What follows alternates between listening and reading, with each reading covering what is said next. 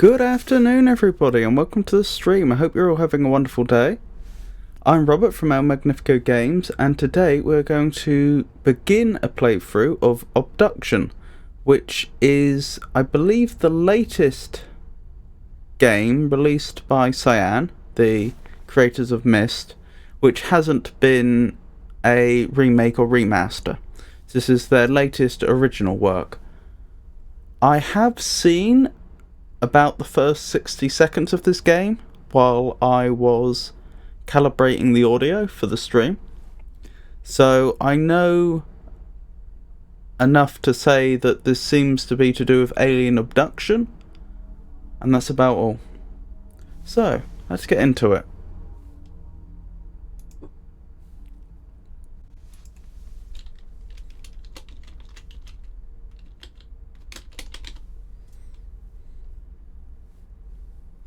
Looks reasonable.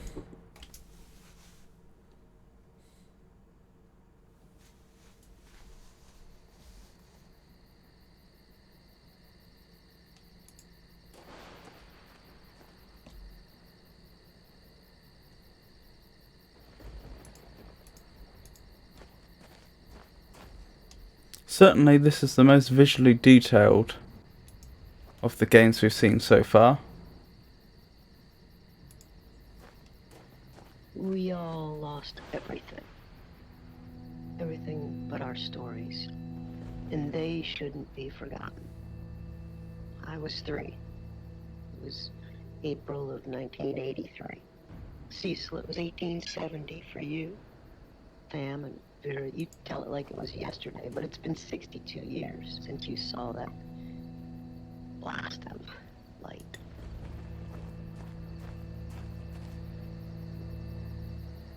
Interesting.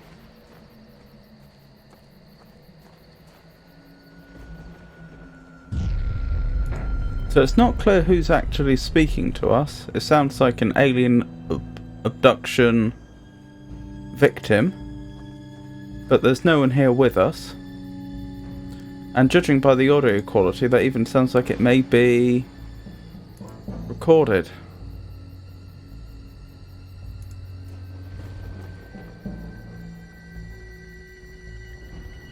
Trying to figure out where we are.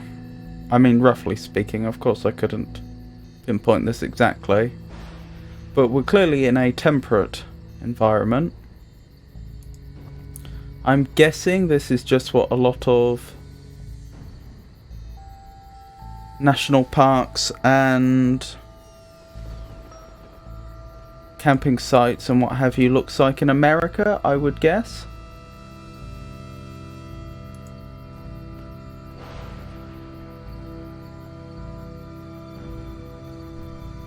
Being mountains by a lake probably narrows it down a little if you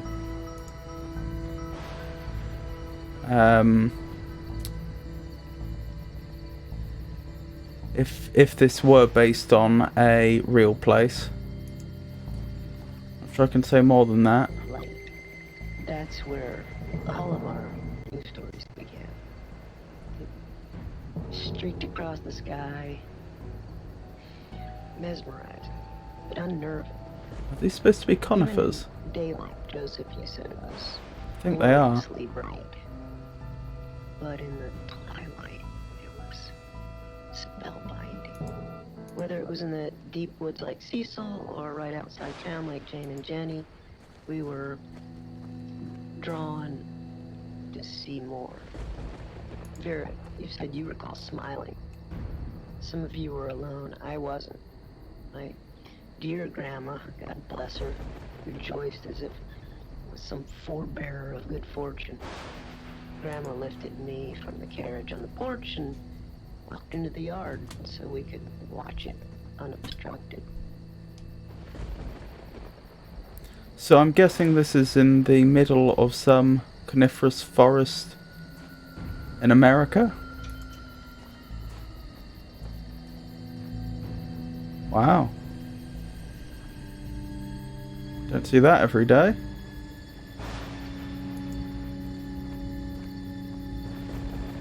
Oh, perhaps this is us recalling back to when we were abducted. That would be my guess. And perhaps the audio clips we keep hearing are supposed to be people talking in the future.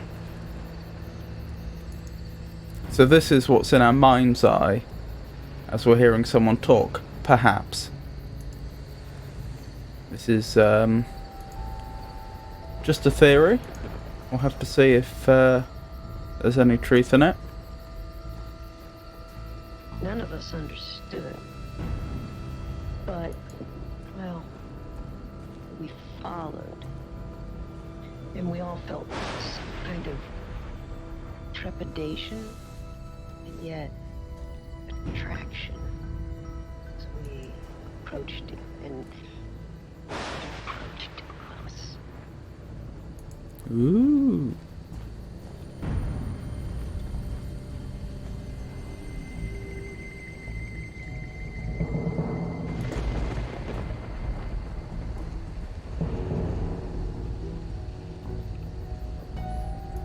No puzzles yet. Seems pretty linear so far.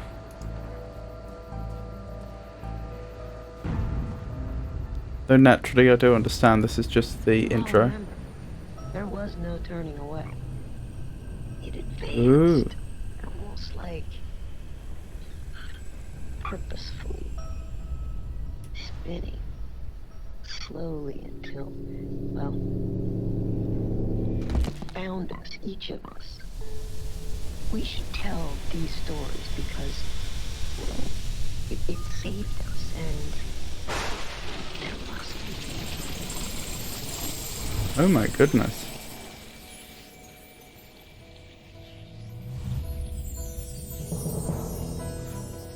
This doesn't seem ideal.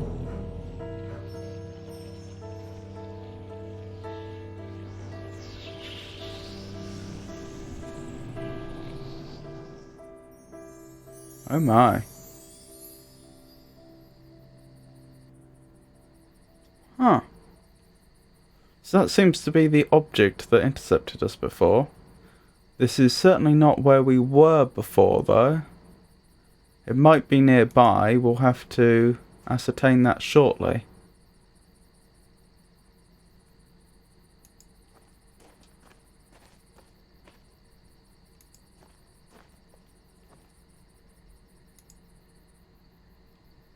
Interesting.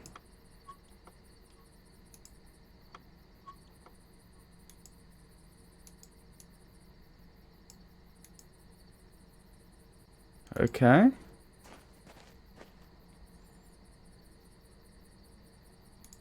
This looks very different. The odd thing is, I don't see how trees like that could have grown in here.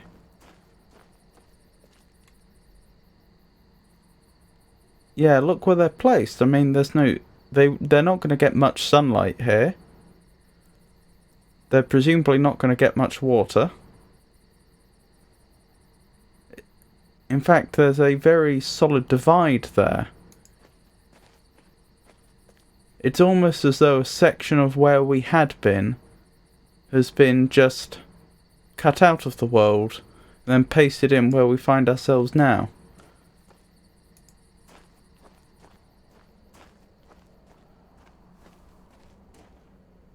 Which is unusual, to say the least.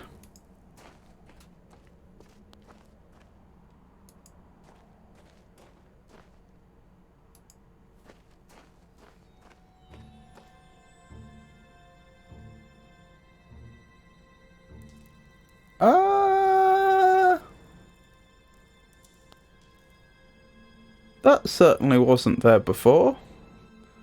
I mean, the point I was going to make is the sun looks like a slightly wrong shade. It looks more in the violet end of the spectrum than the orange end of the spectrum. But to be fair, that seems more pressing. Or more, pressing's not quite the right word, is it? More remarkable. Hello, Tada, for real. It's lovely to see you. How are you?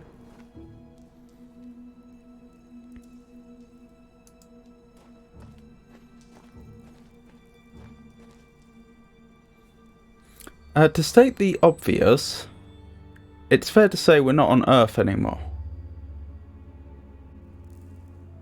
Now, it's hard to tell from just a glimpse like this, but those don't even look like continents I recognise, so it's not even like we could be on a terraformed Mars or something. Although things like that would, even if we were on Mars, would be a little, would raise a few questions. So I have to conclude that we are quite some way away. Either that or a lot of time has passed. The vegetation itself does look vaguely Earth-like. I don't have the necessary knowledge in botany to actually identify things, but it doesn't look overtly wrong.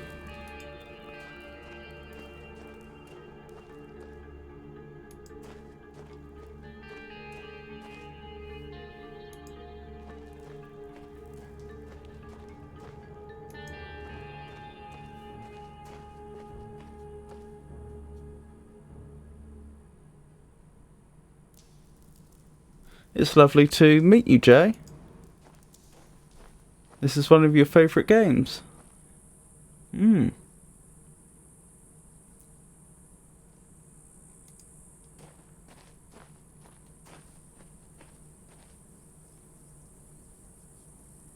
Well, it certainly seems interesting so far.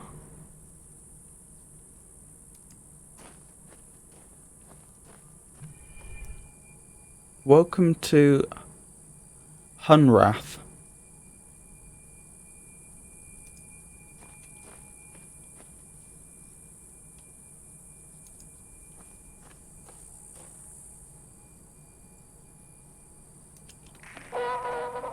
Hello, bonjour, ciao, hola, hello, shora, ni hao. Welcome to Hunrath. My name is Joseph. I am the mayor here. You are most probably a bit confused and disoriented. But let me reassure you, everything will be fine. You're not the first to go through this experience. The others who have come before you will help you adjust. Follow the trail to the house with the white picket fence. Fali will meet you there and introduce you to your new life here.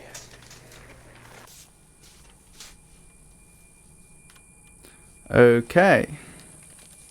Better start making notes. So we're in Hunrath, and that was Joseph who called himself the mayor.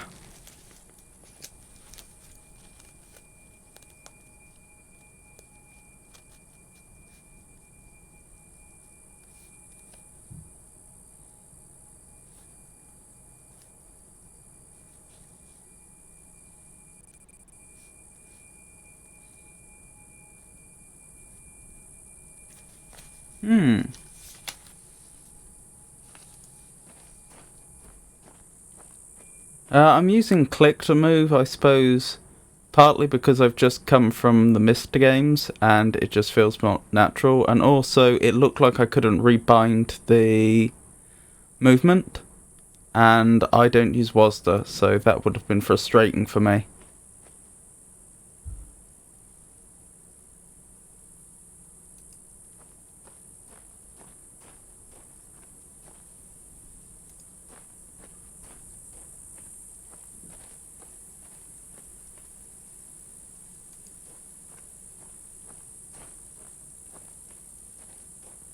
That's probably the house he was talking about.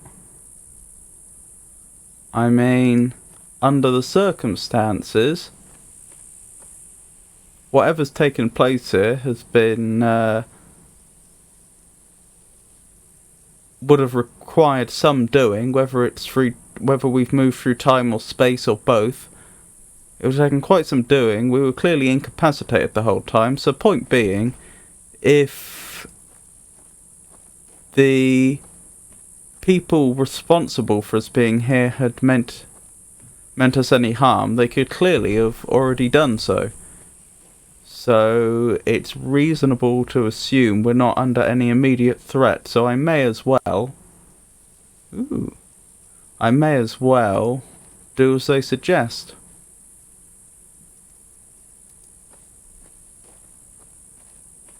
Oh, it may take a while longer to get around. I used WASD in Obduction.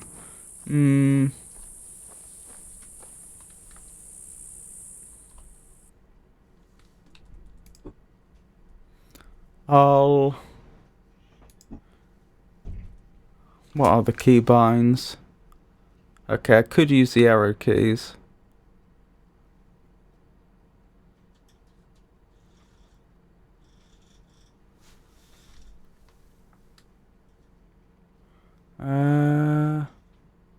Do I need to do anything to change that? Or can I? Yes.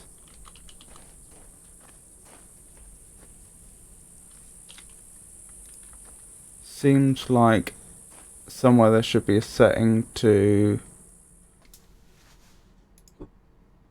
change. There it is. Okay, I'll give it a go. Probably using the arrow keys. Okay. So there's no jumping, which is fine.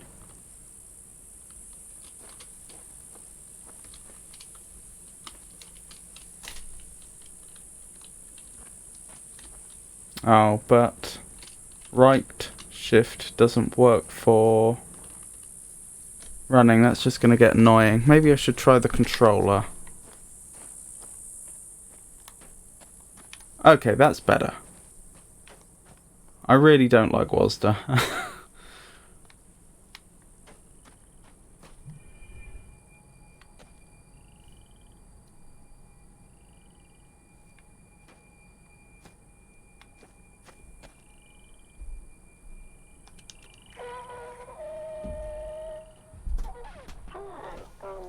I'm Farley.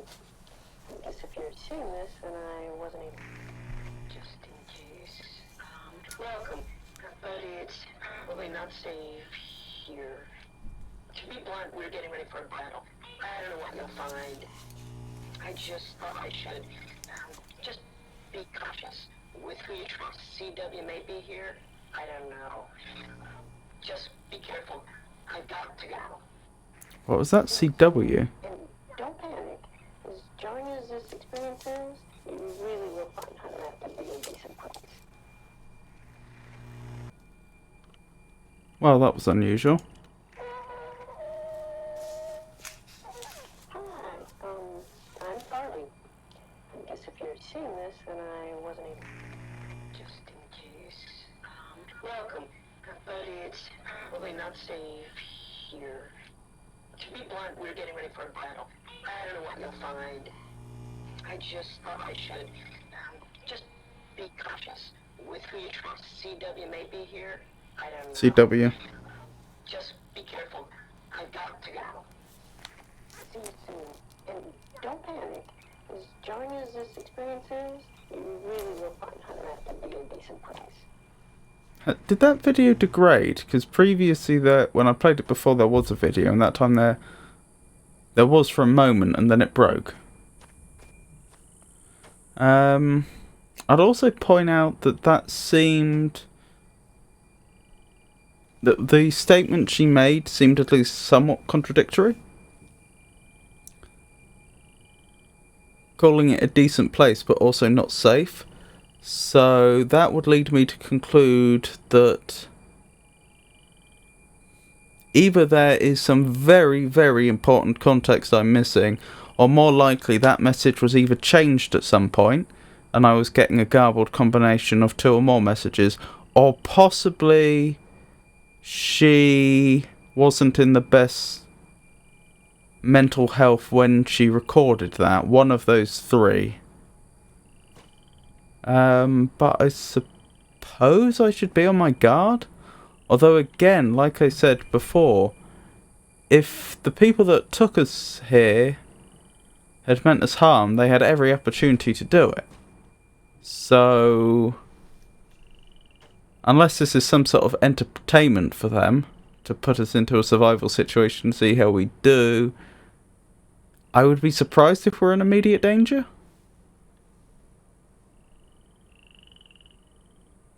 Oh, thank you, Jay.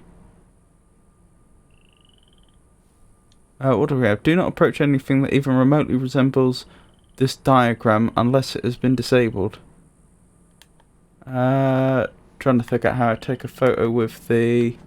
Oh, that's convenient. Oh, I see. I get it. Trying to figure out how I take a photo with the console. The controller, I mean. Ah, Y. Got it.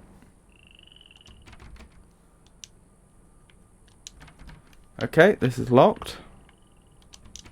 And I don't seem to have the ability to knock.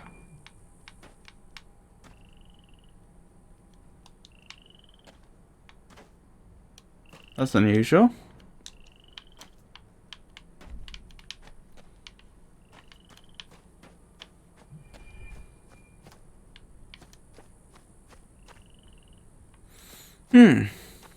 Perhaps we're supposed to come back here after we acquire a key or something?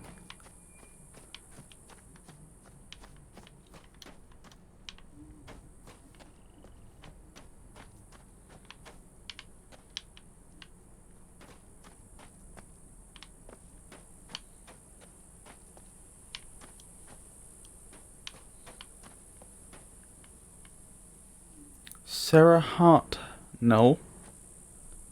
Benjamin Sims, Henry, I assume that's Hartnell.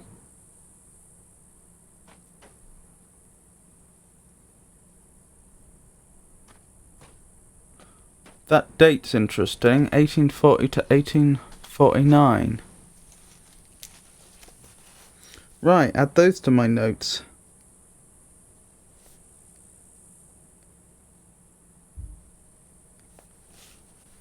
To be fair, I don't think the game specified what the year was when we began. The only thing I really had to date it was the fact that... In fact, did we see any technology when we were going through there? We saw some benches. My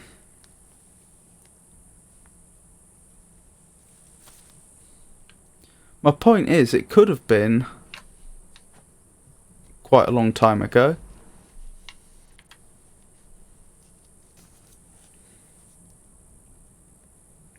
Benjamin Sims.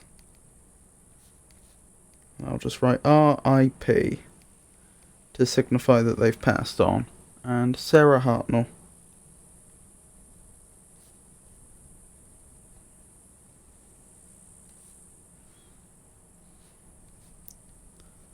Assuming they have passed on, all I'm seeing here is what appear to be headstones. Strictly speaking, I don't know that the names on there are... the names on there correspond to anything in particular. you know, you assume they're buried here, but I suppose I don't actually know that. Another interesting thing is that they seem to have put some of these names on wood in front of the headstone and then attached it, which might imply the headstone's being reused, but I can't seem to remove these blocks to see what's underneath them. What else? Also, if there had been an attack and every person in that house had died, and they had no friends nearby, it's reasonable to assume their bodies would have been left there. So if these are in fact graves, then clearly someone survived to bury them.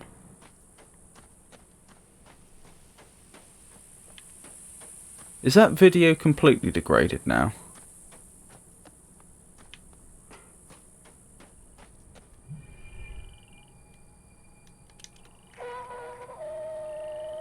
No. Hi, I'm Carly. What's she wearing? If you'd seen this, then I wasn't even... I don't think they would have had... Welcome, but it's probably not safe here. Okay, that is different clothing. We're getting ready for a battle. I don't know what you'll find. I just thought I should just be cautious with who you trust. CW may be here. I don't know. Just be careful. I've got to go. See you soon. And don't panic. As jarring as this experience is, you really will find Hunter out to be a decent price. Okay. So yes, that's definitely... Oh, that very, very much looks like two messages that were jumbled up together. I would note that the first clothing she was wearing looked fairly modern. I'm no clothing historian, but I don't think you would have seen that before 1950. You know, just looking at how sheer it was.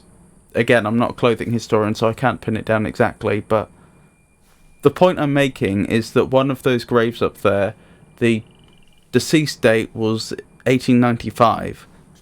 Those clothes looked more recent than 1895. She wouldn't have been dressed like that in 1895. It was,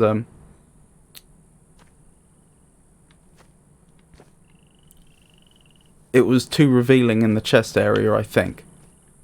So far as I'm aware, again, no, I'm not a clothing historian. What do we have here? Just some basic sheets, aren't they? Not much we can really gather from that. The clothes she was wearing afterwards, they looked improvised. It's hard to be sure, but they looked to me more like they had been put together by someone who wasn't a tailor or wasn't working with, or didn't have ample access to resources. They look like functional clothing that you would put together if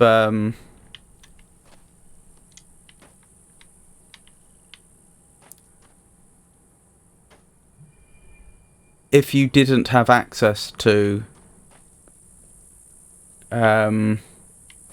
conventional clothing.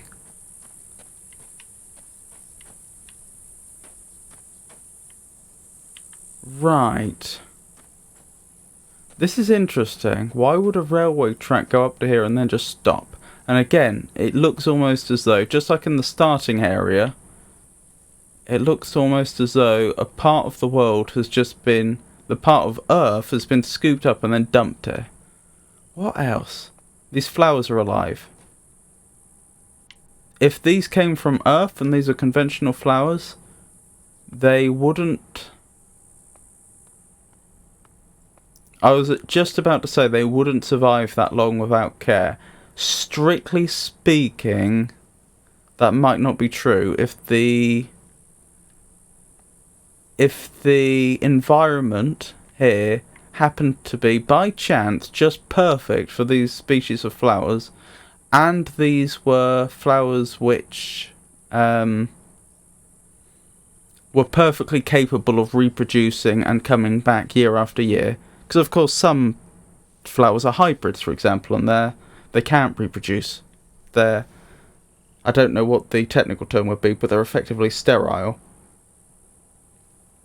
I suppose if the environment was perfect, then maybe they could have survived without human interaction. But looking at them, I want to say that these haven't been abandoned that long. Probably. The other thing is, if these had been left there for years, and it just so happens that they found the environment perfectly adequate for them, then what's been pollinating them? Because they're flowers. Are there insects here that can pollinate them? I don't think I've seen a single insect yet.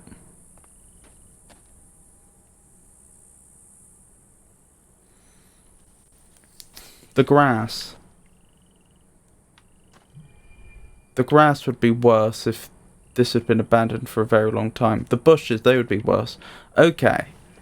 So...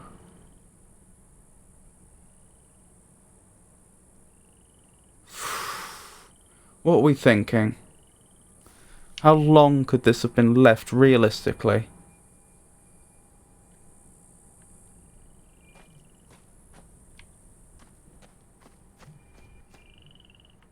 That's interesting. Some of these boards aren't painted. That's not just dilapidation. That could be repair work if it got damaged and then rebuilt. Ah, we can see there that where a board on the outside has come off. So this is actually this is damage. This is where boards have been lost. But again, I don't think that's just how the house would fall apart naturally. And if it had, then where have the boards gone? But at the same time, it doesn't look like the sort of damage you'd expect from an attack. Why would you just randomly take a board here, take a board there, and so on? That's strange. I don't think this place has been abandoned for more than 3 months, realistically. I think it would be in considerably worse shape if it had.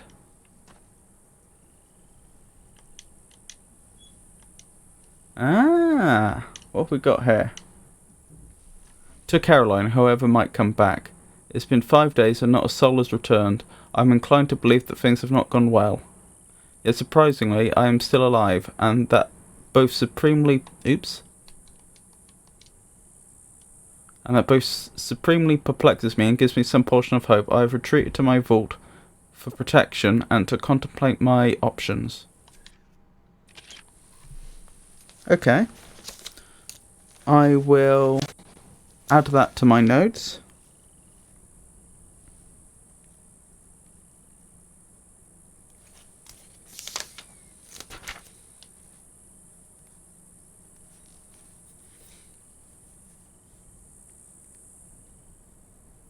So we now know 2 characters that definitively know each other, CW and Caroline. We don't strictly speaking know that Caroline is the woman that we saw in that recording, but it seems likely. What else do we know? Based on the fact that her clothing, or at least her initial clothing, looked modern-ish, certainly within the last... certainly it's not more than a century old, and these graves are much older. And based on the way this has been dumped in here, that leads me to believe that this is more recent than those graves. I think this house ended up here when there may have been a previous much older settlement. Maybe that explains the wood over the top. No, that doesn't make sense. I was going to say perhaps these graves had been reused. Perhaps the house had landed there, people had died, and so they just reused the graves, because that's a thing. Reusing graves. It may seem a bit dark, but, you know, after enough time has passed and the bodies have gone, what else are you going to do?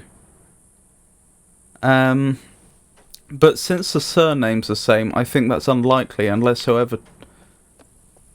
whoever's been taking people here has been picking on the same family over generations, which would seem odd. So, looking at the clothes, I didn't think that she was anything. This was anything like a century ago. I really can't conclude much from the house because I just don't have the necessary architectural knowledge. Frankly, this looks like it could be a modern house in America for all I know. Okay, I think we've analysed that to death.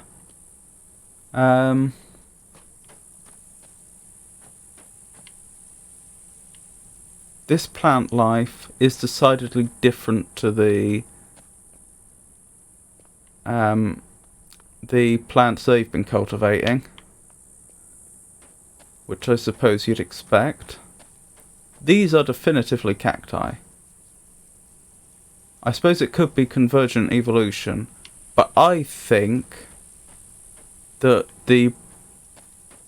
predominantly the vegetation here is earth vegetation, which makes sense, because if someone's been just picking up well, I say large bits of earth, I suppose on the planetary scale it's not large, but, you know, sizable chunks of earth and just dumping them down, then there's going to be seeds there and they're going to spread.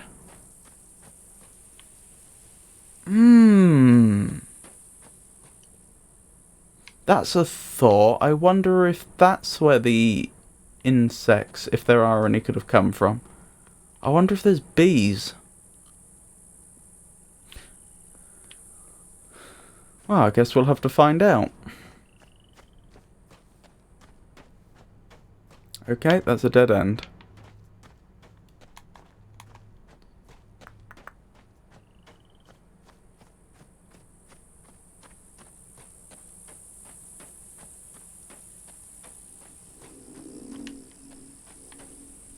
What was that? I just saw a shadow. I didn't see the thing casting the shadow.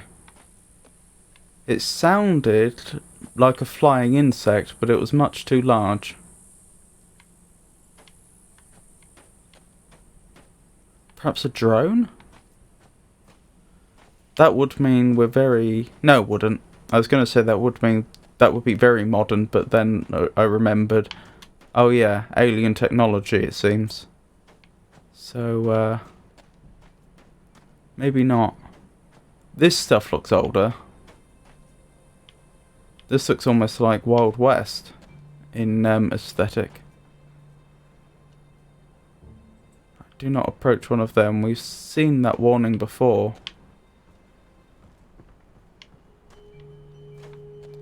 I did notice the name Hartnell again. Where was it? It was somewhere around here. Hartnell Mining Co. So maybe those graves were dug for people who once lived here?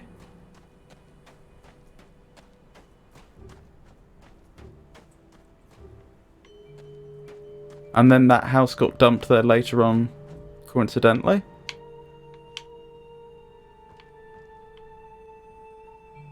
That's interesting.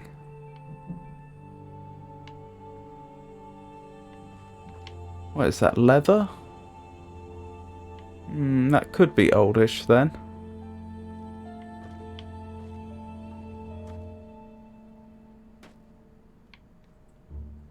Those mattresses look...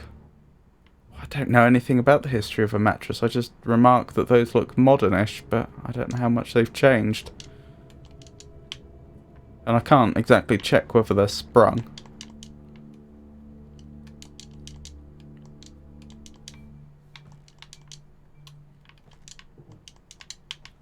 I don't seem to be able to interact with anything here, even though you'd think I could.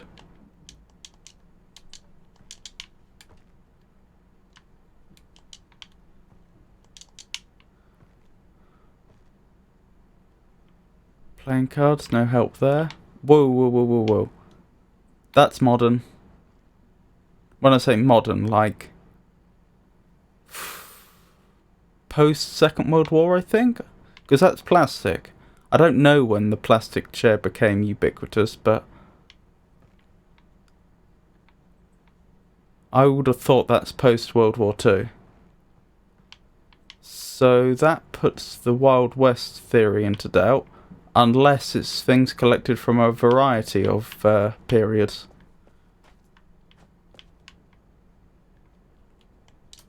See, now that looks like a much more primitive light to me.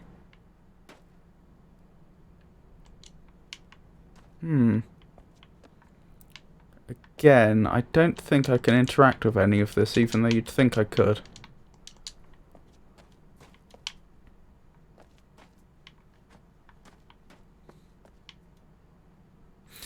I think this is most likely to be from a variety of periods, and I think the earliest we're aware of is probably...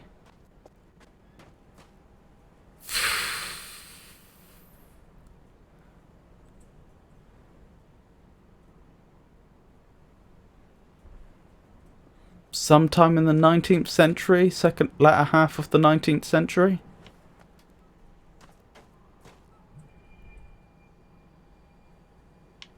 Probably.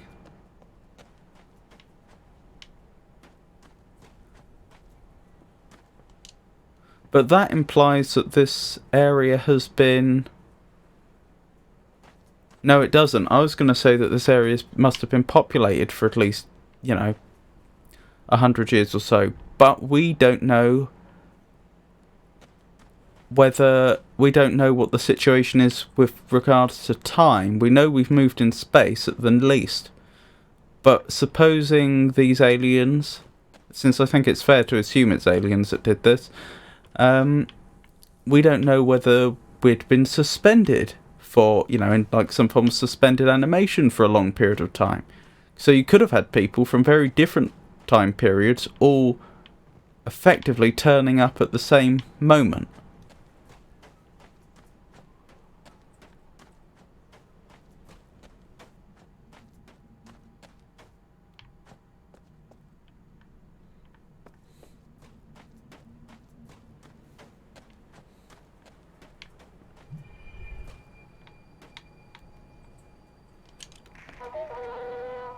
We have a healthy, thriving community here, as you can see. Our garden was planted years ago and has supplied plenty of food for many generations. The buildings around town serve multiple purposes, including housing, schooling, and storage. I'm sure you have run across a number of folks already. Many were brought here, like you, and some actually were born here. We all feel we are a part of the whole. That's interesting. Annoyingly, his clothes could have been anywhere from the... Again, I'm not a clothing historian, so I can't be precise, but it looks to me like his clothes could have been anywhere from the latter half of the 19th century through to today. But he says people were born here, so that does suggest longer-term habitation. That's also consistent with the range of periods that things seem to be from. Though that also implies that people have been taken here over a long period of time. It's not like they took one population in, say, the 1850s, and then everyone else here is a descendant of them. Not that we've met anyone. Clearly there's been... that doesn't look traversable. Clearly there has been continual movement of, at the very least, things, presumably people as well. How do I save? Or do I not save? Is this a game that only relies on autosaving? Resume game, new game, load.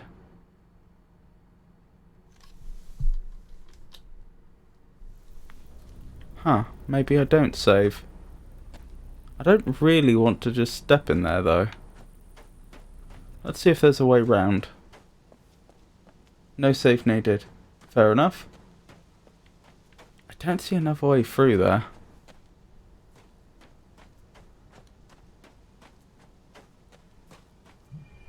The waterfall.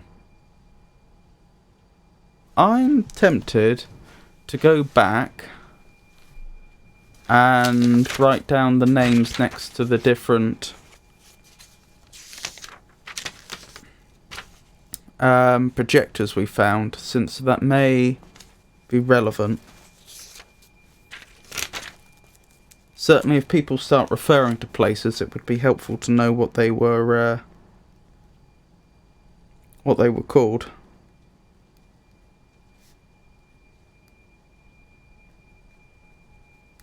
Right, let's see who's here to speak to us this time. Part of our ecosystem here is our supply of water. It is supplied as a natural process of the system itself, and we don't really understand how, although the entire system is very closely tied together. The fact that one of the most important necessities of life has been provided to us has led many to believe that this place has a purpose. Others attribute a complex natural process which we one day hope to understand. Either way, we are glad to have all the water we need.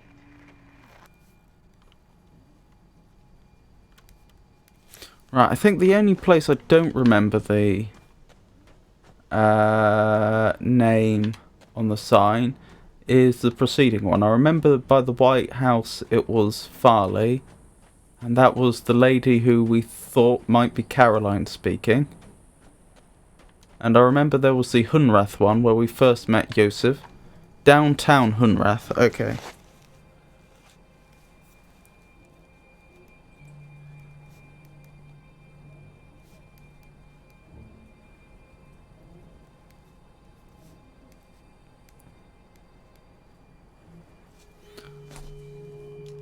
Okie dokie. So that's interesting. He said they're not sure how the water gets there.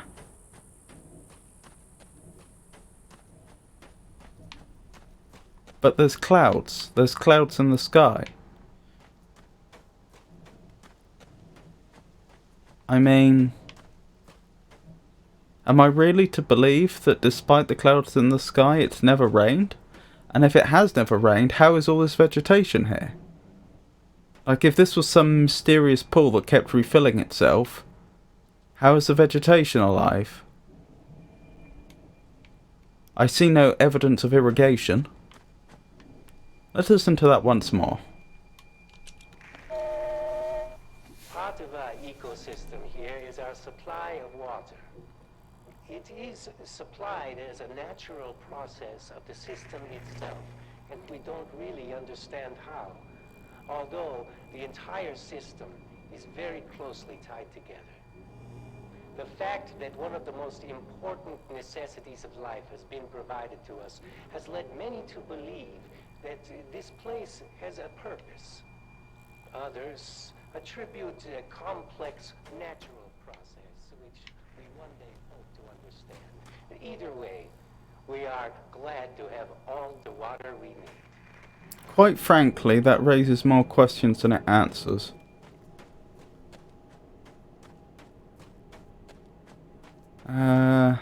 Okay. Last time I saw one of these, it seemed to be attached to a railway line. That didn't seem to do anything. Okay.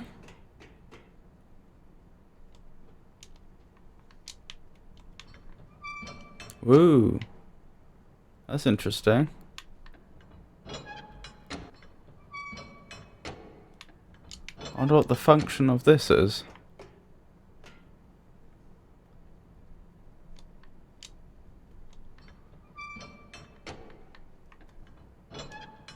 That looks like a propeller that's been reused.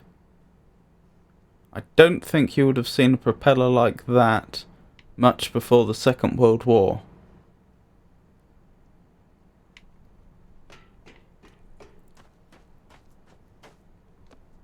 Obviously, planes existed before then, but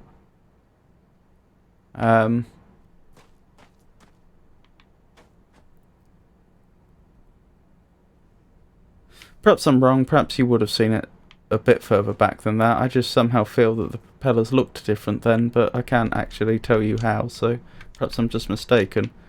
In any case, that's 20th century technology, not 19th.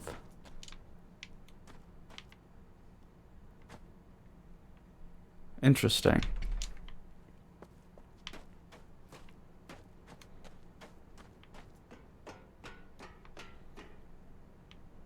As for this, I have no idea what it is.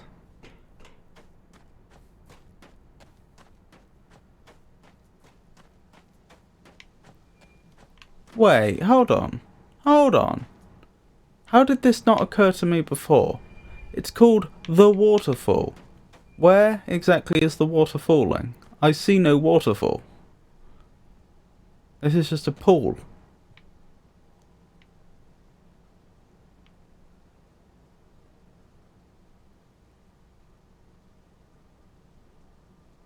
Huh.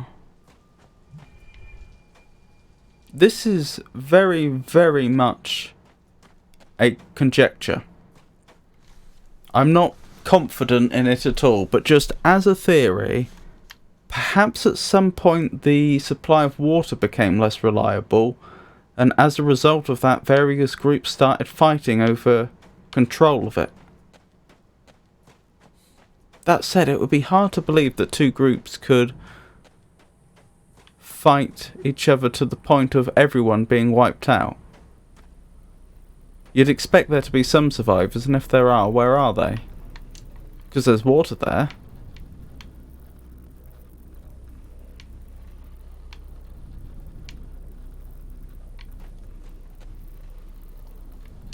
I still have no idea what's going on here. I don't particularly want to walk into it if I can avoid it. No. I can't seem to go in that way. Can I not move these? No. It's a bit of a shame. In real life, I'm pretty sure I could vault that easily. But, no such luck in this game. Oh well, I'm sure I'll have the opportunity to come back here at some point. Have I been down here before? I'm not sure. Another dead end. See, this looks like where part of a railroad through a mountain was just cut off and then dumped in this landscape. Hence the dead end. Hello, Yisha. It's lovely to see you. How are you?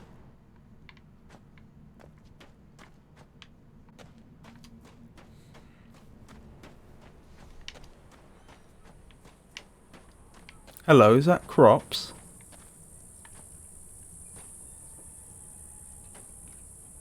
These are all dead.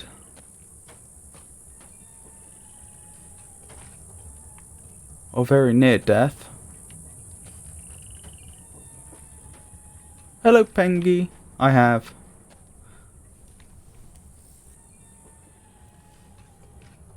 Yes, that's quite true. The protagonist does seem to have no hands and no ability to jump. I'm sorry to hear that, Yisha. That you're exhausted.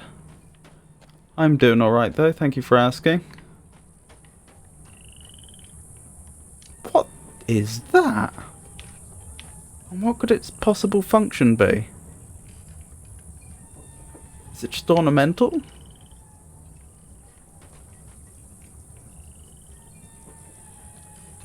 Okay, the fact that these plants seem to be dying of dehydration is very interesting. Hello, Siver. Lovely to see you again.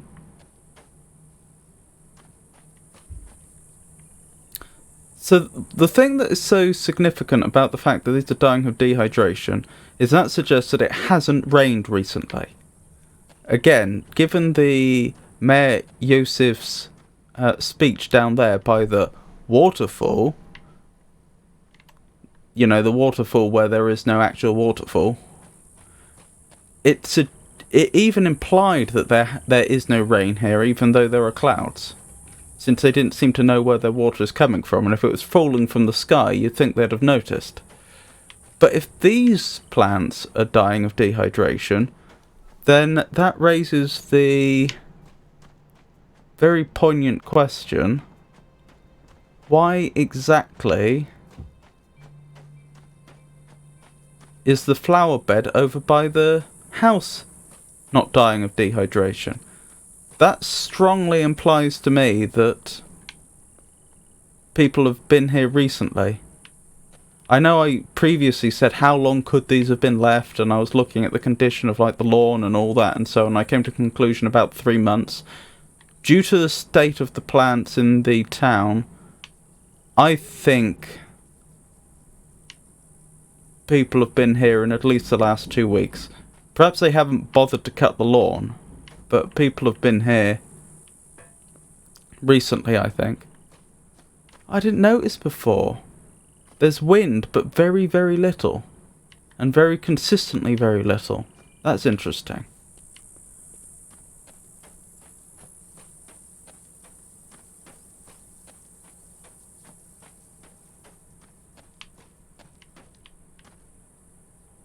What? I don't want to touch that. See, it's a shame that this character appears to have no hands, because I might risk, well, this real life, picking up a 6-foot pole or whatever the closest analogue I can find is, and giving this a good poke, or maybe 10-foot pole.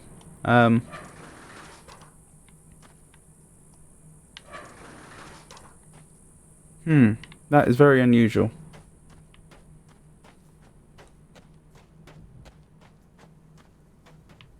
Yep, I completely understand. The things that I'm saying out loud are just my observations, my current thinking.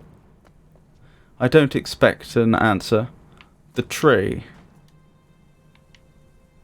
I noticed the distinct... Oh, that tree. Okay, I was about to say I noticed a distinct absence of a tree, but there is a tree there. This is the tree. It has been here in Hunrock for as long as anyone can remember. Its health is intimately tied to everything in our little greenhouse. Our cell we live in, our ecosystem. It has provided many surprises over the years, including some interesting seeds that you will learn more about. Many have postulated, yet we really know very little about its origins. But we do know it should be cherished and protected.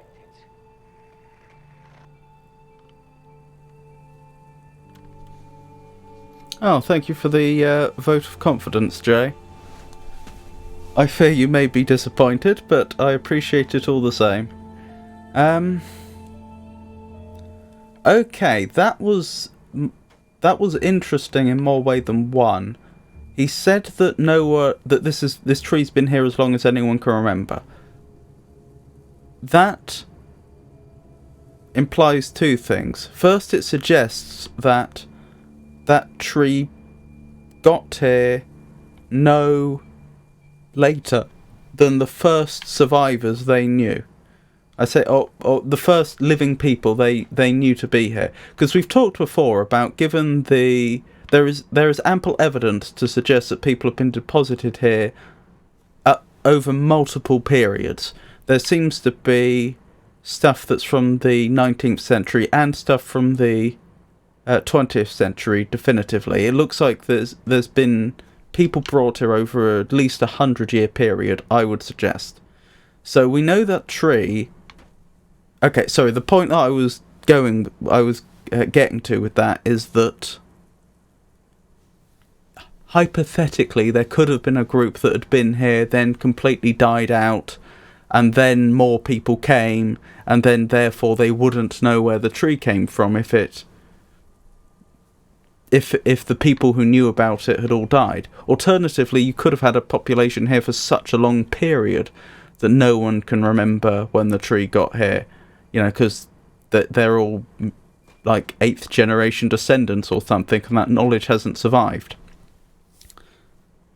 And then more people come, and so again, no one can remember. But the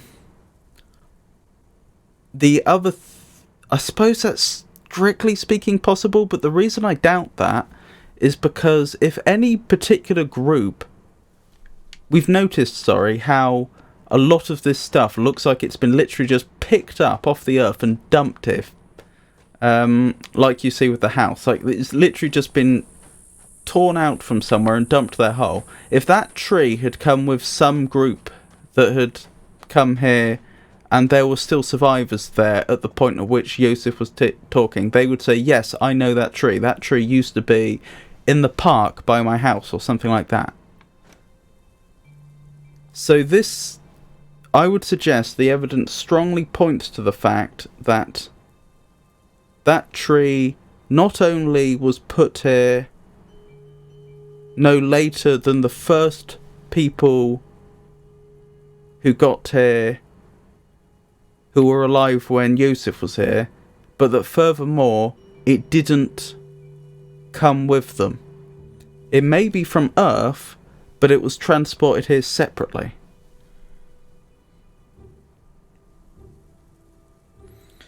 Hello, Jeffress. It's a pleasure to see you again. I hope you're well.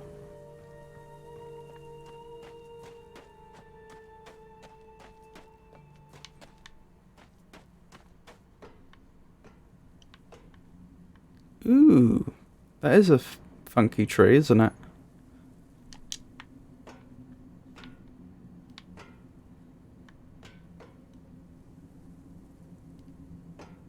Now, again, I'm no tree expert, but that tree to me doesn't look to me like it looks old, but it doesn't look ancient. I don't think that tree's like 1,000 years old or anything like that. Maybe 150 years, perhaps? That would be consistent with all the stuff we've seen that looks like it's from the middle of the 19th century. That is, of course, assuming that it is an Earth tree and not some alien tree that follows completely different, that ages completely differently.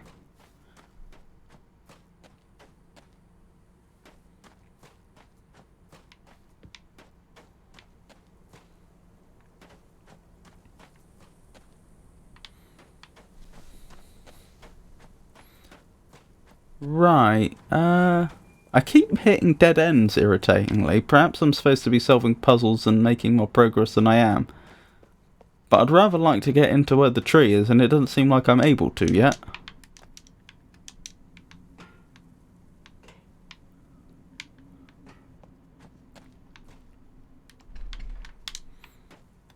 And no going in here, it would seem.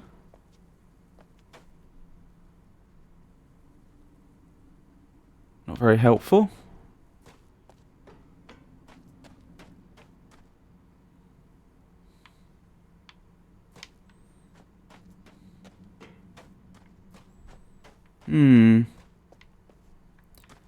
Well, I guess it does only make sense that I do a breadth first search, that I go out and explore everything that seems to be available before I then go back and like really delve deep into a particular area.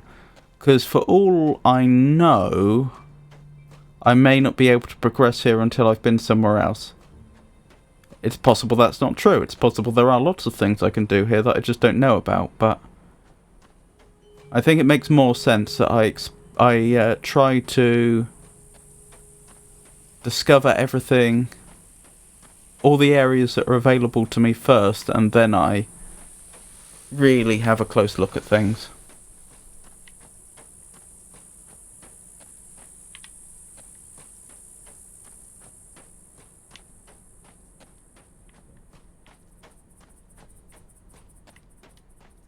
Ooh! I was wondering if we'd get to have a look into this alien landscape, and now this wibbly wobbly air is making me think that the answer to that is a definitive no. I mean, again, I kind of would like a 10-foot pole to poke this thing with, but since I don't have one, I will very gently walk into it. Okay. It doesn't seem to be hurting me, at least. But it certainly seems to be the case that... Ooh. Interesting. The red little striations.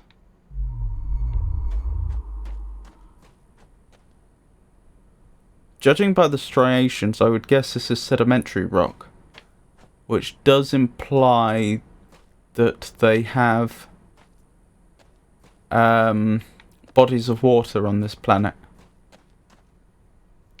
Okay, I suppose, very pedantically speaking, that's not necessarily true. I suppose you could have rivers of ammonia or something and that would still work, but...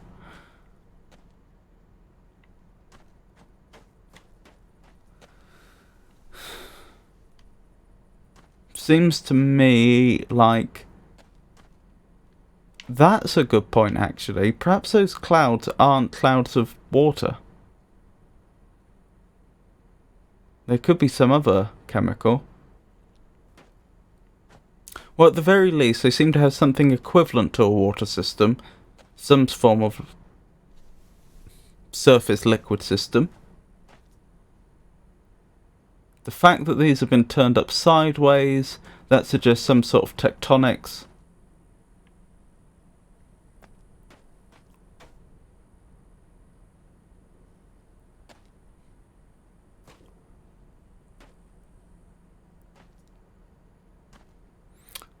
The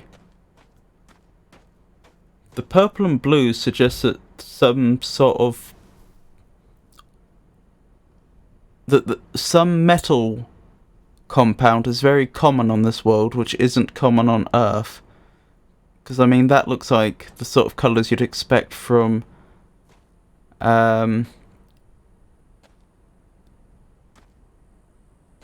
certain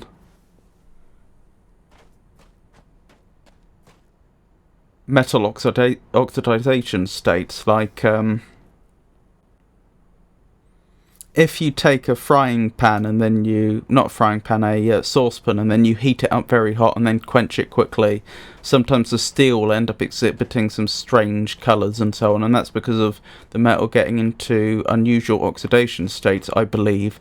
Now, I've no reason to believe this is iron, but I would suggest that there's some metal or metal compound here that's very prominent, that gives it a purplish or bluish sheen, which isn't prominent on Earth. I wonder if those striations imply microbial life or not.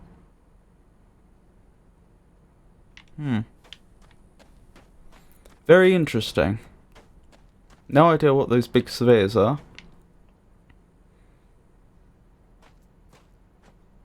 They're almost perfect spheres, aren't they? That's weird. Like, if they were roughly spherical, I might conclude that they were some form of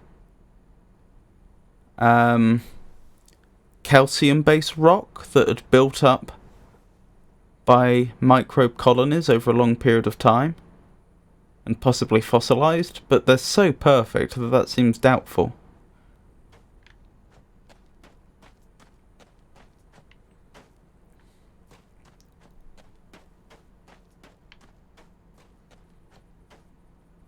Now the levitating, that concerns me.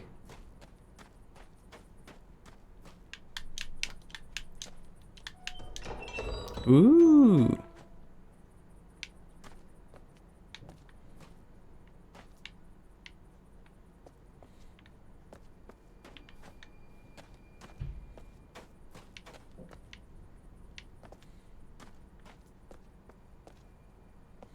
See, this is more what I would expect from fossilized microbial colonies. But this stuff may be from Earth. I don't know. But then again, you've still got the purplish compounds, don't you?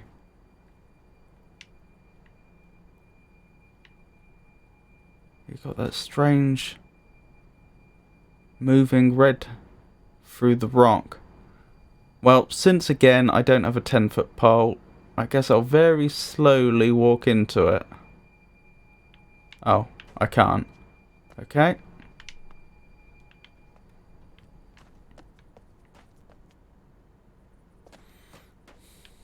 With the way that the rock is fused here, though, it almost makes me...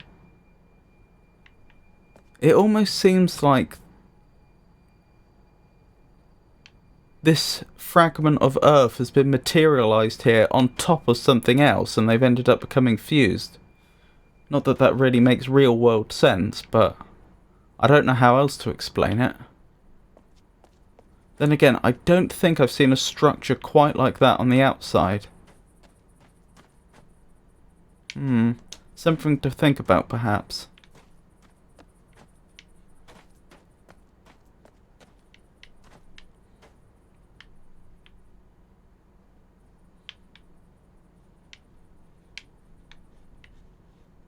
Oh no, am I stuck? No, I'm good. I'm good. That was worrying for a second. I'll tell you something else that's interesting. What is the point of this? Why is there a fence here that's in fairly good repair? What are they trying to...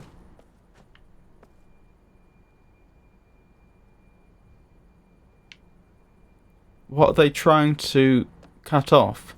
Like, if this was here because they thought exposure to these structures were dangerous, you'd think there'd be a warning sign or something, but there's not. Why would you bother building a fence here? What is it trying to keep in or keep out? Or even just signify? Because, you know, occasionally you'll find fences built for, like, legal purposes, you know, essentially just clearly demarcate land boundaries or something like that, even though you're not actually trying to keep someone in or out. But that seems unlikely in this context. It could have been transported with this chunk of earth, I suppose. But it's in fairly good repair. But the materials look quite old. I suppose that's not impossible. That could be just what it looked like when it was on Earth, maybe? Very odd. And this rock that seems to have been... affected in some way. This is just a hypothesis. This may in fact... This is a wild conjecture. This may have no coincidence with reality at all. But I wonder, is it possible that people were trying to tunnel through here to get to the outside? Because they can plainly see there's some sort of force field here, but maybe they wondered, okay, what if we tunnel through? Perhaps we won't meet a force field. And then perhaps whoever brought us here then filled it in later with a bunch of rocks and then did something hooky spooky to it. Because then that would explain the gate. Because it could be that they were worried about things from the outside getting in. And they're like, okay, well, we'll just put a fence and a gate here and that'll... should keep most unintelligent things out. Could be wrong there. Just a theory.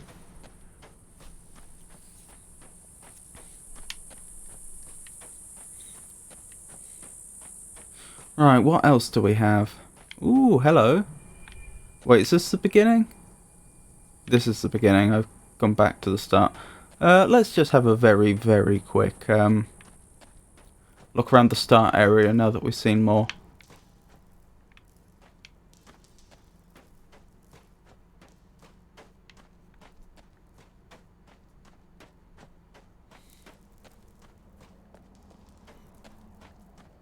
I mentioned at the very start of the game how strange it was that there was such a sudden demarcation, and it was as if part of the world that we had been in was just transported here. But I'll tell you what else is peculiar. How did they know that I would come out this way, following this valley? It's almost as though every new visitor comes through there, which would suggest that the area in there gets changed whenever someone new arrives.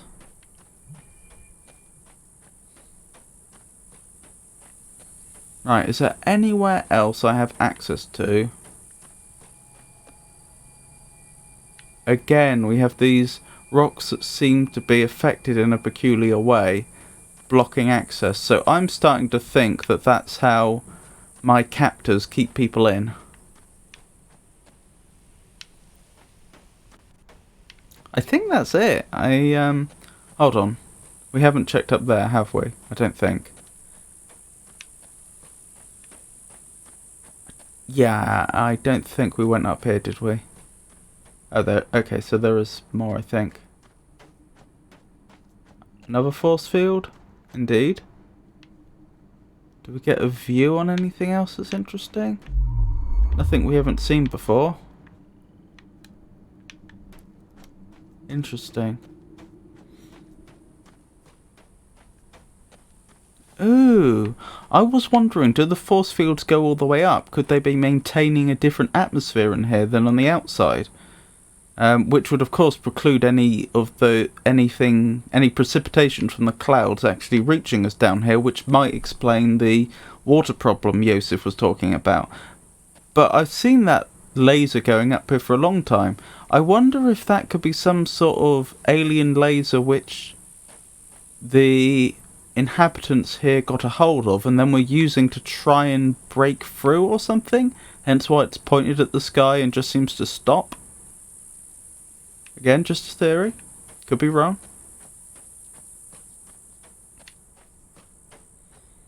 What else do we have here?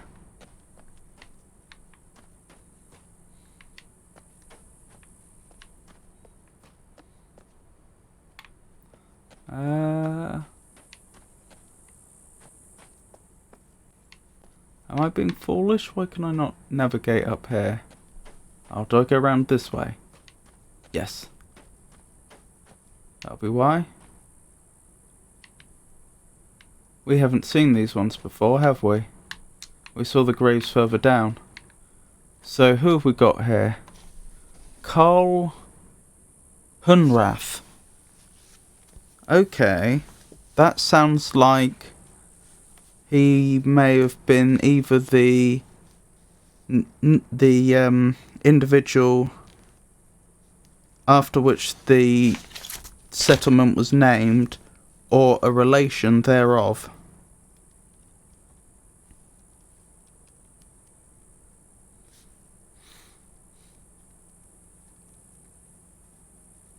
Makes me wonder if he was in the first generation of people who made up the population whose lives we've been trying to piece together. Because like I say, if there had been an earlier settlement here that completely died out, we wouldn't know. John Farley, Robert Hartnell.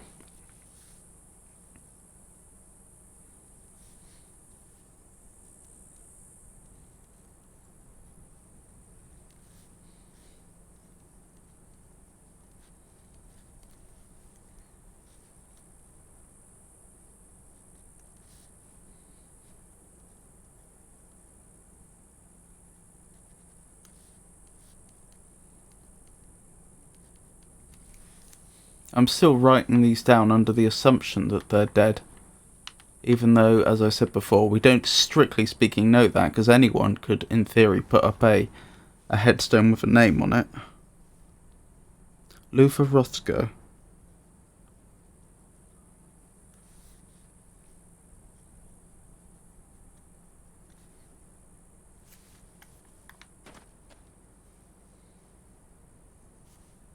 Ida... Is that Ida Hartnell?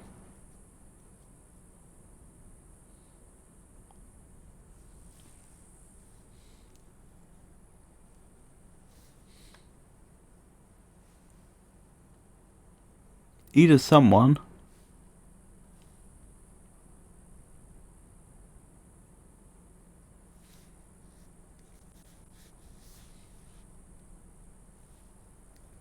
What's that? 1833 to 1892. Interesting. It's very interesting that a handful of these graves seem to have exact death dates on. The reason that's interesting is because that means that whoever was here thought they... What is that thing? I swear it keeps flashing. That means that whoever was here must have been either they say died on arrival or something, or whoever ended up here must have assumed that they had got here on a date not too far away from when they were captured. Because, you know, how would they have known if years had passed or not?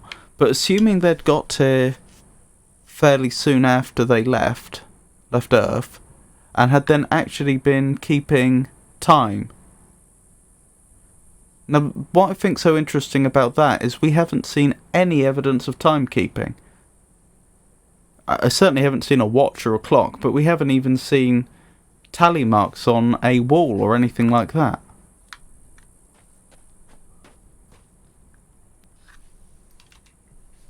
John Hartnell Sr. Beloved husband. I can't read that.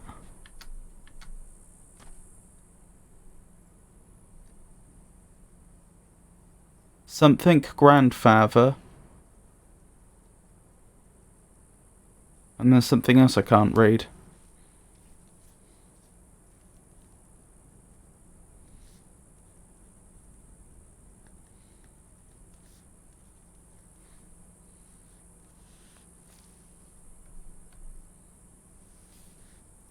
Something to 1861. So that does suggest... Did we encounter a John Hartnell before?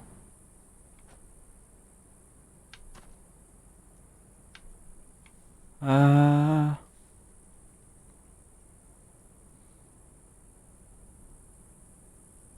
don't think we did.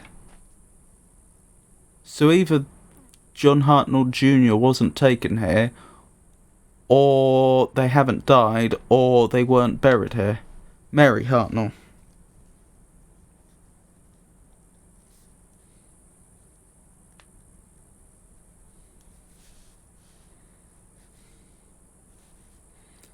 (1815 to 1864), I think. I think that's what that says. Mama Mary, loved by all.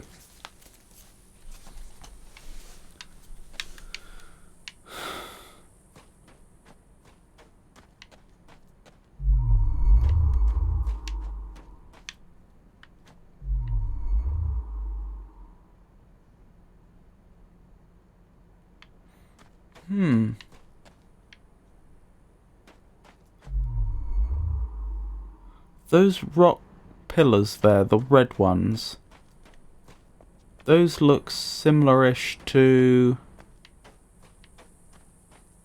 the projectors, don't they? I want to double check that, just in case I'm wrong. Yes, they do. That's very curious.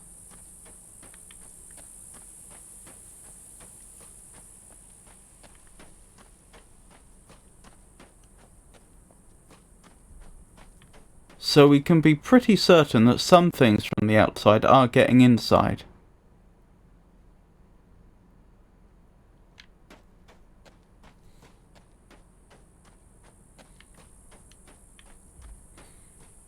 But I'll tell you what's more strange. I'm very dubious that the people that had been taken here could have crafted that on their own.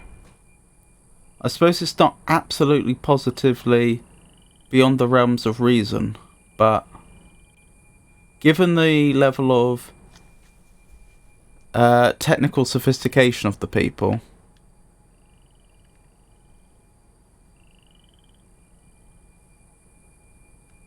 I mean, have we seen anything here that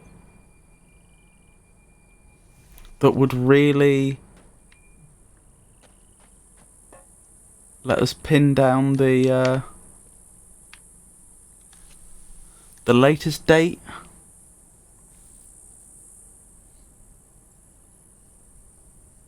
I mean, I've seen nothing here that is really definitively 21st century. I don't think we've seen anything computerized.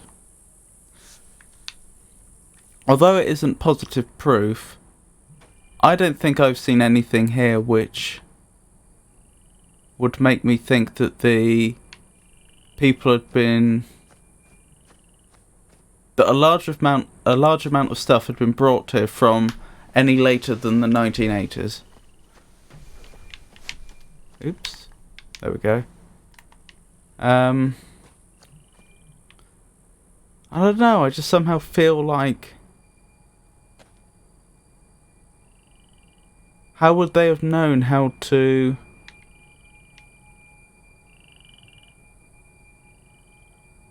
manufacture something like this? I mean, I suppose they could have experimented with it, you know, reached it through scientific discovery, but they clearly didn't have a vast population. I don't know, I'm just suspicious that there may have been an alien influence there with the recording devices. I don't suppose I can prove it. Okay, so I think that's everywhere we currently have access to.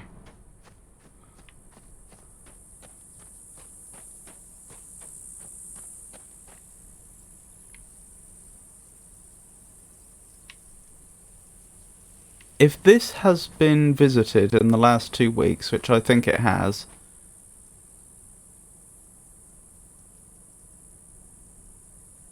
then where are they now? If they'd been killed, and they were the last people left, then their bodies would be lying around, since there would have been no one there to bury them. We've not encountered any bodies yet.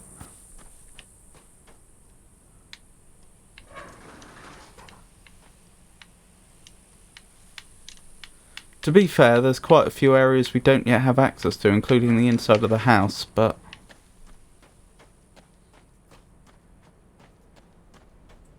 come to think of it, the only water we've found has been over by the so-called waterfall, which isn't a waterfall.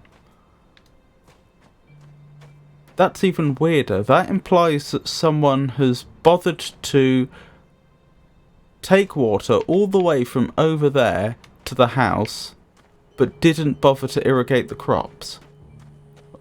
Well, I say irrigate, didn't bother to water the crops. Why? And in fact, you wouldn't support a population of people off of this. I doubt with this much produce you could adequately feed one person, given how long it would take for the plants to grow. So what were they living off of?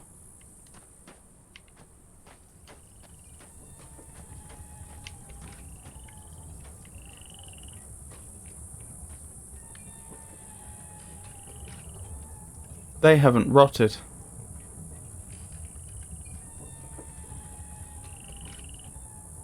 Why haven't they rotted? The plants seem to be dying of dehydration. So I can only assume these were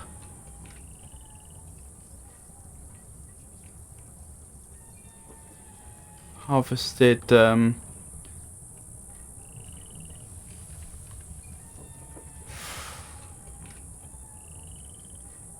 I was going to say before then, is that strictly true? I suppose if they thought that the potatoes were of an adequate size, they could have just left the plants to dehydrate and die and then just dig them up if they needed them?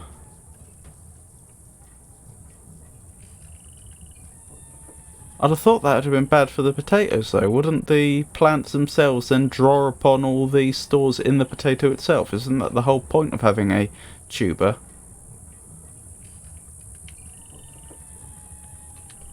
But these haven't rotted, so if these had been left to dehydrate for 2 weeks, say, why haven't these shown the slightest sign of rotting when they've been just left out to the elements?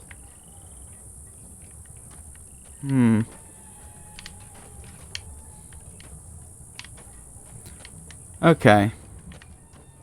I get the impression if I want to make any further progress, I'm going to have to start finding puzzles and solving them.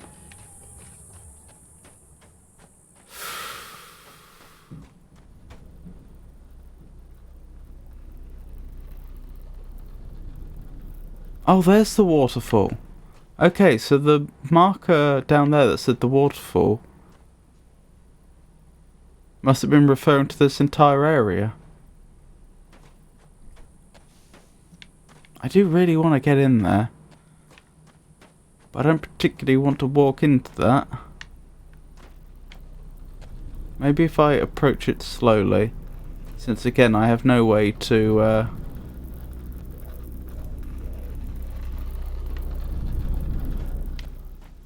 okay, I got through. I have no way to, you know, like poke it from afar.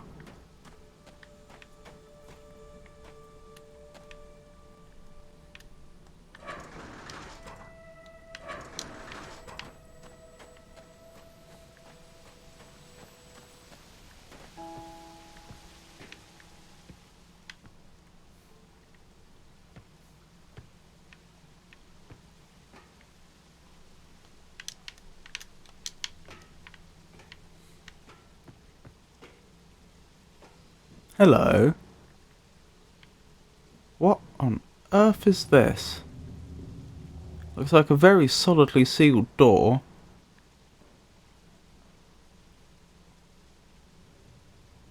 But where would you even find a door like that? I find it hard to believe this was manufactured here on the world, because we haven't seen any evidence of complex manufacturing. Which is another reason to doubt that those holographic projectors were produced by the people here. Yes, it is odd. Like, if this was transported here, where was it transported from? Where on earth would you find something like this?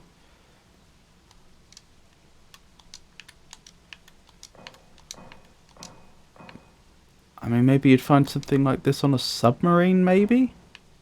That sounded like hammering.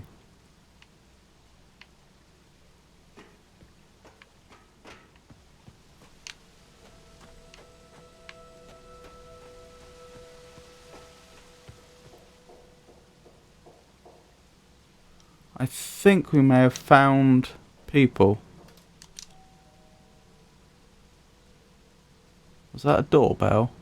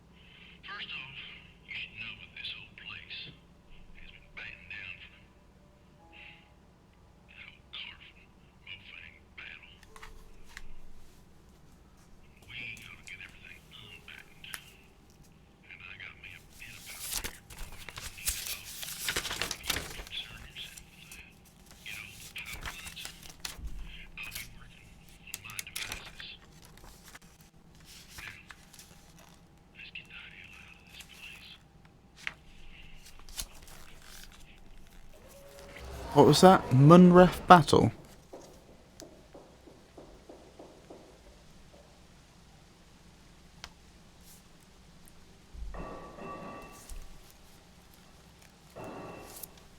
That character is played, by the way, by Robin Miller, which is one of the brothers making Myst, and thus is one of the sons played in the original Myst.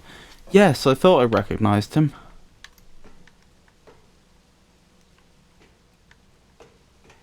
Interesting.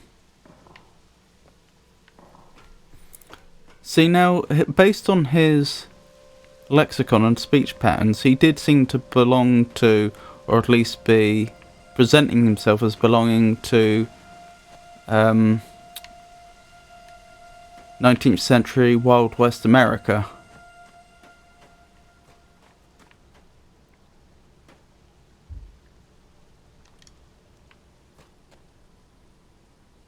Okay, that did nothing.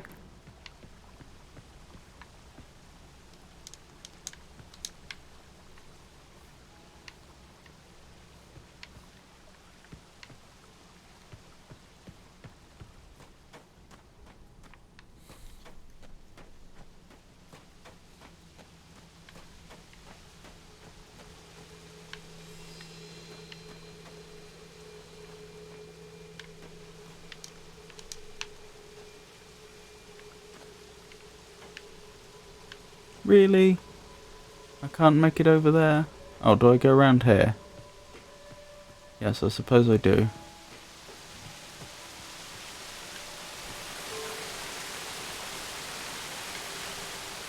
Ooh.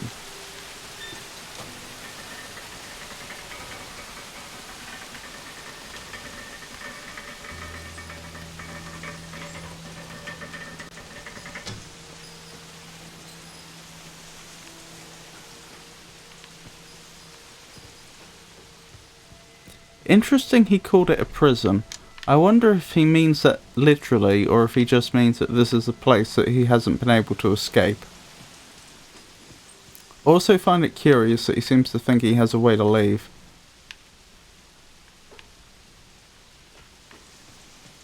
I mean, we're clearly not on Earth. Is he under the impression he has access to a space vessel? Because that would be surprising.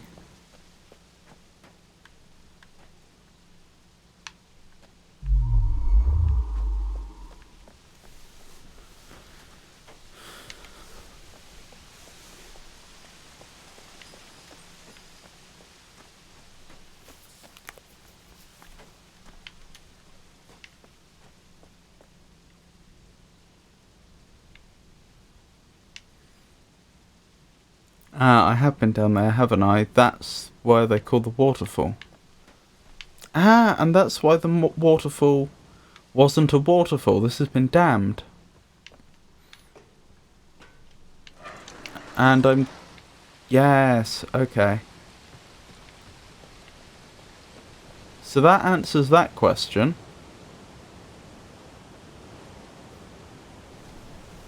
Yes, let it flow.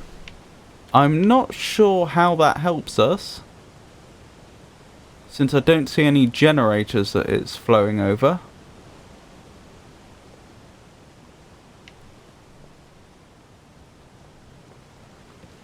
Still, I see no reason not to have it like that for now.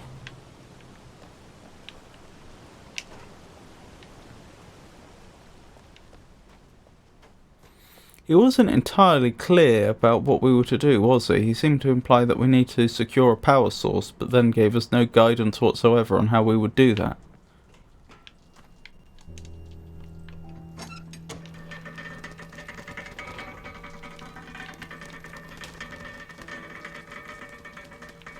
I mean, the flowing water could be used as a power source. The issue is...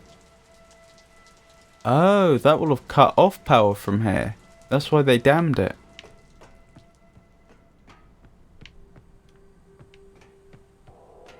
I wonder if he has anything to say on that topic. Perhaps I weren't as clear as I needed to be. You get that Carfin power turned on while I work on my part here. I ain't got no time. Okay then.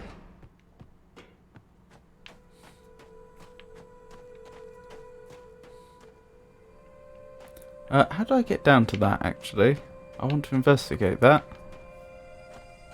He does seem annoyed.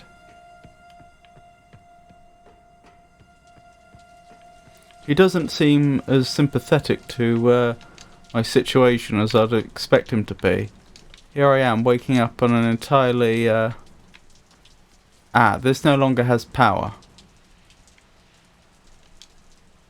Because I cut off the power. Yeah, here I am, waking up on a completely, in a place I've never been before in my entire life, and he seems to think just directing me towards establishing power would be sufficient.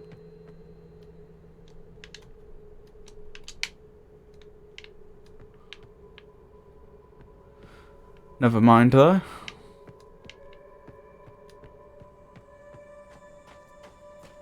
Did I figure out what this did? I'm not sure I did.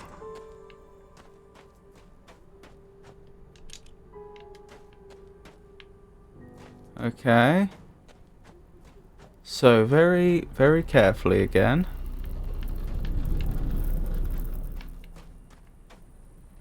Why would you do that? Is that designed to keep somebody out? Is that why that's there? I wonder.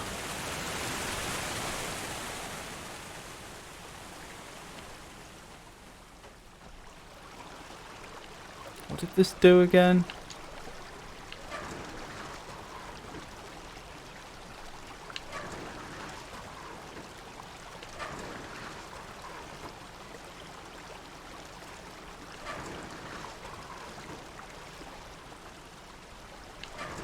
Is that shifting the platform? How strange.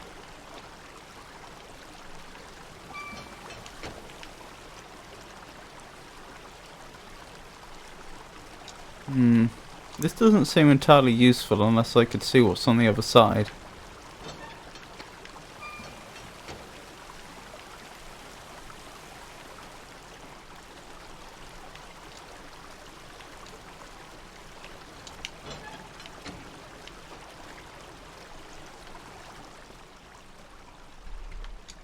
That still doesn't work. I wonder if that's a shortcut. Once you get access to the area back here, if you can then open that door from the other side.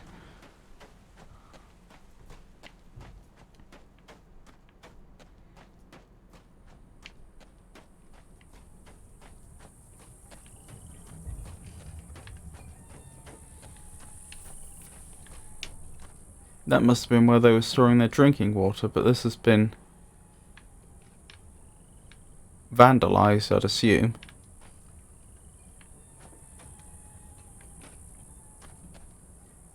I wonder if that was destroyed as part of this battle, if this was to prevent people from getting access to water that they needed.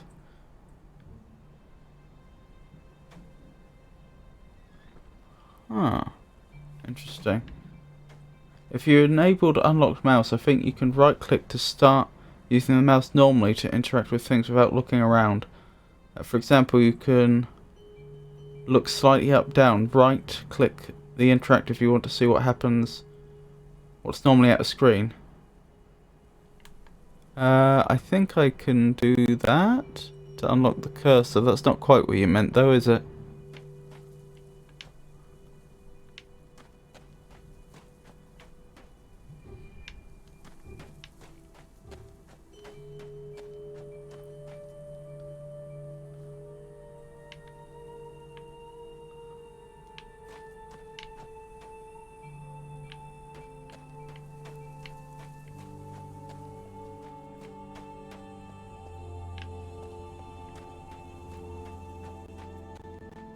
Maybe I need to get through here to get to the other side. That would seem logical.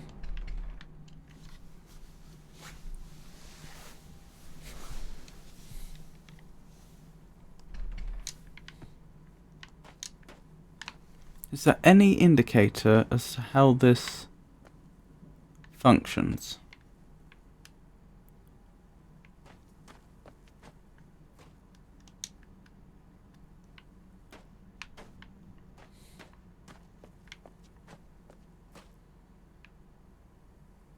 Those look like steel girders that have become embedded in rock somehow.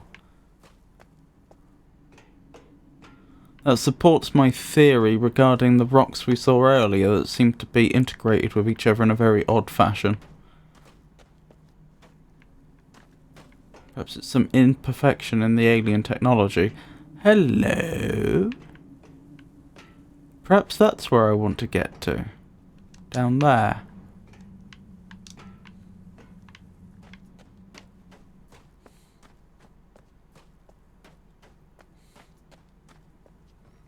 How would I do that?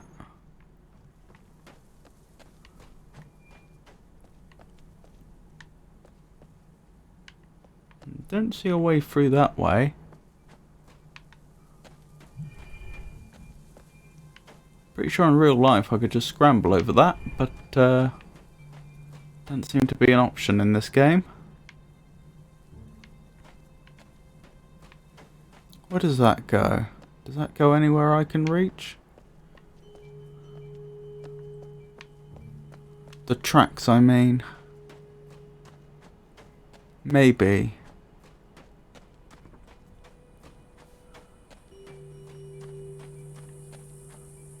The lack of arms does make getting around a bit tricky, yes.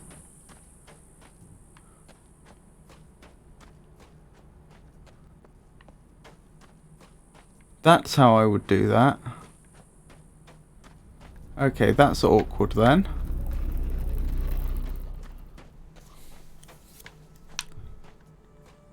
Since I seem to have disabled my ability to get up there.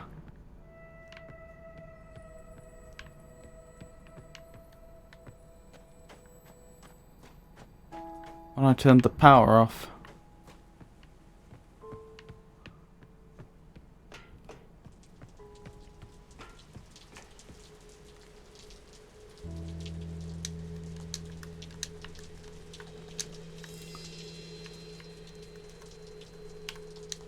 Yeah, it doesn't seem to be anything I can do.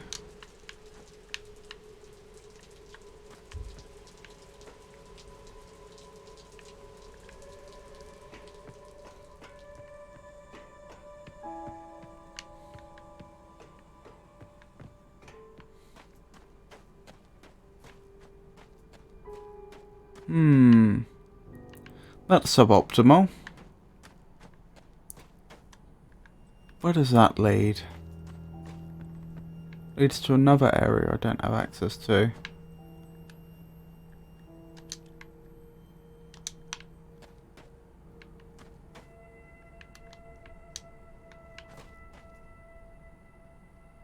Perhaps I'm not supposed to be able... So my theory is, if I could get in there, perhaps I could get upstairs, like up there. Perhaps that's how I'm supposed to do it after I've diverted the water up there, after I've undammed it, thus cutting off the power to the lift. So my thinking is, maybe I need to restore the power to this area, as the gentleman whose name we don't yet know seemed to indicate. Perhaps by restoring the power here, this will begin working, and then I'll be able to make my way up, and then make my way over to the tree area, the inside of it. Which would imply that the tree area itself is not involved in solving the power problem. Ah, okay. I was wondering, because he was telling me, oh, you need to supply us with power, but he didn't seem to indicate how that power was going to get here. Maybe those are power lines that I should follow. The other thing I'm wondering is, can I get up there? I don't think I can. What?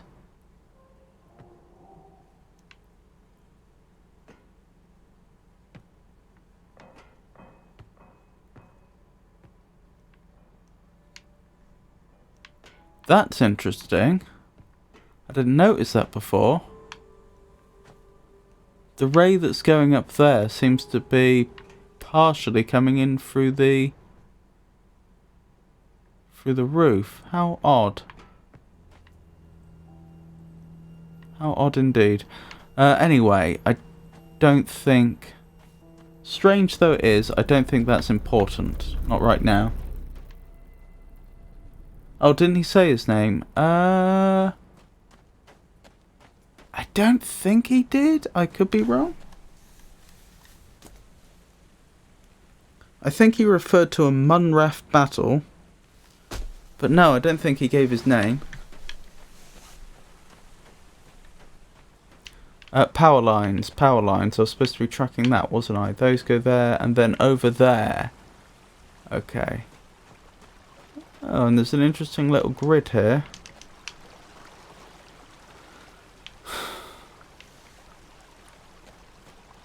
So, the solution to the power situation is probably on the other side of this structure. But I never did work out what that was doing, did I? Ah, it's lifting that. That's what it's doing. Why I would want that lifted, I don't know. Okay, and I can plainly see there's a path up that way.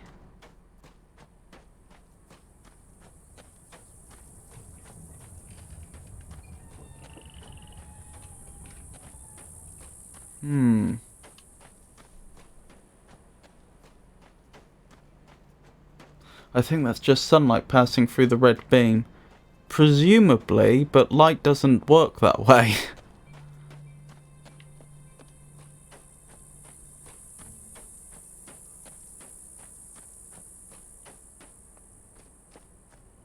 Okay, there's more stuff up there, which might be the way round there.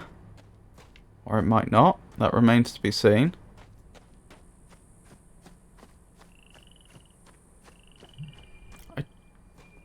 Can I definitely do nothing here? There's no doorbell. No knocking. Doesn't seem like it.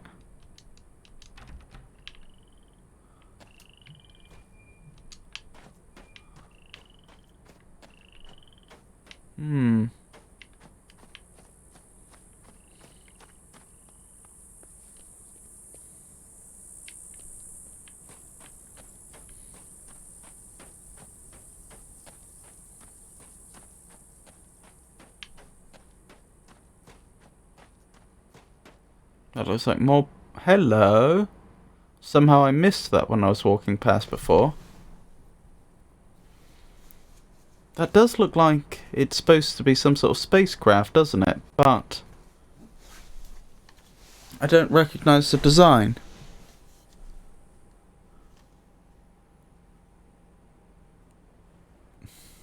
I find it hard to believe the people here could have improvised a spacecraft. I'd have thought even a 20th century rocket scientist would struggle. Sorry, a 21st century rocket scientist would struggle to produce a rocket under conditions like these. And since we've seen no one here that seems definitively post-1980s... Not that we didn't have rockets in the 1980s, we did, but...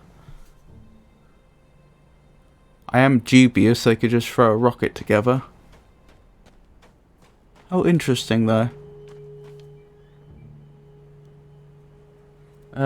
Nah, but I guess the red light was some shortcuts in rendering, so it worked like that in this particular area. Oh, sorry, this particular case. Presumably, yeah.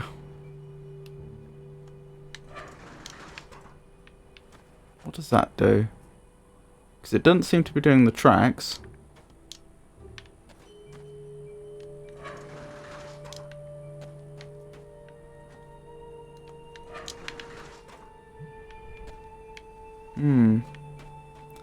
I really don't know.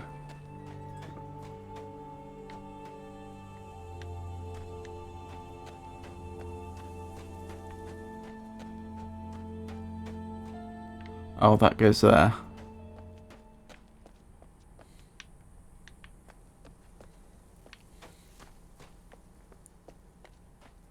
I wonder who he thought I was when I first spoke to him, because he seemed to think I was somebody else.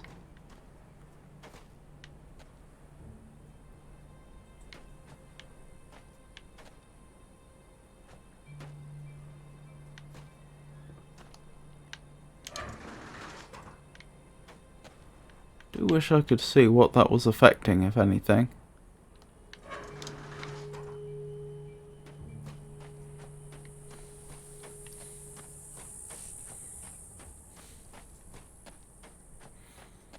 Okay, so what has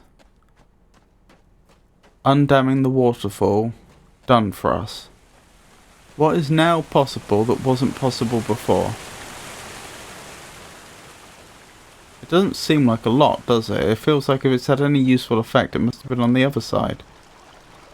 Hold on, what happens if I lower one side of this, then I use this lever? Nothing.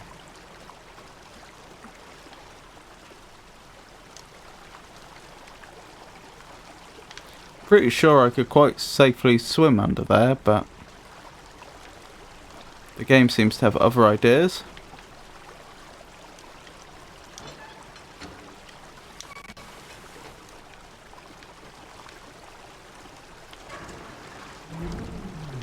Ooh. That was the solution then.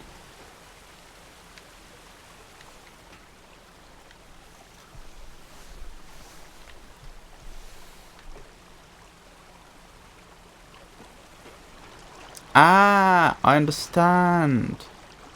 That mechanism there is acting as a lock. It's locking it in place so that it can't move. By moving the propeller down, what I did was I moved the gate down, which then meant that there was force acting on the I don't mean gate, do I mean the fence. There was force acting on the fence from the flowing water. And then when I unlocked it, it could freely rotate. That probably means I can't get it back though.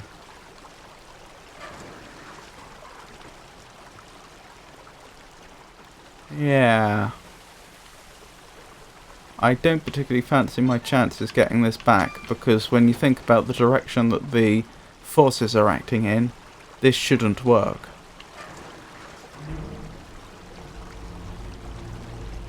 Oh well. Good to know anyway.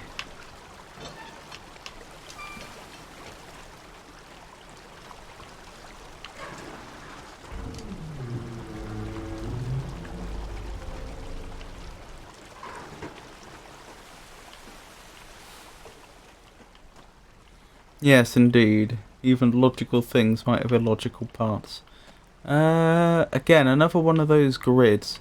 I'm not entirely convinced that that's actually going to be useful, but so I'm not going to copy it out in my notes at this point, but I will try to remember that.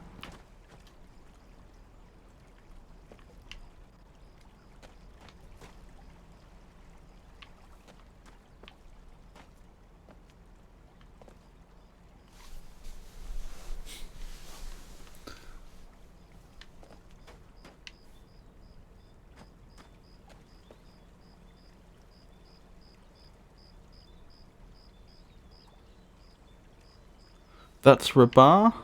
Sorry, I don't follow you. There is a reason why it does only work the one way.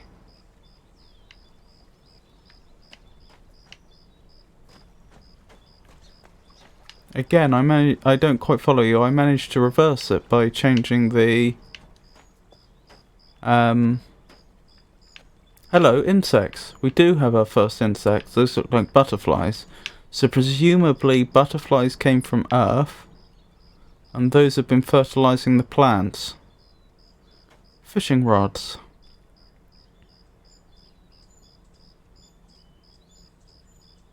Moderately modern fishing rods.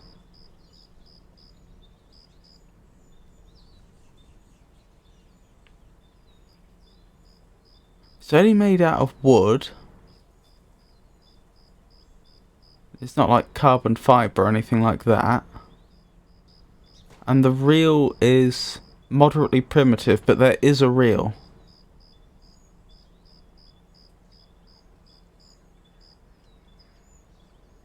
So that's probably early post-World War II, I would guess?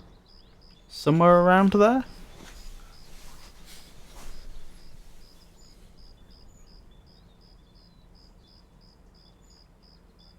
It's not an in-game reason though, it's just a soft lock protection with turning the bridge gate.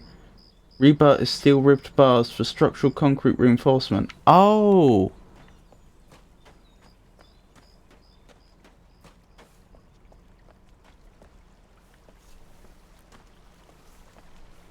Steel ribbed bars.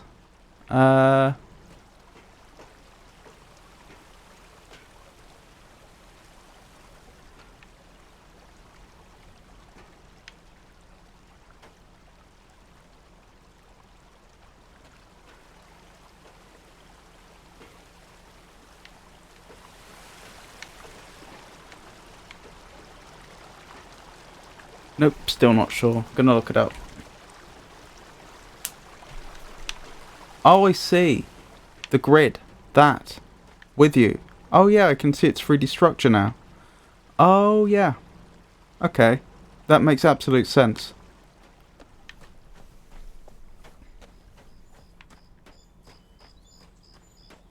Thank you.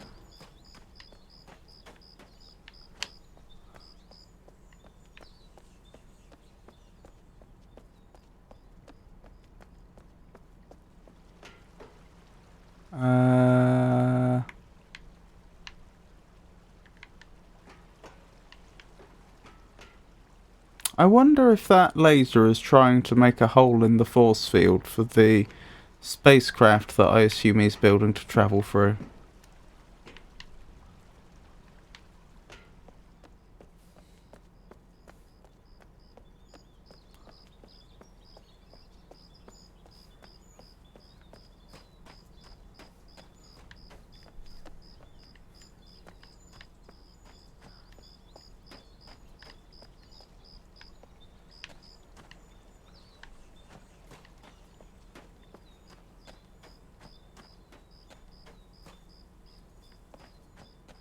Interesting.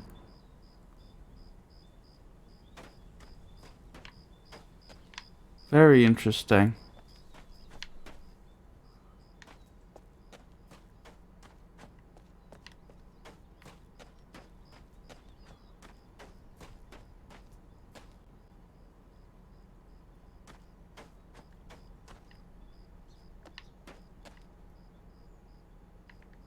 I'll backtrack slightly. This seems like this goes further than I had realised. I suspect the other direction had less to explore.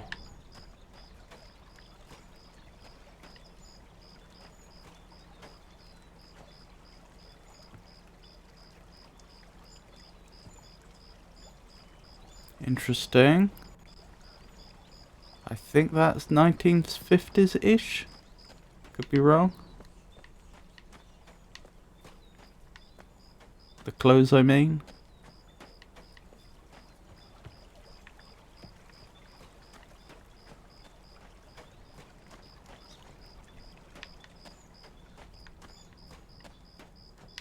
Yeah, they both have taken us this way. Both paths, I mean.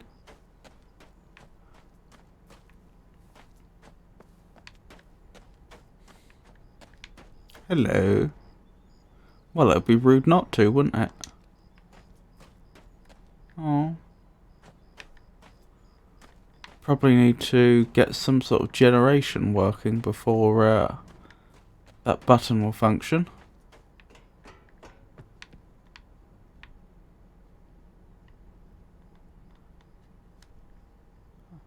Ah, that's the structure we saw, I think. Well, that looks more like a ship than a spacecraft, so I guess if he is building a spacecraft, that isn't it. Hello. Now this is interesting stuff, isn't it? It's like a glowing rock. Hmm.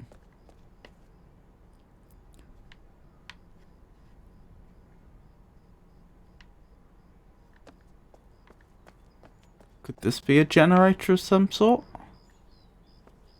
Don't think so.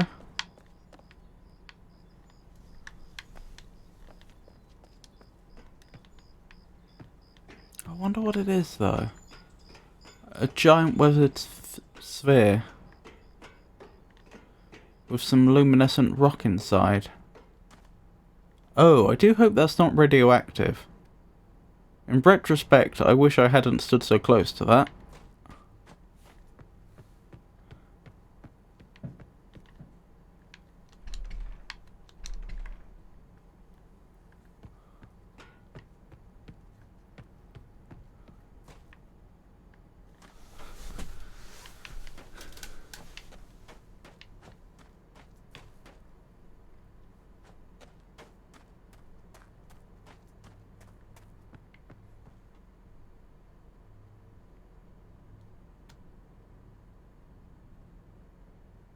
Interesting.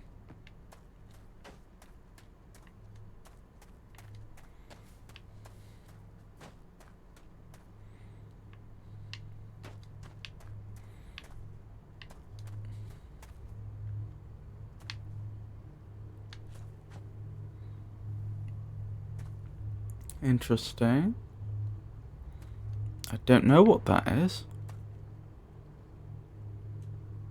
Looks almost like a radio tower, though I'm not sure it is.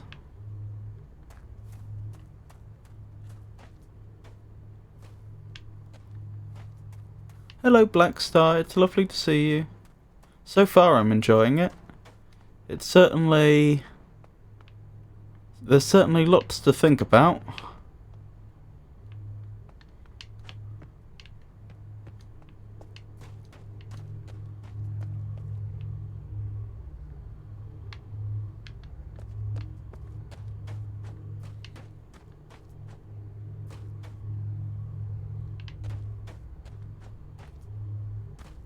I think these power cables go past, but don't connect to this device.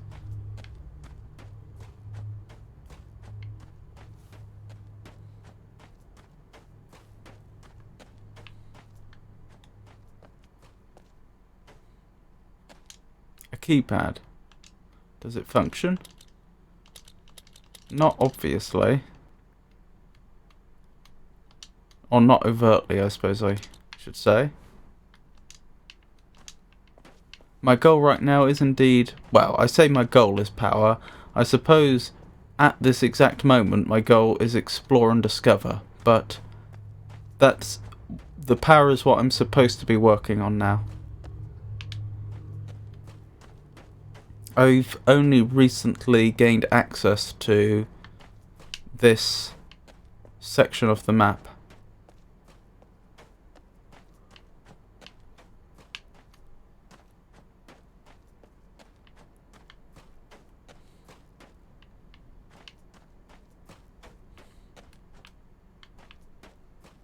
Interesting.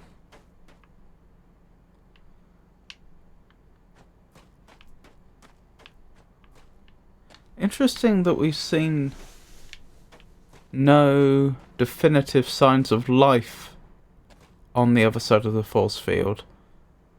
Lots of mineral stuff going on, but not anything I would immediately associate as animal, plant, or vaguely in that vein.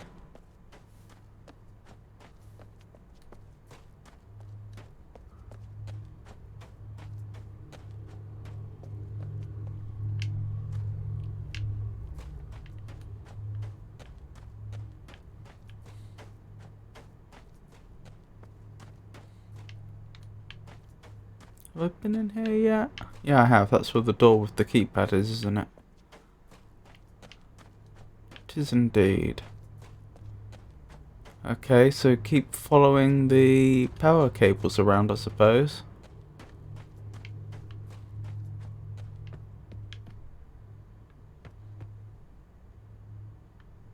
Now that's interesting.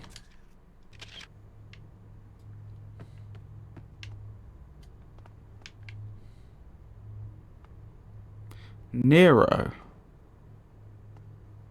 No, that doesn't say Nero, does it? Hero.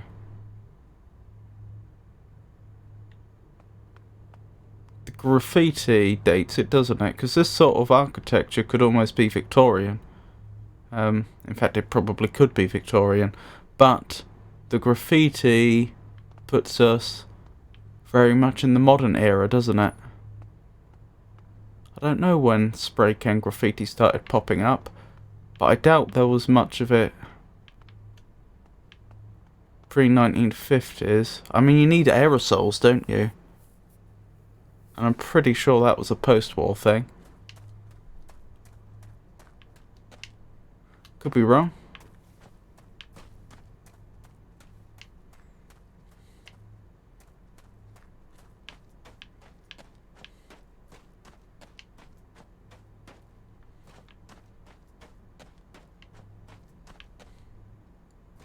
More plants that haven't been looked after, but these plants are fine. It's so odd. Some of the plants seem to be dying of dehydration and others seem to be doing just fine. And if anything, it's the opposite of what you'd expect. It's the... To be fair, I don't know if this is a strip that was supposed to be cultivated or not, but certainly elsewhere, you know, like with the potato plants, if you'd put water anywhere, transport it, you'd surely take it to the plants you're cultivating. But then all the plants which have just been... that are just in the in-between bits, the closest thing you have to wild plants here, seem to be in perfect health.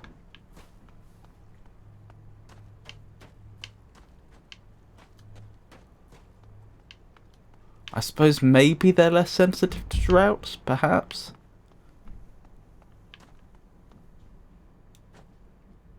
Oh my goodness. What is that? I don't have an easy way in, do I? Or if I do, I'm not aware of it.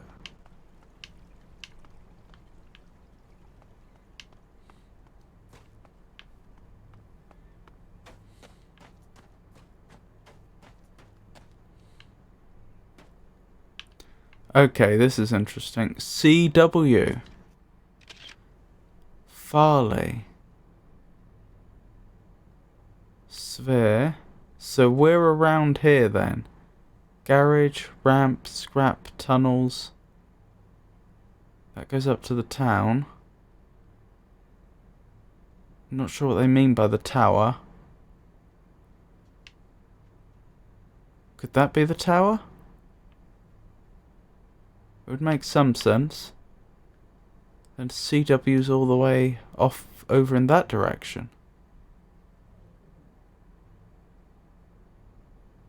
And that's the White House.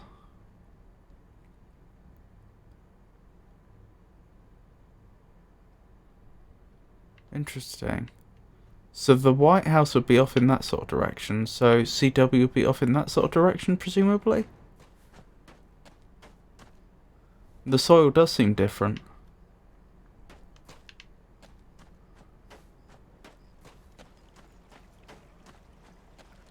Yeah, there's no straightforward way in there, is there?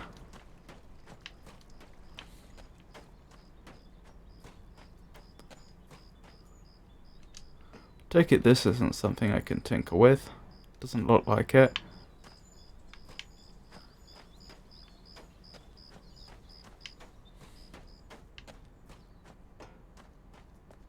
Interesting.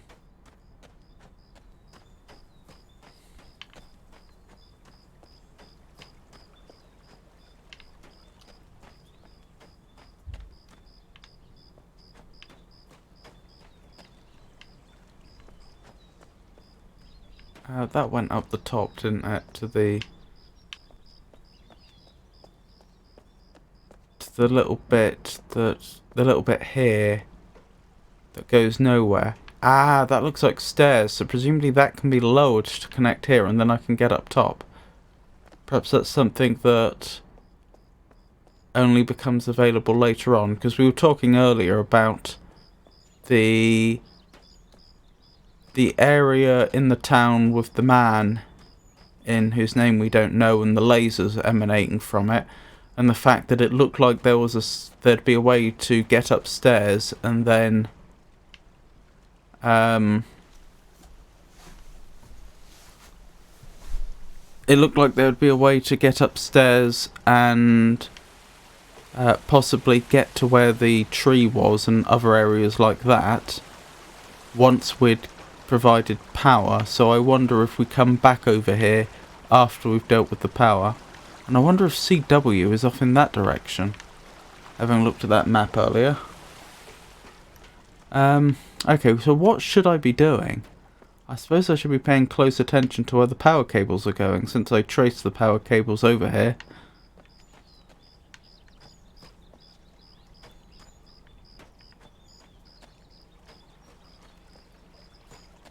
The power cables seem to go over the other side. Do they come back? Yes. Yes. Maybe.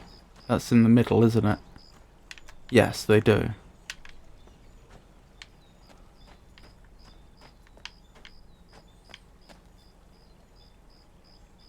Ah, they were burning wood. I don't see much evidence of tree cultivation though. Like, these just look like completely trees that have been completely left to grow as they please. I mean, I'm surprised they felt they had enough wood freely available to do that.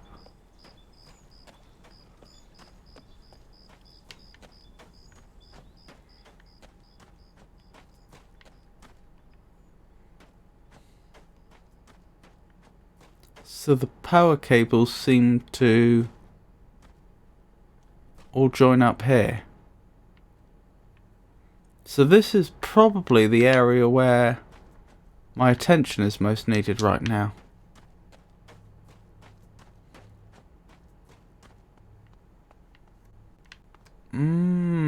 Perhaps they're using petrol for power. I can imagine if they got an entire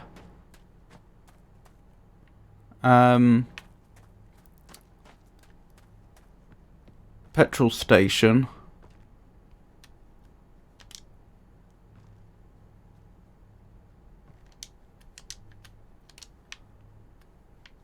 transported here, there would, including the underground part, that would actually be quite a considerable amount of petrol. But at the same time, it wouldn't last forever. It's not exactly renewable.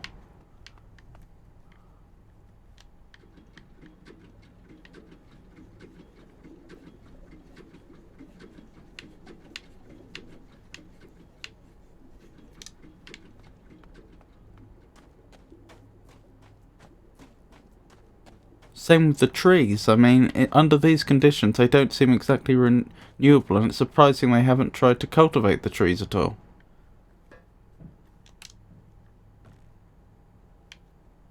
No, is that not the way? Where does this go? Where do you go? You go in here.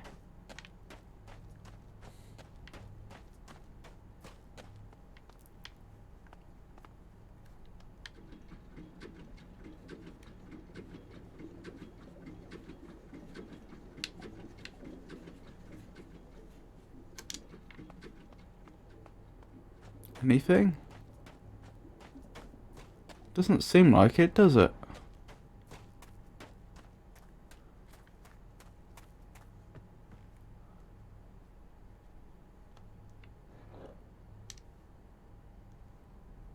Fuel drain. Oh my goodness, I was just draining it off. Okay, so I probably want to fill that up before I turn it on.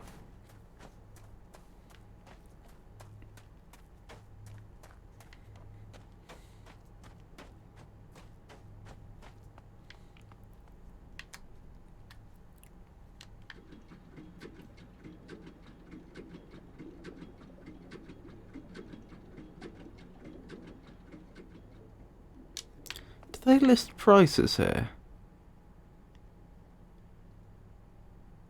No. Just thinking that might be another way to try and date it. Not that I would know what the prices of petrol in America had been. Historically. Or even today, frankly. I could make a guess. Oh, that was fast. Let's go.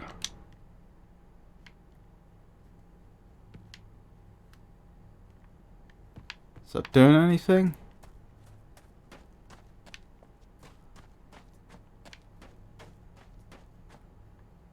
Doesn't seem like it.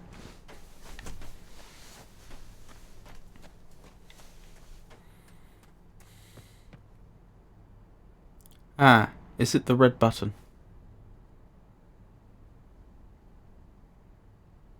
Yes, I think your prime start. I mean, prime sounds like it comes before start.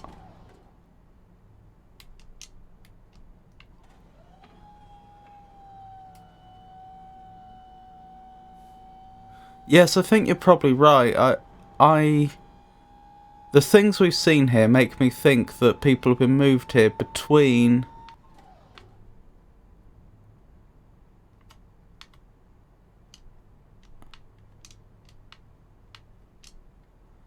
Sorry, what was I saying? The things we've seen here make me think that people have been moved here between around 1850 and 1950. But it's still nice to see real evidence of that.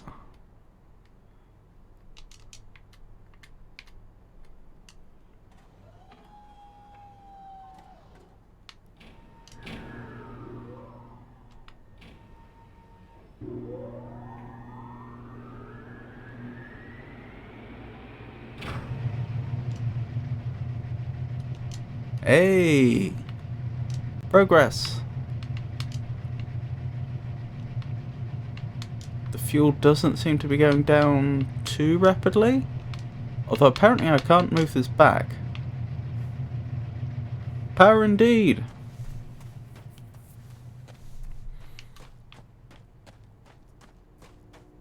If this was... oh, but not to town, it would seem. I was going to say, if this was missed, I'd have a celebratory save around this point. But I'm told that I don't need to in this game.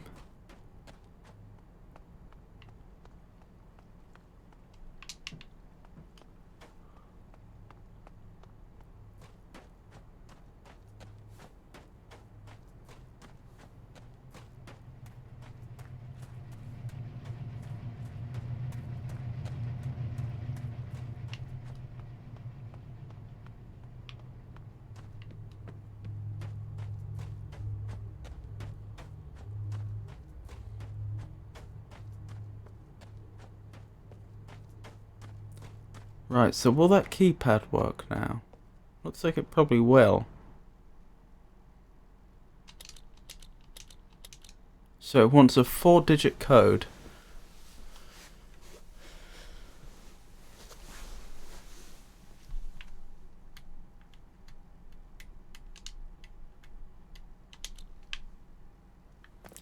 A 4-digit code that I do not have.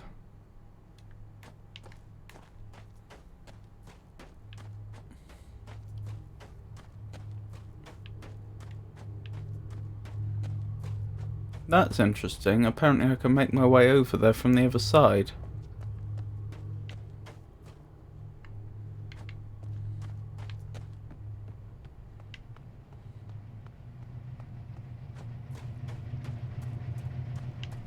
Oh, I remember what I was going to do. I wanted to check on the fuel again. Where is that actually? Up here. How are we doing? Still good. Okay. That hasn't visibly gone down yet, so we're probably good for at least an hour, I'd have thought.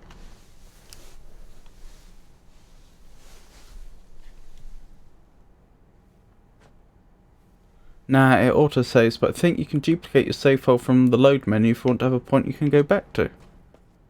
Thank you for letting me know. Okay. I guess I could go back to... I guess I could go back to the place where the lasers are and see if they've got power, although this light seems to indicate they don't. I can't see a way in here. You'd have thought there would just be a button I could press or something, wouldn't you, to raise the garage doors.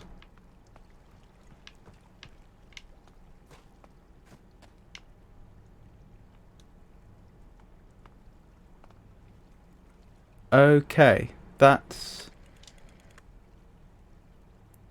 quite primitive.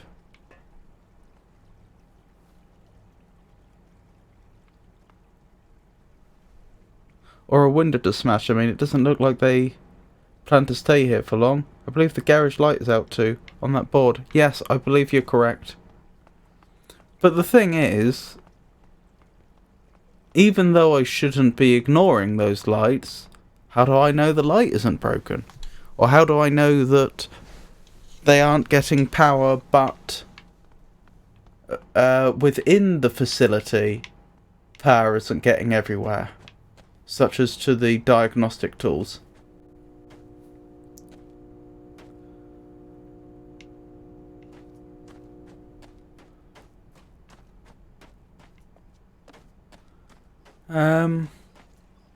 Alright, well for now, let's start heading back and let's verify whether power is getting to the town or not.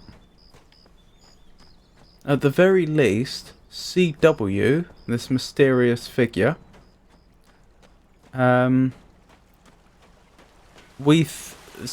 does seem to have power, and I speculate that it's through there, so that's worth a look at some point. In fact, since we're right here, right now, how about we do that now?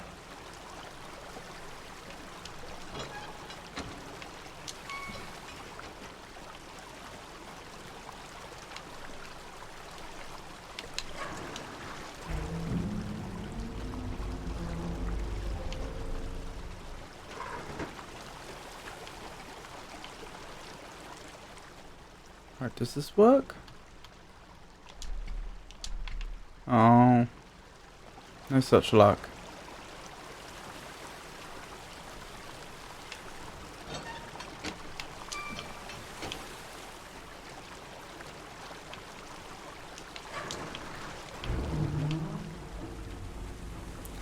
Okay, hold on.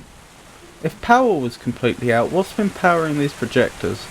This isn't the first time this has occurred to me, but I think it's the first time I've expressed it. What is powering these things? Or if they're self-powering, why weren't they using those as a power source? What's powering the lasers if there's no power here? And again, if they're self-powering, why weren't they using that as a portable power source? It seems a lot more convenient. Oh, there's a car battery on those.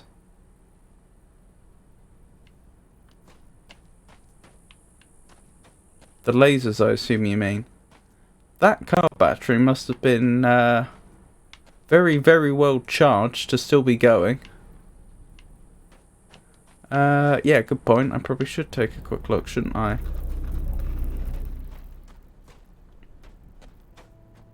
Oh, the projectors.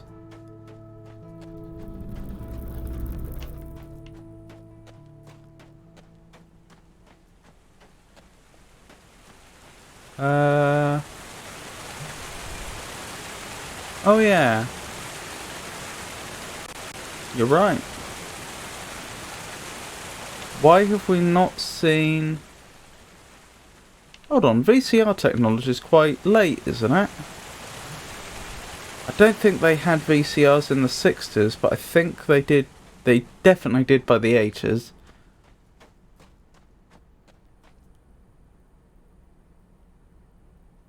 I would guess VCRs were probably early 80s then?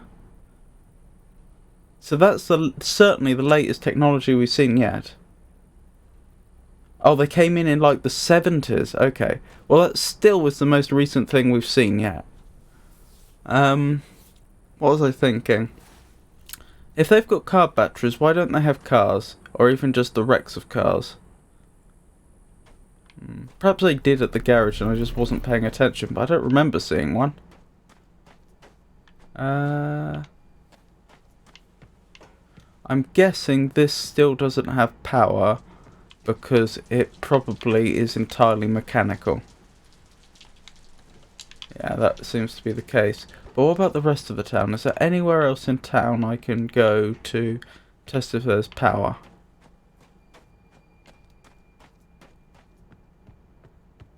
Yes, this has power. That implies that this probably works now. Hey! The situation wasn't as bad as that board seemed to imply.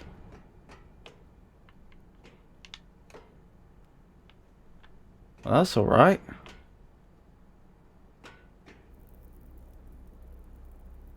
Huh. That odd?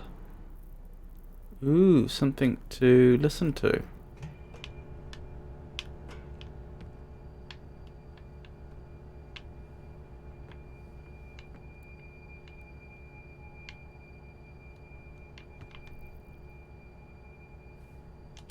All right, now move around it.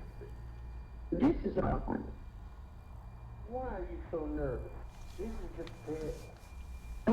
Okay, now what? Okay, that's enough. Caroline, I swear you are a natural. Where did you get these anyway? Are the Mustangs just giving you stuff now? Generously. Not gonna look a gift horse in the mouth. Okay. That was very interesting.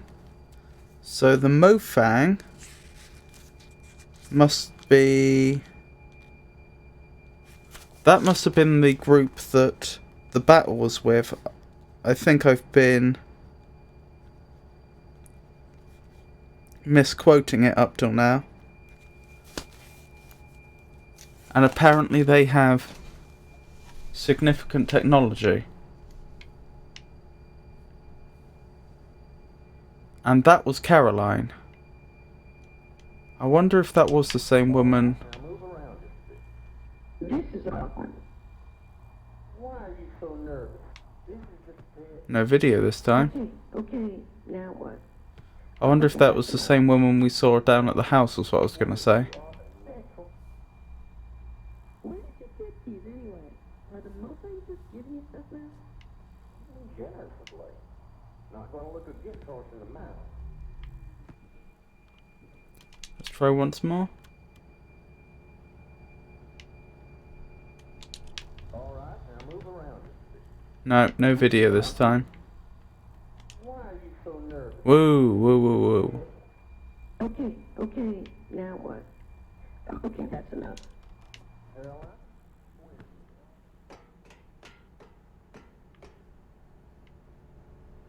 Why would I want to do that? Why would I want a laser there?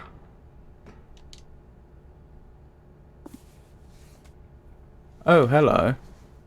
Mofang Solid Volume Projector. Dimensional projector produces apparently solid apparitions with light volume and some sort of simulated mass. Bucco says all projectors will have similar power levels and communications protocols. There appear to be three primary elements. Projector element beam emission provides the primary light energy source.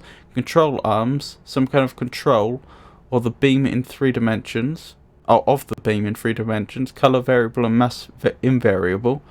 Communications arms, intercom signal supplied across gap to projector arms. We'll use 7 volt communications level as a carrier voltage. Varying the voltage around that baseline voltage produces solid-like volume boxes in various colours formed from bottom to top, left to right. The Mofangs have tuned the retrace timing to 30 Hz for us. Mighty kind of them. For a full 3D resolution of approximately 525 by 150 by 150, the converter will be required to adjust the voltage about every 3 nanoseconds. I don't have an abundance of circuitry to build converters running at 333 megahertz. For still projectors, rocks, the refresh doesn't matter. The display is persistent unless the voltage varies from 7 volts. I can produce a projection from a still image and set the voltage to 7 to maintain it. Less than 0.8 volts results in clear, open, massless display space. Oh, is that it? No other pages? The first widely available VCR-like device was mainly intended for television networks and was incredibly expensive. Its 1956 price tag was $55,000, which converts to about $500,000 in 2022. Goodness. There are more pages. Notes. Sound will be handled separately. Oops. That'll be what the VCR is for, I imagine. They're probably just using that to record the sound. Some projection noise, slight shimmer from radio interference, moving image corruption noise toward bottom of projection. Images above projection arm bounds are possible. Checking for potential hidden lethality. Mayor's suggestion checks out. Can't find anything destructive. Consistent, spurious, very high frequency background carrier. No idea what that could be. Odd side effect. Projection intersecting any part of cell wall suppresses all transport. Not sure why, I tried this. Farley claims it's related to some desire of mine to shoot everything at everything else. Interesting.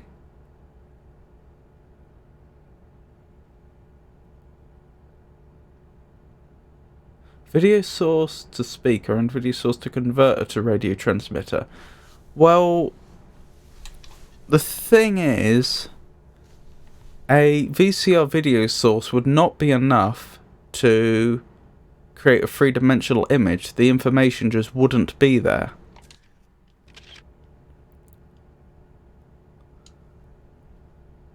So I can't help but think that they must have changed the format of the data they were storing on there. I keep clicking the wrong thing. Okay, is that it? That seems to be it.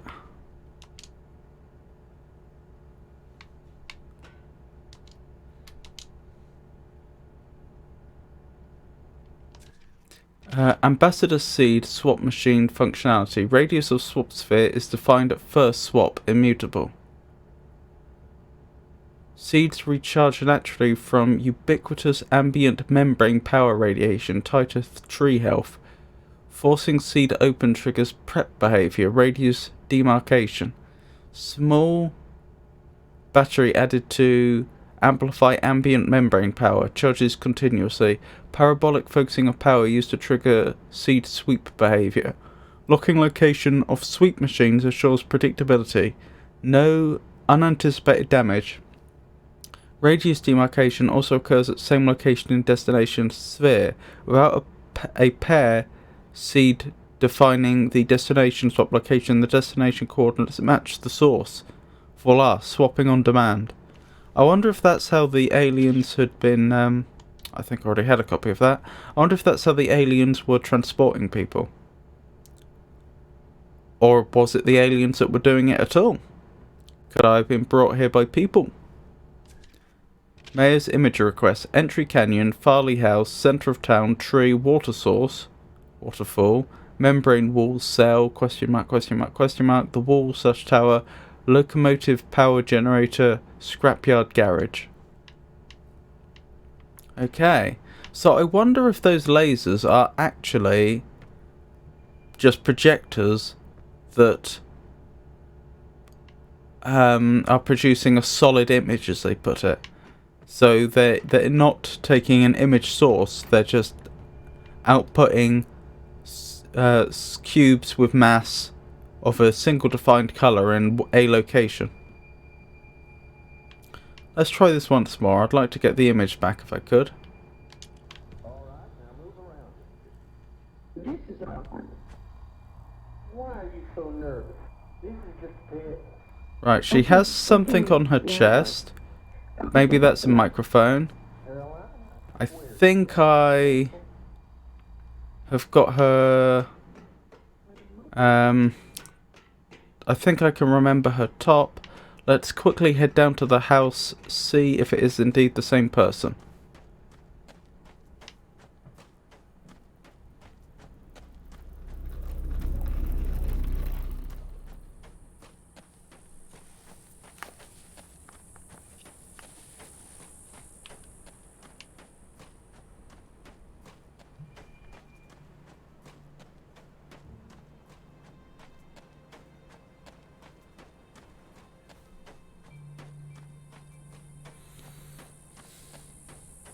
Those were more CTR, thus videotape recorders, and was more reels of tapes rather than cassettes. VCR or video cassette recorders came after VHS, a specific type of VCR or cassette, as that was there came in 1976. Rand Miller and Eric Anderson, creators of the game, had a playthrough of parts of this game just a few weeks ago where they actually were discussing that contraption. Recommended watching that after you're done.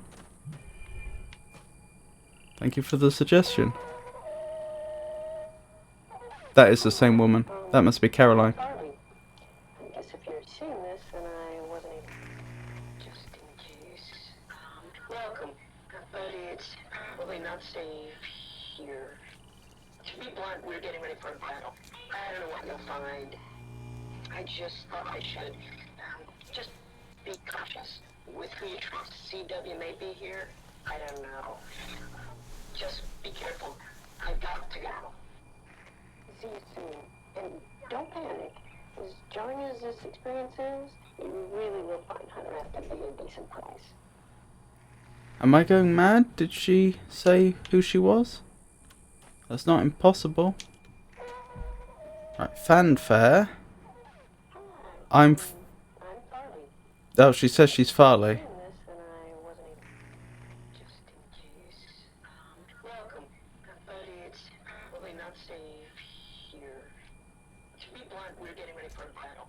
I don't know what you'll But I don't think she ever identifies herself as Caroline. Just be cautious with who you trust. CW may be here. I don't know. Just be careful. I've got to go. See you soon. And don't panic. As jarring as this experience is, you really will find Hunter at to be a decent price. Interesting.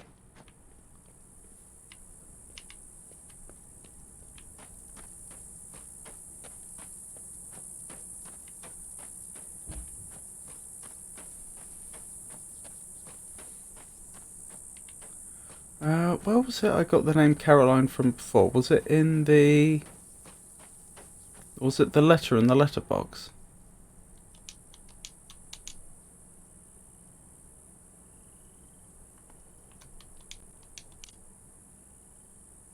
To Caroline, whoever might come back, it has been 5 days and not a soul has returned. I'm inclined to believe that things have not gone well. Yet surprisingly, I'm still alive, and that both supremely perplexes me and gives me some portion of hope. I've retreated to my vault for protection and to contemplate my options. So I wonder if the man I spoke to before was CW. Anyway, we have definitely confirmed that that is Caroline Farley. Or at least that's a name she goes by.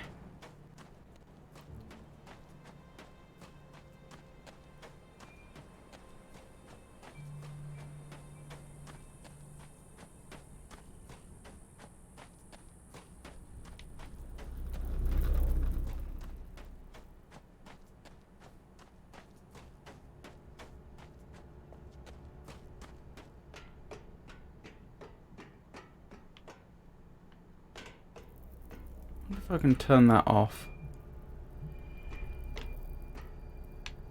That was strange.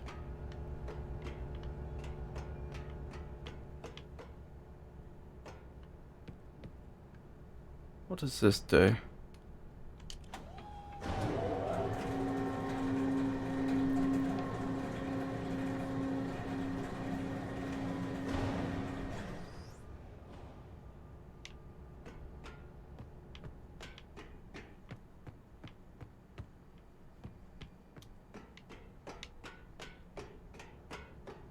Does this mean...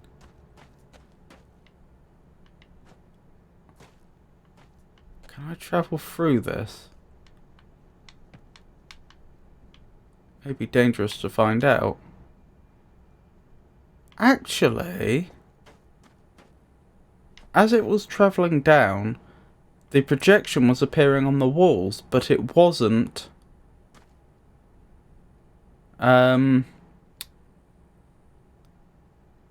It wasn't pushing them, which implies that it doesn't have a set distance. If I walk in front of this, it should project matter in front of me without harming me.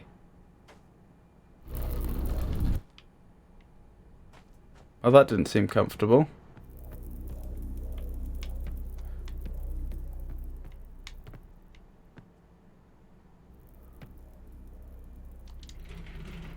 Hello. Ooh.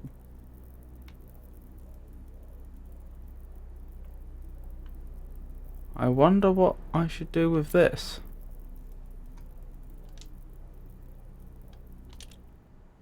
Ah, that turns it off. That's good.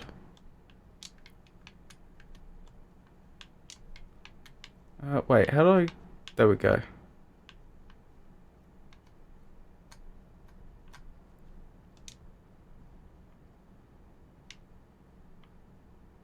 Okay. Walls are not organic. This is true.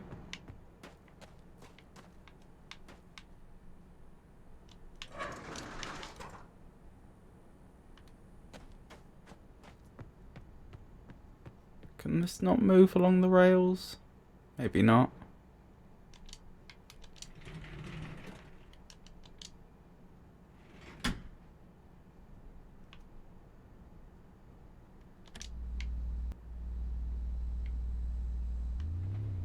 Ah.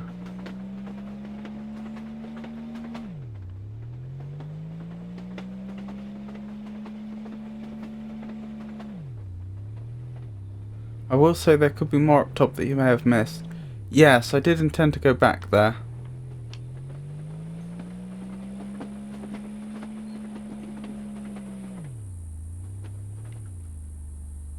I think I'll leave this here for now. I'm sure later on I will find a use for it.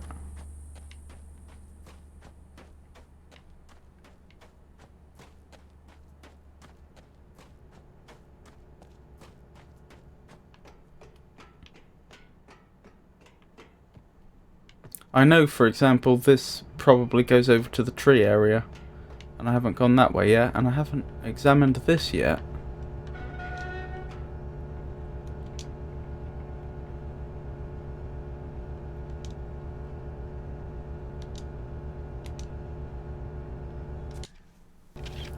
Work begins on battery. Power test. No focal panels. First charging implemented. 10% charged. Focal test. 2 focal panels. Efficiency changes implemented. Measured 19% absorption maximum. 50% charged. Bleeder completed. New secure plug. Critter proof. We haven't seen any critters, have we?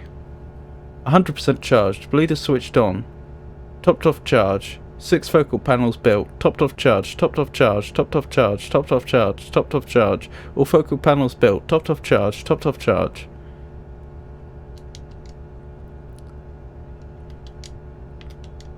So I wonder what these values are. Are they dates? They could be days since the first person arrived here or something. Or since they decided to start counting.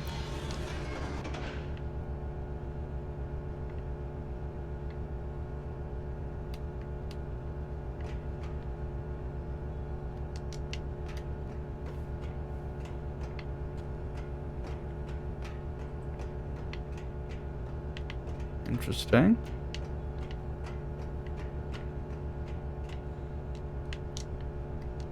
I should really go back down and speak to the gentleman that I suspect may be CW.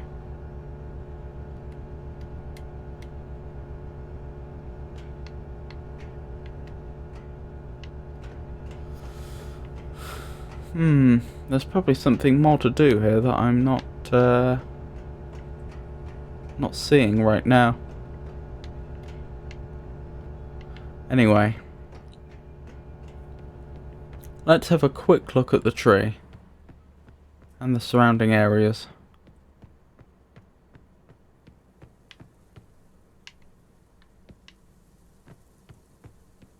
Hartnell Mining Co.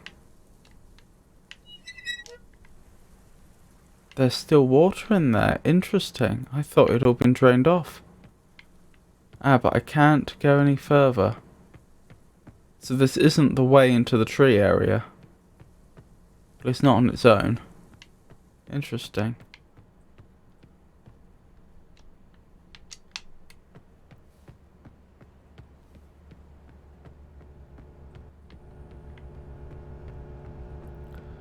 Definitely nothing more here I should pay attention to right now. Don't think so. Oh, I can't even remove this now. Well, that's an indicator that the game does want me to do it. Not sure why.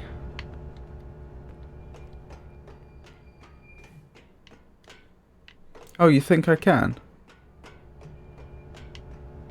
I didn't seem to be able to interact with it. Oh, if I get it at just the right point. Thank you. I'll leave it this way anyway, because I get the feeling that I was probably expected to change its state, even if I don't know the reason why yet.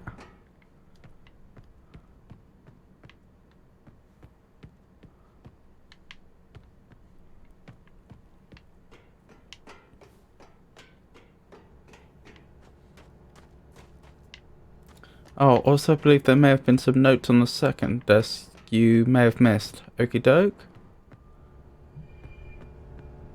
So I've read those notes, these notes.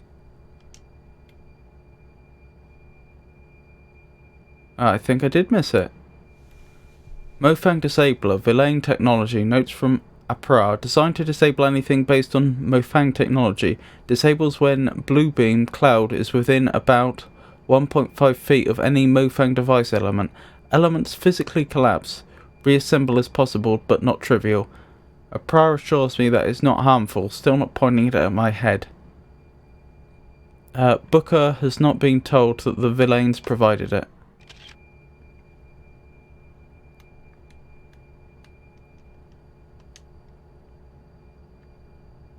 Lockdown list. Lock tree gate. Lock Farley's house. Lock lower tower.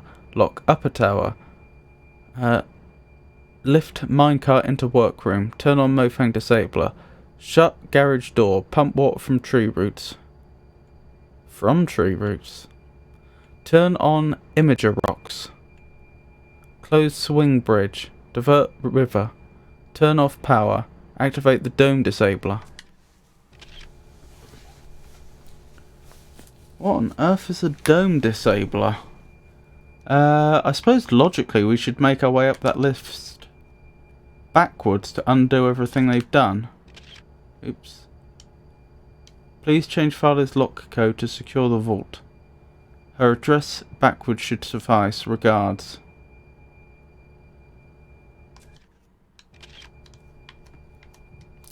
I think I will copy that down into my notes, even though I have a picture of it. Since, as I say, it would be nice to go through that list backwards.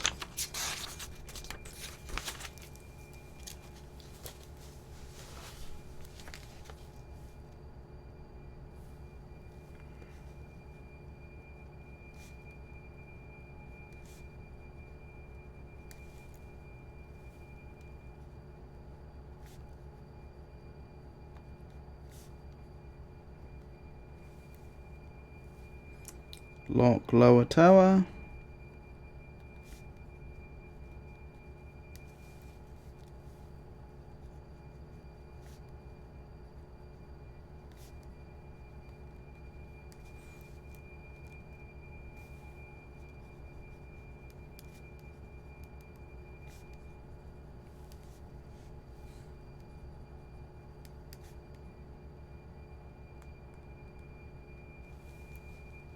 Turn on Mofang disabler.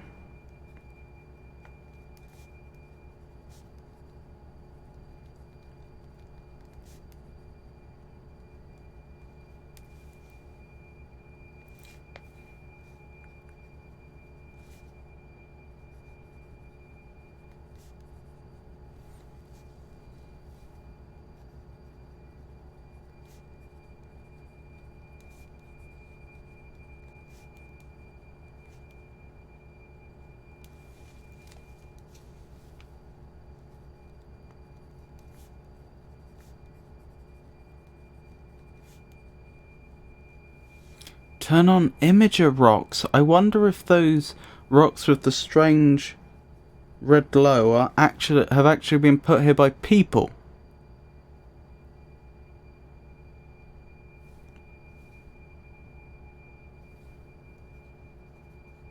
And I can disable them.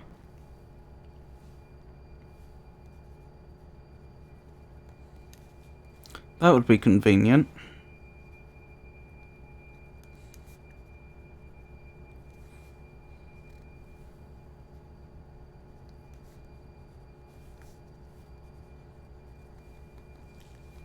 Activate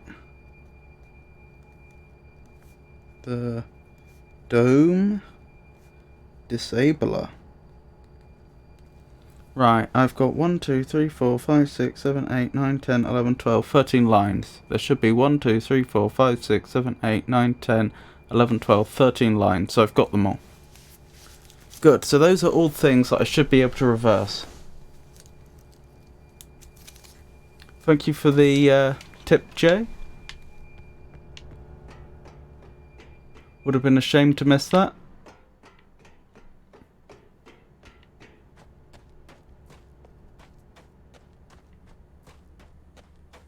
I wonder if the imager rocks are Mofang technology and therefore could be disabled using the blue beam.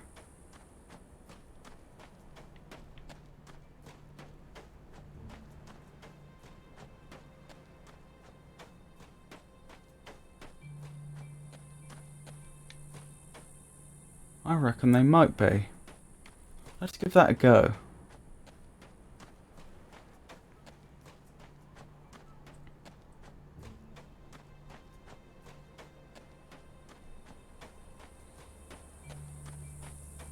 And let's hope when red meets blue it doesn't cause an explosion or something. Or heaps of gamma radiation.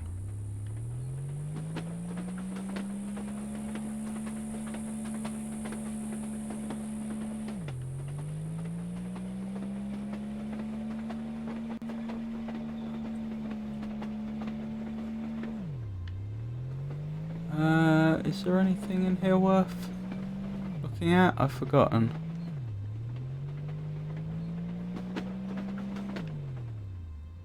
Yeah, that looks pretty conclusive, doesn't it? Alright, which way is this going to turn me? Okay.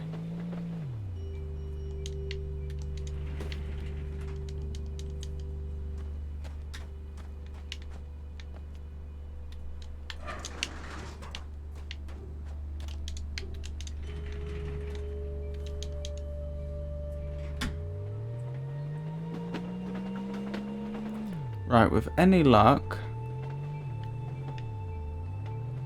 I'll go the other way now. Wonderful, this is turning the tracks, I just don't have an animation for it.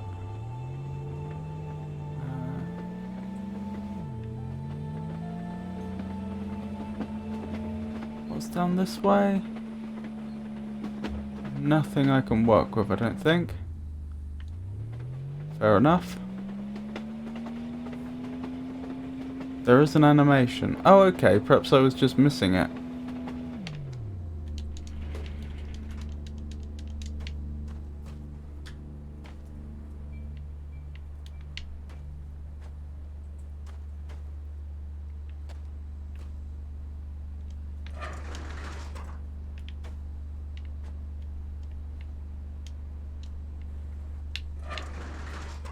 Oh, yes, there is, down there. It's so slight.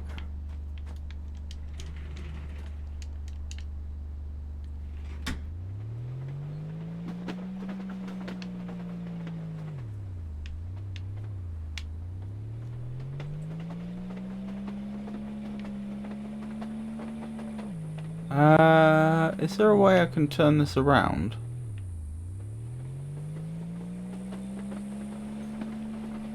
Awfully convenient if I could.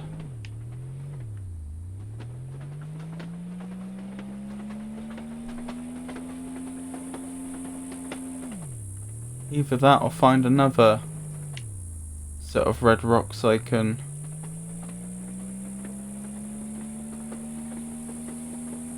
try this laser on.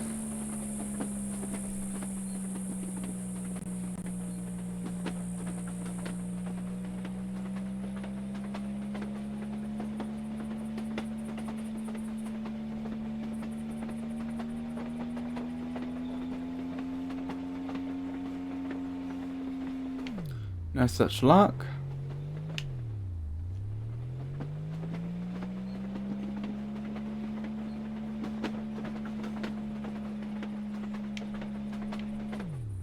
Hold on, weren't there red rocks in there? I may be misremembering.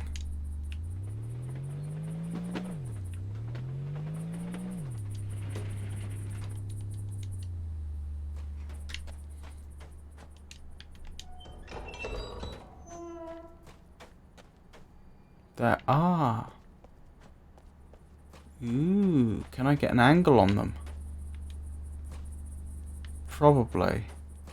Yes, I think I can.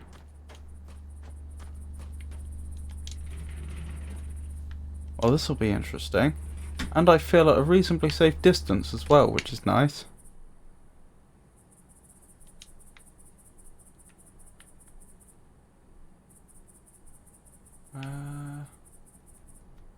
Where am I aiming? There-ish, I think.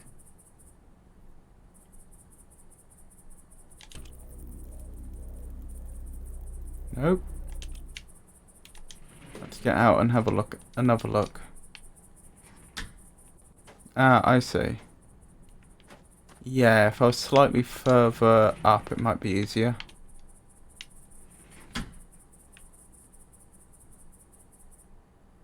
I need to turn this off, don't I? So I can control the motion of the cart. Right, I should be able to get out there. I can.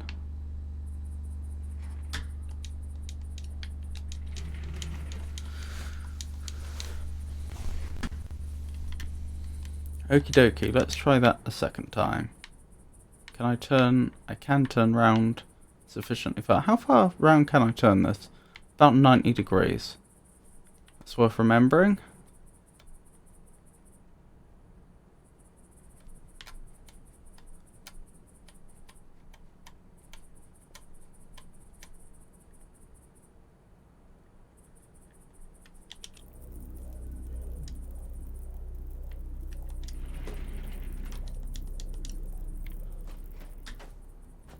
Oh. Oh. That did work. Even though it looks like it hasn't. Oh well, who am I to complain? So this has been repurposed, presumably, to create the rocks. Boy, it would be a real shame if someone ran down there and turned that off right now.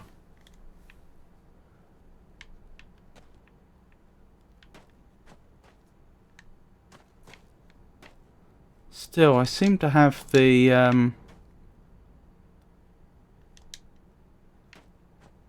has this been destroyed outright? Or when I turn the laser off, is it gonna turn back on?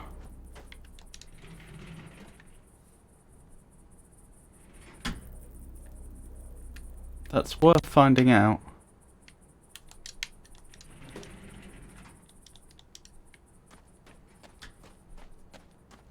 Hey! Nice bit of progress. Oh, of course, they told us that the beam would disassemble the Mofang technology, and then reassembly would be possible, but it wouldn't be trivial. Okay. This is curious.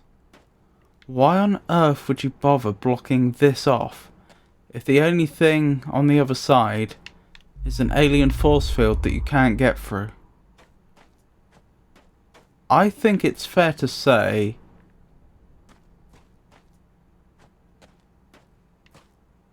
that there's something more to this that we're not seeing. Most likely that force field wasn't already there, always there. Or if it was,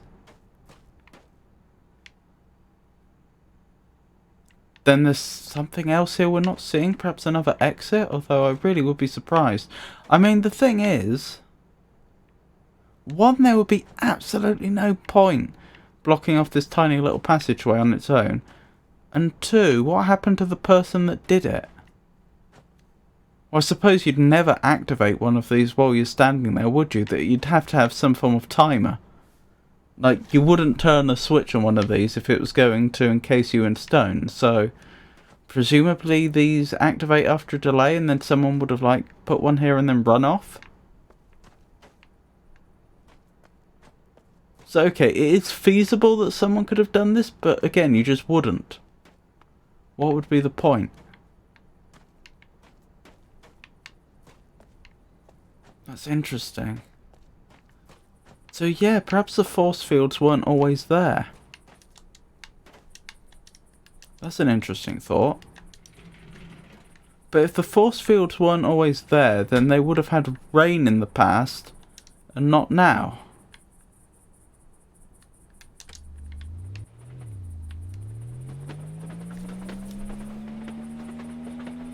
And you'd have thought they would have mentioned that.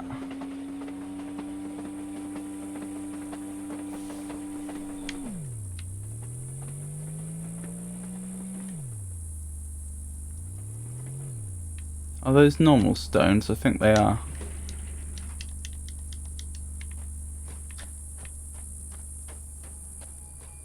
No, they're not. Wonderful. I know I can get about 90 degrees on this thing. So, I suppose the only other alternative is maybe there was more over there in the past and then the aliens took it away and moved the force field up to that point for some reason after they'd blocked that way off.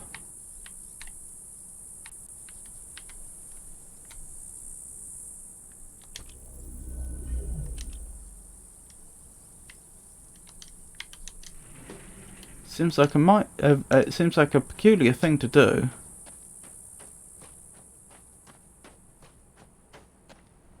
Okay, this just reveals a shortcut. I appreciate it, but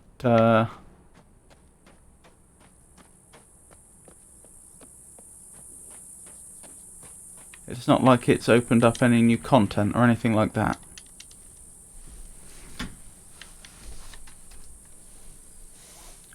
Turn this off.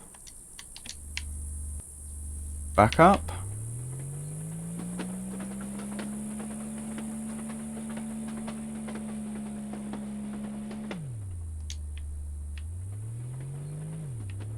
Can I turn this when I'm in the car? So turn this, pull this.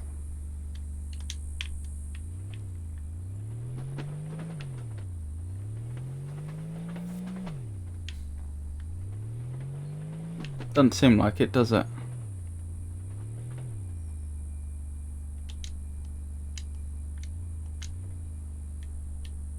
Maybe I can? No, it doesn't seem like it.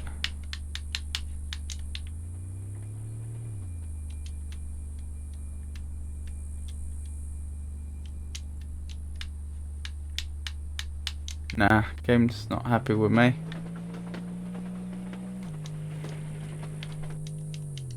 Never mind.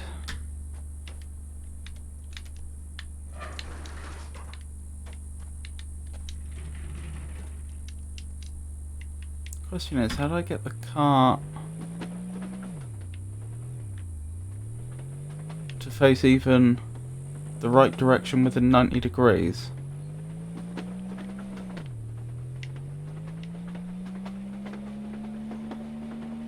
Maybe I have to have it all the way over here? Even that I don't think will work. What's my angle on it? Maybe if I could get it to go down there?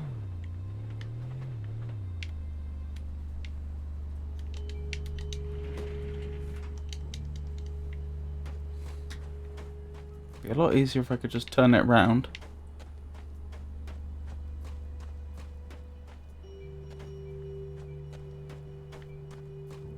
Where does this go again? That was it. That's not going to be... Presumably that's not going to be susceptible to the blue beam. No, and I can get here anyway. And that's not red. That's not got the red sheen to it. So that's not Mofang technology.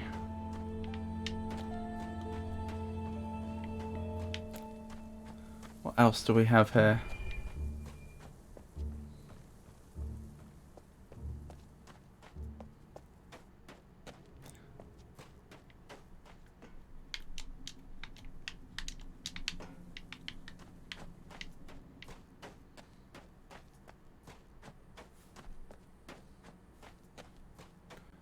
Okie doke.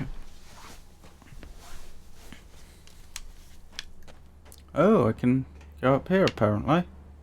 Not sure why I'd want to, but I can.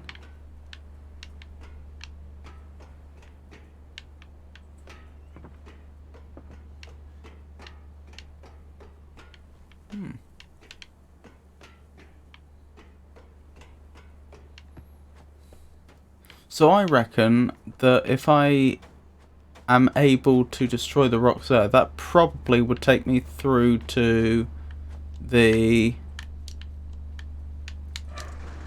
other side where the garage is and the power generator and so on.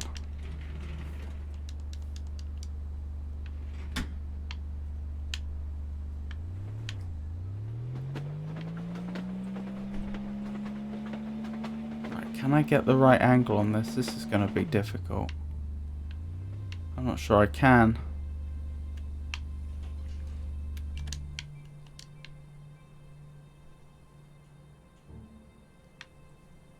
Maybe actually.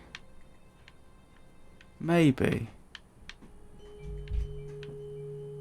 Is that where I'd be aiming at? Can't quite tell. No. No, it would not. No, so I can't get... I certainly don't have the angle on it yet. I could go back a bit further, but then I don't think it's going to be reaching in far enough.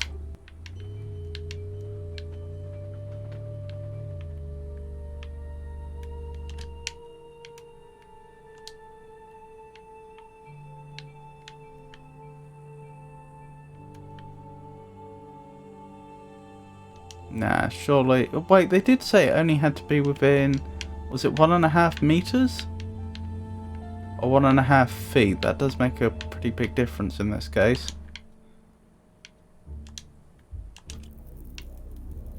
I remember it didn't have to be exactly on top of the rocks though. Oops. Nah. No such luck.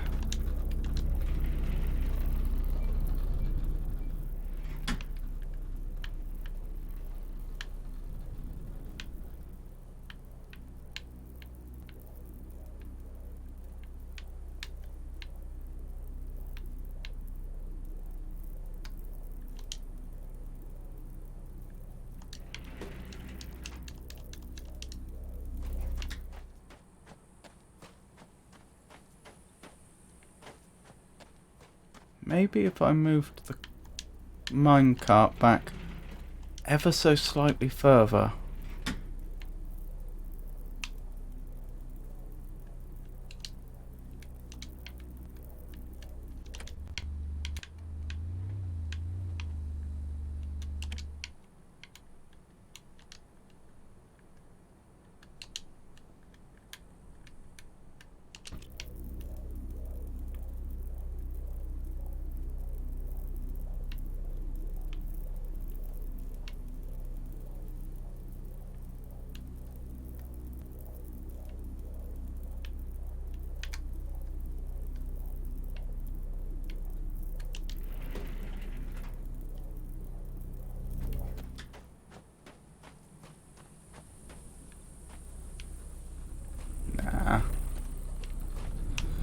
Nah, I don't think so. I'm probably just going to have to turn this around somehow. Don't know how I'm going to do that.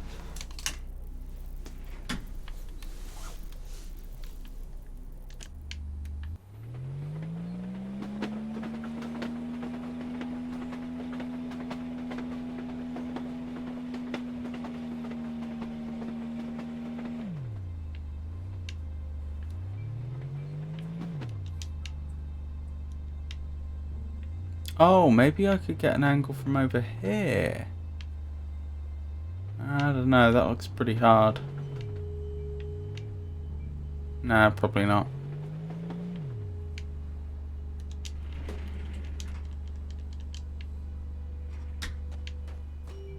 Right, what did the tracks do?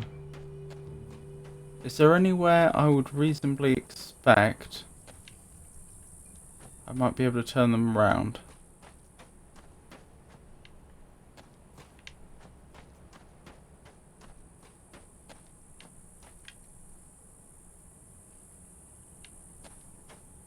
Turn it around, rather.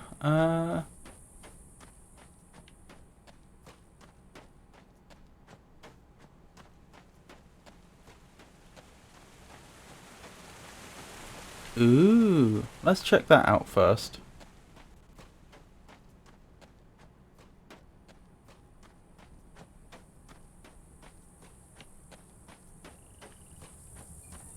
There's nothing of interest here, is there? No.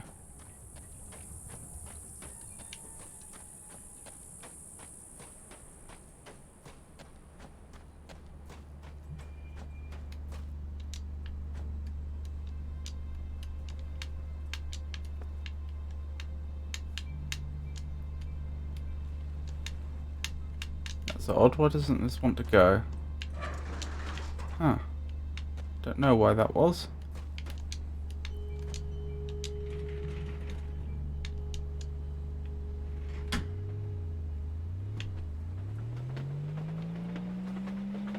Off we go again. Which way is this turning us? This way? Good.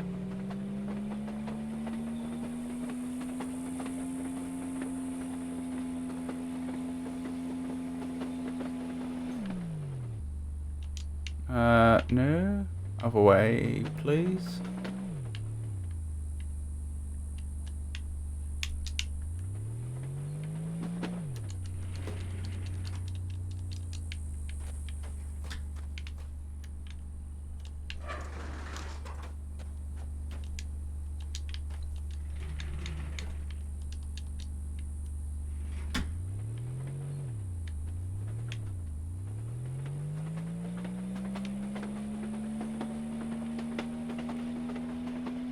There we go. Oh, we're going to be facing the wrong way again, aren't we?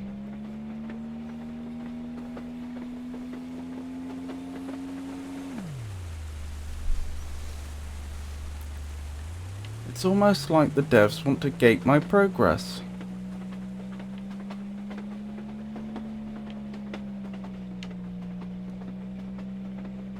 I might be able to get an angle from here.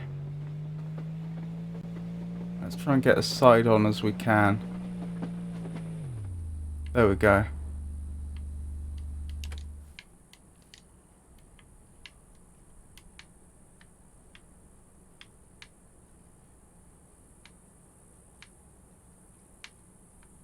Oh.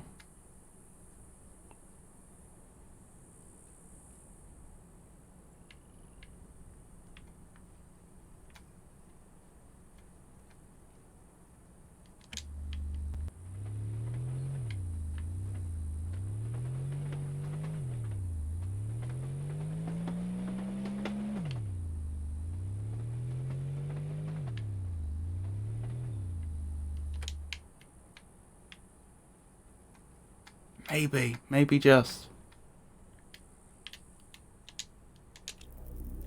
No. Not even close.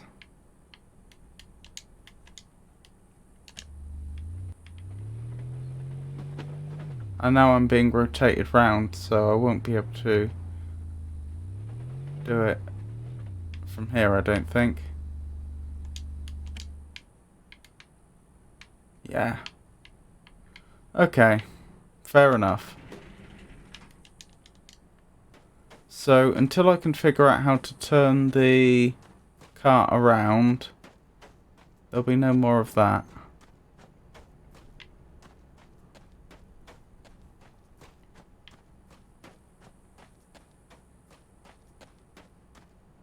I think that's what I need to turn it around, actually. I could be wrong.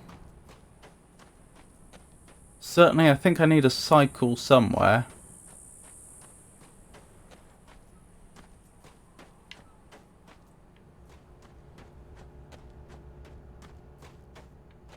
I take it I can't just go straight through that, can I?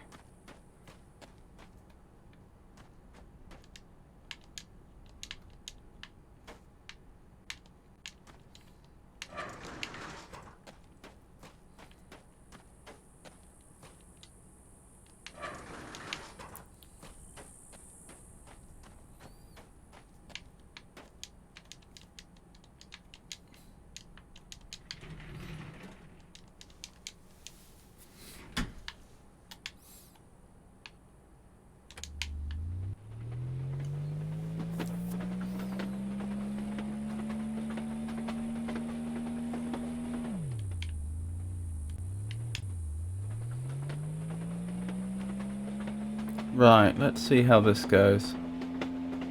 Possibly terribly. Oh.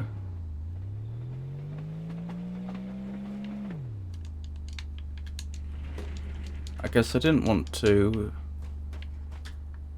use that lever before. It was already in the right position.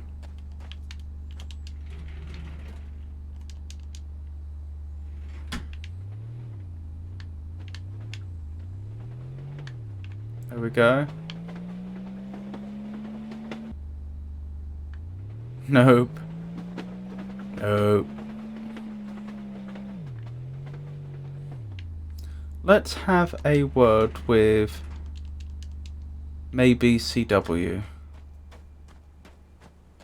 He may give us some more directions now. I have tried reaching... Power's on. Did you come back for a medal? Sorry, I don't mean to neglect my manners.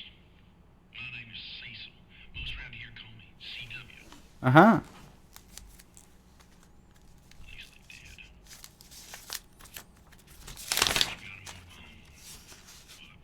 But, alright, well, if you ain't assessed already, we're all living within a large cell.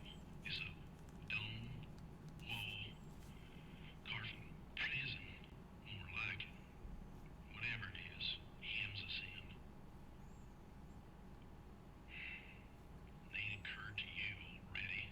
It serves us both for you to get through the wall of this place.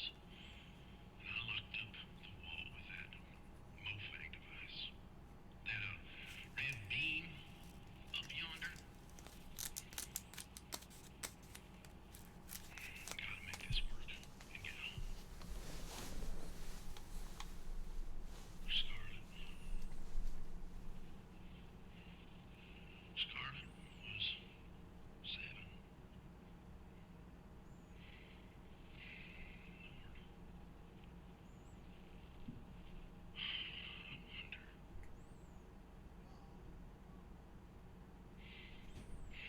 That red beam. Oh dear. Sounds like time may be a factor here.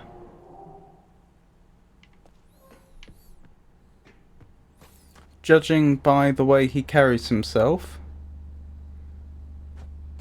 I would suggest he was one of the earlier arrivals.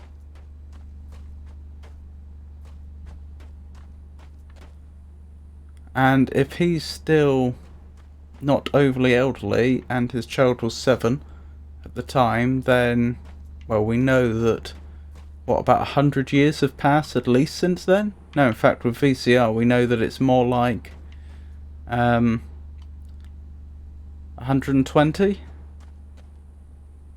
So yeah, I think he woke up here quite a long time after he was taken away. Anyway, sorry. To the for real. Have you tried reaching the lever from inside the cart yet? I have, and although I can reach the lever, I don't seem to be able to pull it. Doesn't want to move. Very annoying.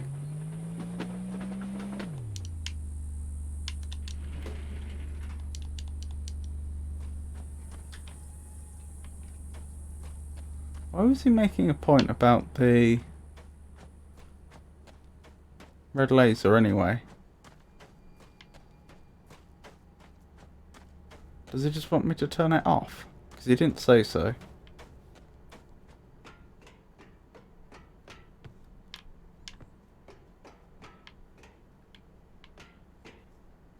Ah, okay, it's not so easy to get to then.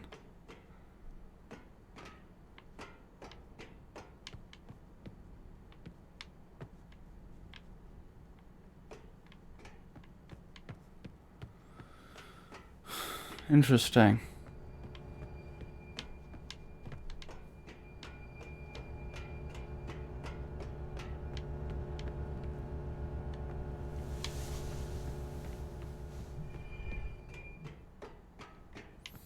For now, I think I'll continue exploring with the cart. I feel like there should be a way I can turn it around.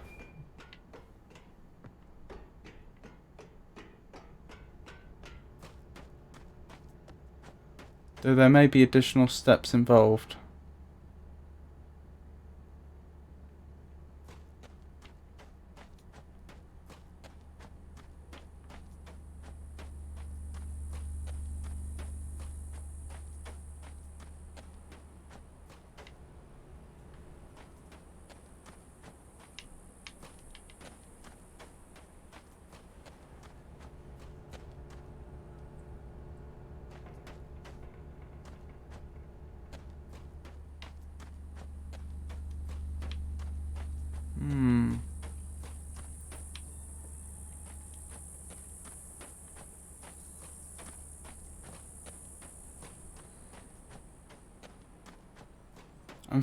I could be wrong, I'm fairly certain to turn it around I'd need a cycle.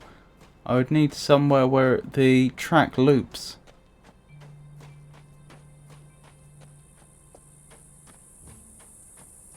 And these sort of crossroads aren't any good because I can't have the cart suddenly turn that way or that way.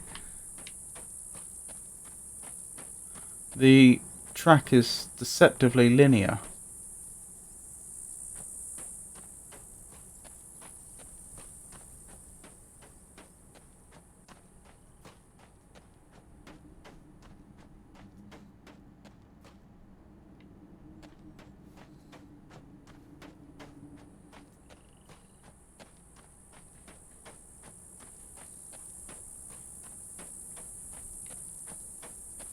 So he seemed to be under the impression I had to get out of the walls of this place, as he put it.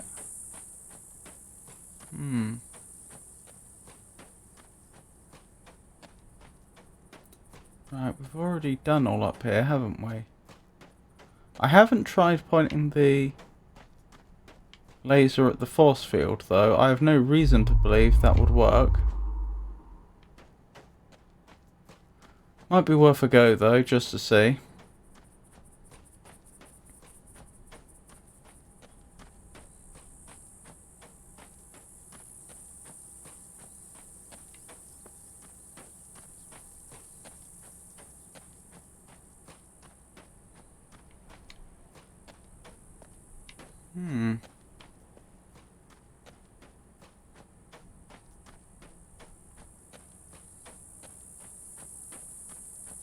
Interesting.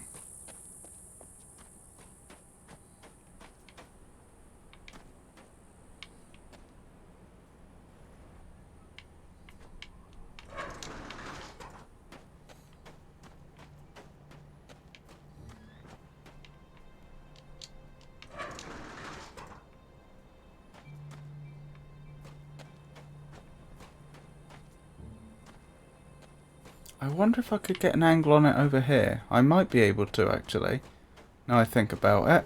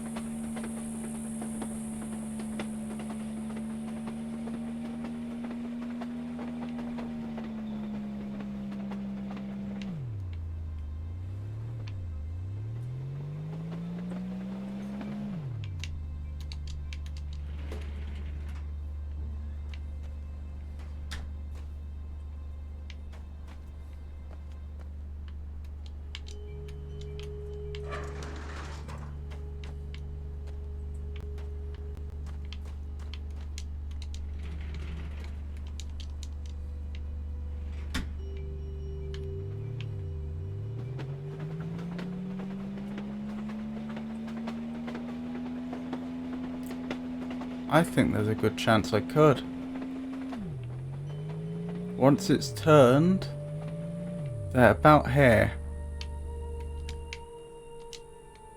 Oh, I easily can, can't I? That's the solution.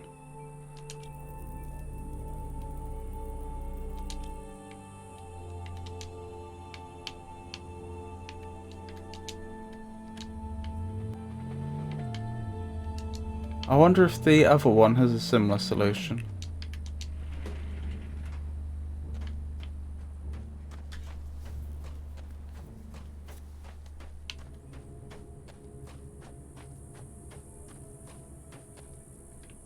Oh! Okay, so this isn't the way round to the track on the other side of the river then. Open. Oh, that's good news. See, if it was closed, I'd have to turn back. It's the only polite thing to do, isn't it? Ooh. Interesting.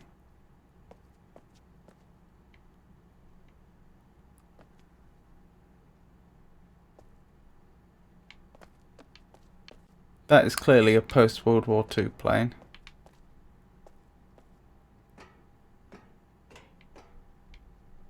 Interesting.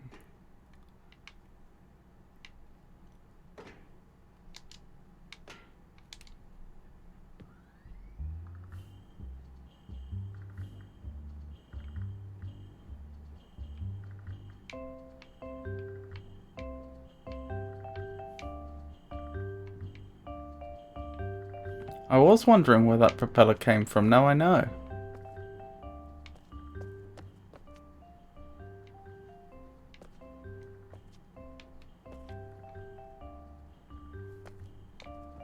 Hello, what do we have here?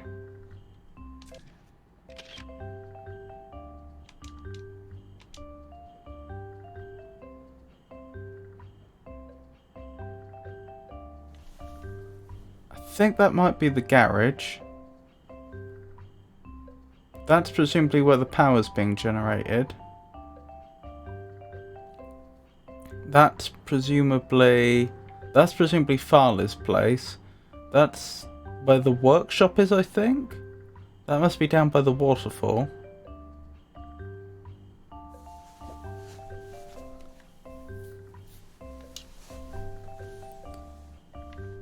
Interesting.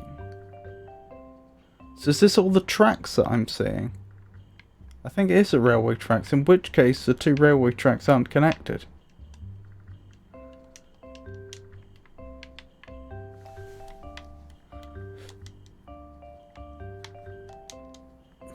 So that must be all the way up to where we hit the force field.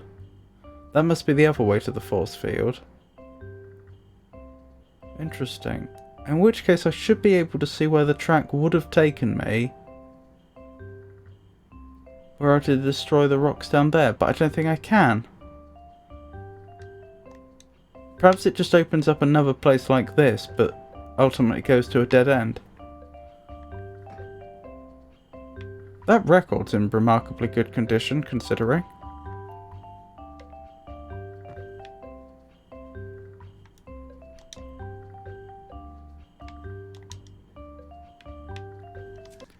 For Oz coconut hooch, say Oz ounces, oh sorry, 0.5 ounces coconut hooch, 1.5 ounces spiced shine, 2 ounces Murray fruit juice, 3 ounces fire plant juice, splash of grenadine. Interesting.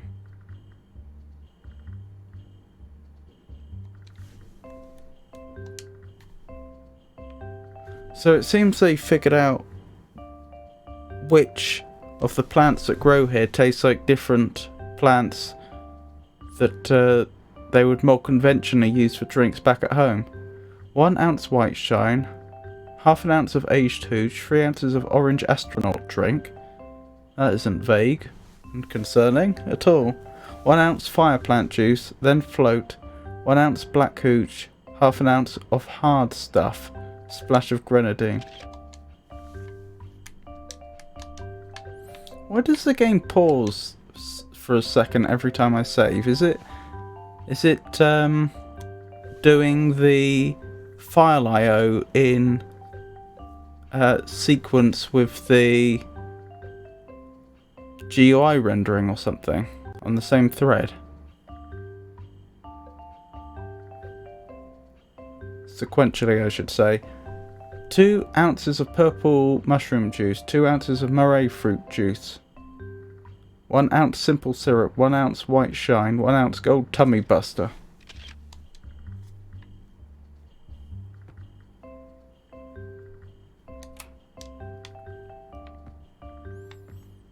A speakeasy, is that what this is supposed to be? I wasn't aware Prohibition was on.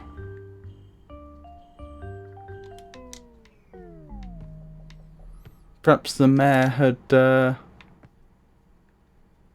particularly strong opinions on the subject.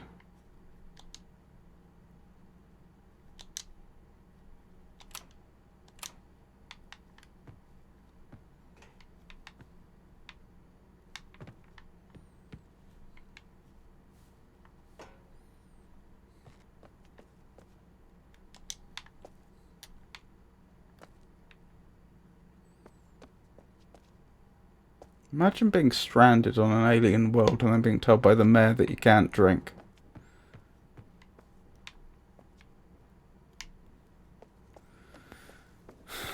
I imagine a lot of that stuff is going to become relevant later on.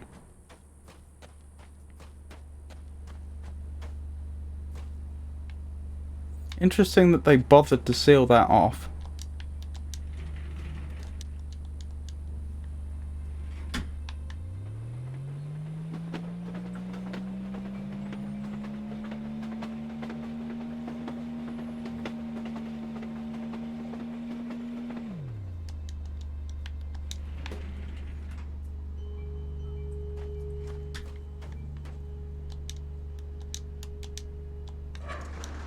We still haven't found the bodies of a lot of the people who we know were living here very recently, though. There's the graves on the hill, but I don't think they correspond to the people we know that were here recently, such as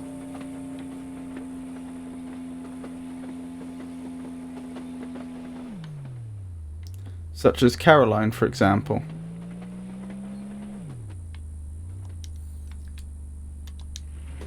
Or the mayor, Yusuf.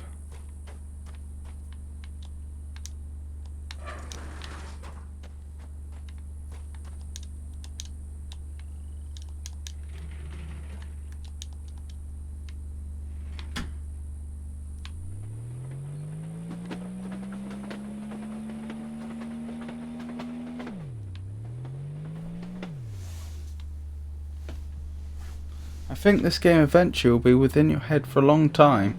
Interesting.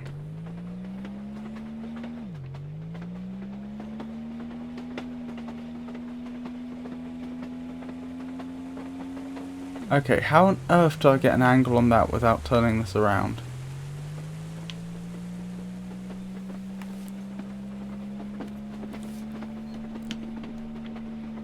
Can I see that? Even just a little of it poking out from the doorway there.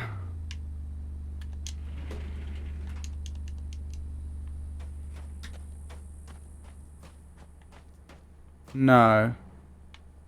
Although not far off.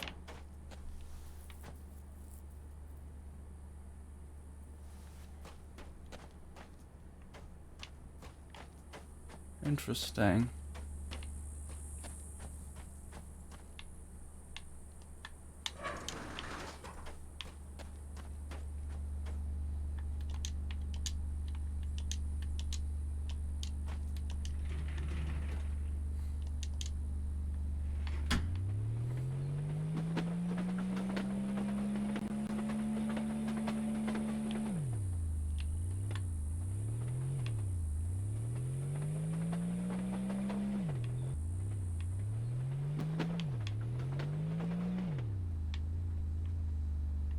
Right.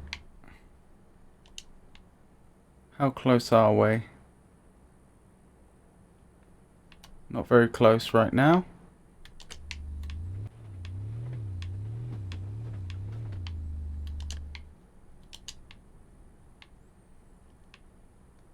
This doesn't seem very likely, does it?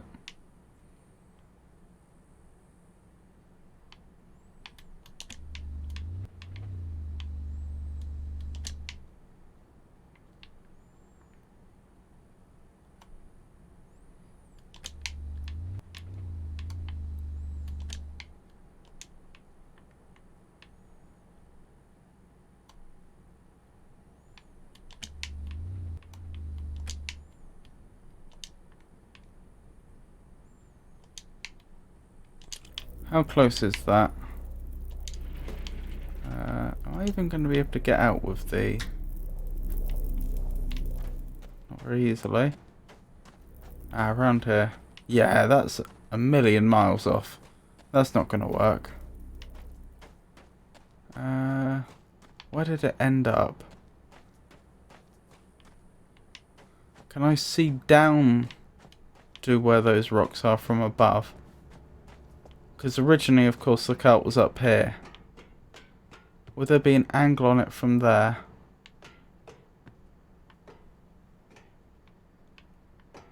Don't think so, no. Although... No, I can't get it on this track, can I? If I could, that would be convenient.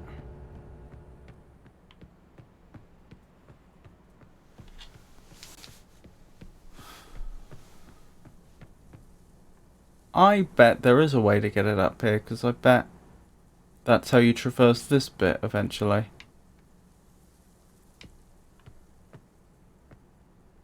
Would I then get an angle on the right rocks?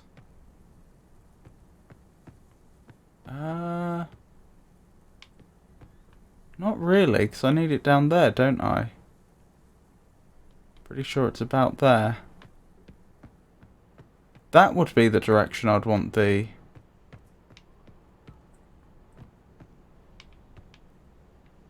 I'd want to get the cart into along there. Then I could probably aim the laser where I need it. How would I do that? With difficulty, I think, is the answer. I'd want it to come out of there? How would I do that? How do I get it onto that stretch? That warrants investigation.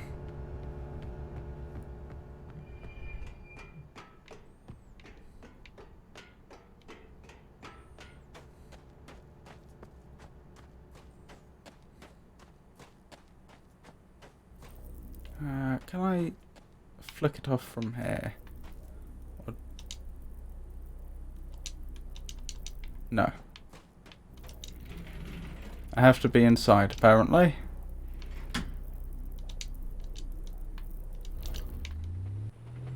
Well, while we're here, let's move it along a little bit.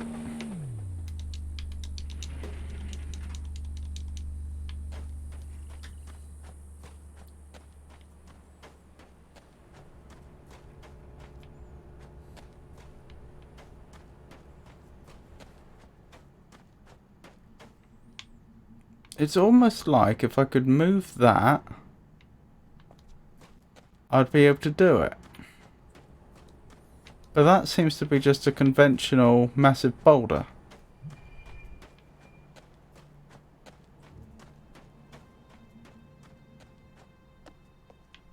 I have no reason to believe the beam would do anything to it.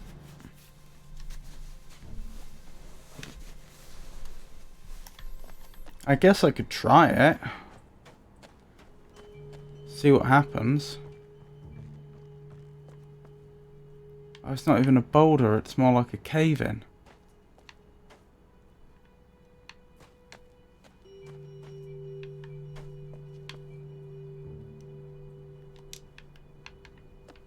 I wonder if I need to use that transportation device I don't yet have access to teleport all this away.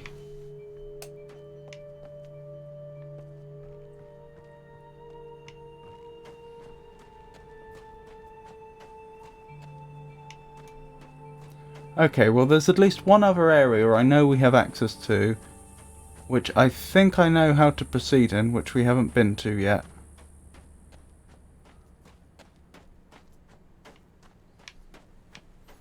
And that's the so-called vault. Because we came across a door with a keypad on it, and we didn't know the combination. Initially it didn't have power, but then we gave it power. Then we didn't know the combination, but we found that note which indicated that the address of the Farley estate run backwards would open up a door. I would suggest that is likely the door we were looking at with the keypad.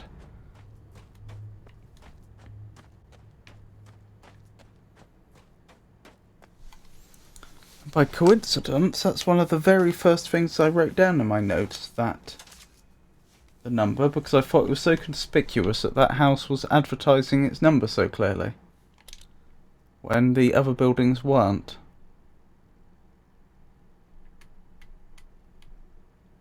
Actually, to be fair, it may have been before I'd seen the other buildings, in which case it may have just been because I assumed buildings would have addresses and therefore... Yay, progress. And therefore it was worth making a note of.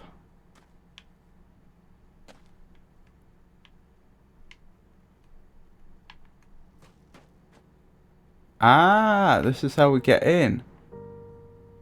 This is the so-called vault, is it?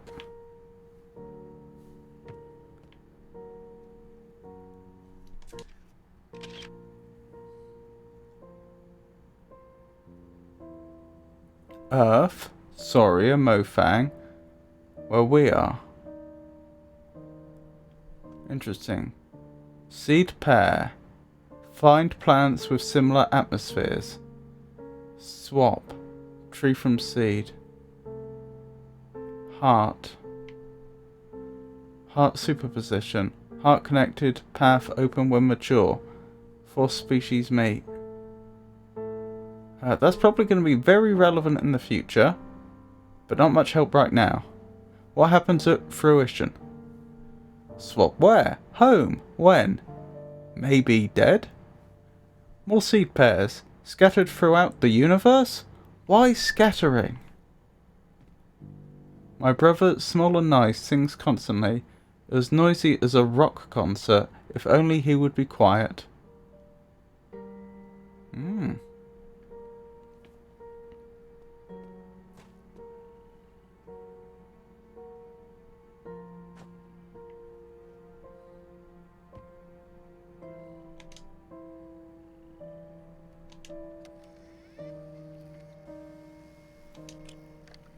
I should have rewound it first, shouldn't I? How do I know when it's finished rewinding? Will it stop itself? Yes.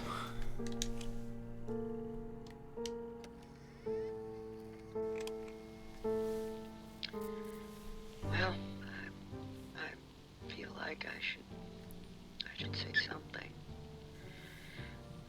We haven't heard from Shavar, That's new. so well.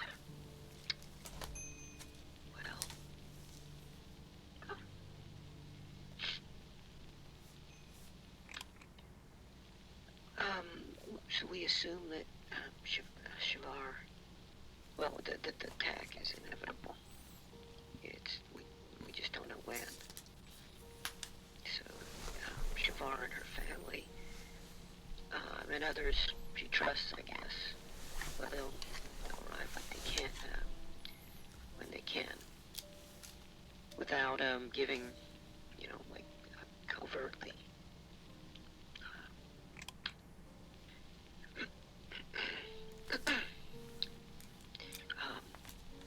So the plan will happen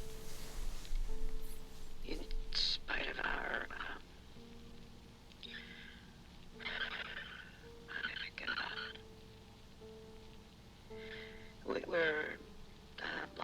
as much as possible here and moving everybody out. To where? CW will stay here. And So that's why there were no bodies. go to Murray at the last possible moment. Most are gone. There's just a few left here now. The mayor got out early. I don't even know why I'm recording this. It's like somehow we'll live on or something.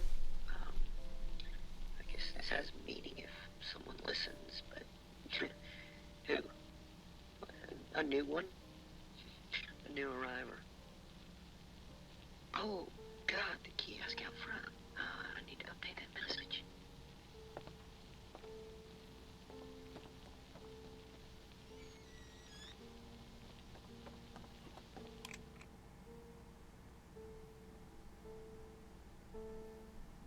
Well then.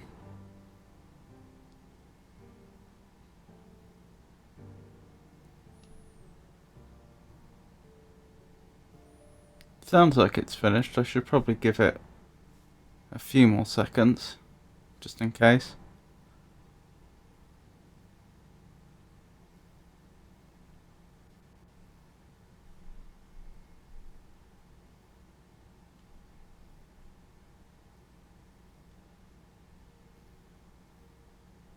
Yeah, that's probably finished.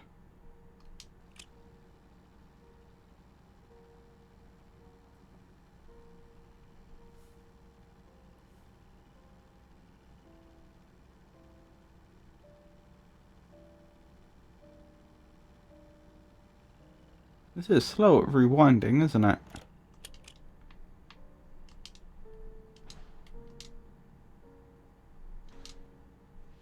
Interesting. So presumably I will discover new... Oh, hello there. Presumably I'll discover new tapes over the course of the game and be able to play them there.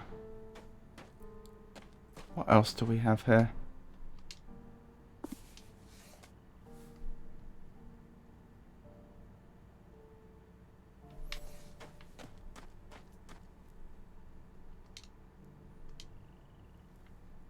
Good point.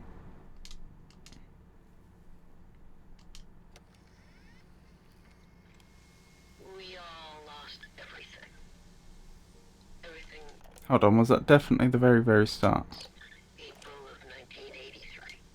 Cecil, it was 1870 for you. Sam and Vera, you tell it like it was yesterday, but it's Why been is it still 62 playing? years since you saw that blast of light. That's where all of our news stories began, that light. It streaked across the sky, mesmerizing, but unnerving. Some of you were alone, I wasn't. My dear grandma, God bless her, rejoiced as if it was some forebearer of good fortune. Vera, you said you recall smiling. That's obviously what was in the beginning. But, well, The intro. we followed. Whether it was in the deep woods like Cecil or right outside town like Jane and Jenny, we were drawn to see more. Grandma lifted me from the carriage on the porch and walked into the yard so we could watch it unobstructed. Even in daylight, Joseph, you said it was gloriously bright. But in the twilight, it was spellbinding. And we all felt some kind of trepidation, and yet attraction as we approached it, and it approached us. Okay, that's where it ended. So close, so radiant, and that sound deep and vibrant, organic. You all remember, there was no turning away. It advanced, almost like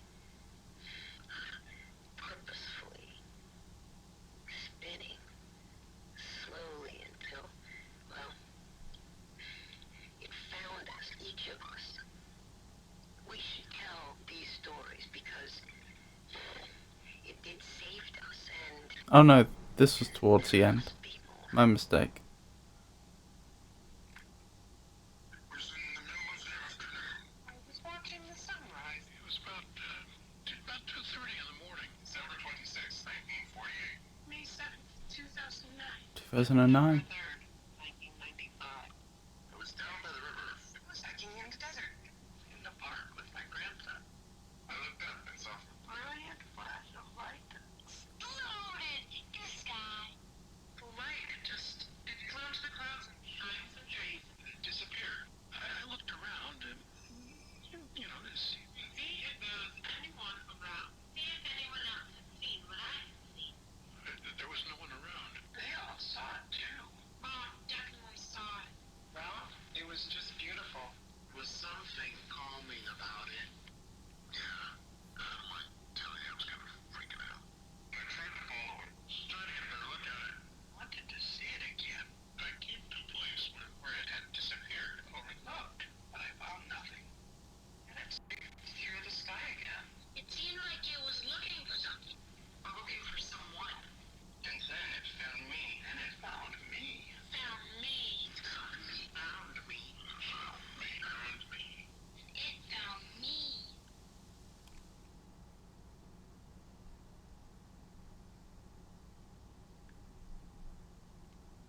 Interesting. We all lost everything. Everything but our stories. And they shouldn't be forgotten. I was 3. It was April of 1983.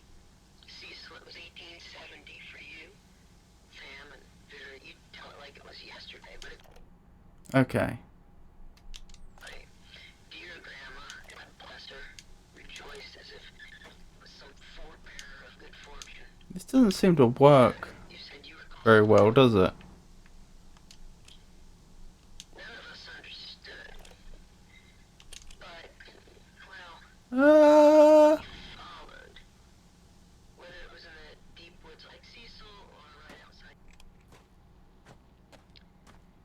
Well, I think I'll just leave that there.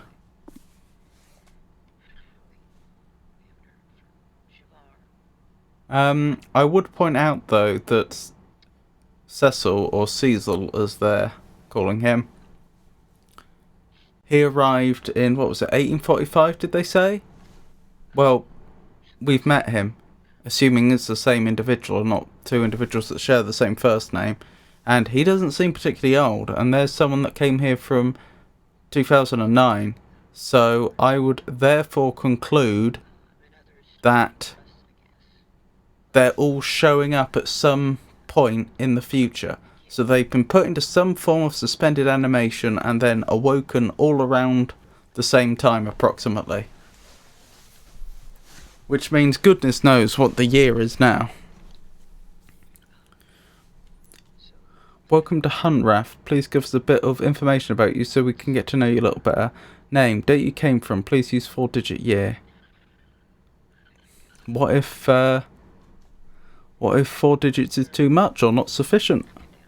Where you came from, country and city, circumstances under which you were taken. Please note any dangers you noticed. Emptied and filed.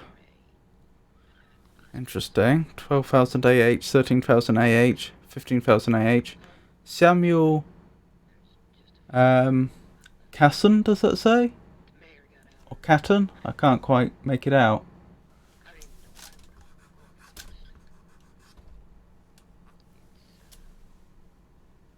January 2017. Manakana, Madagascar. I had just arrived and was driving my supply truck along the coast south of Manakana when I recall being washed away and the seed appeared. 15,257 AH, male 61.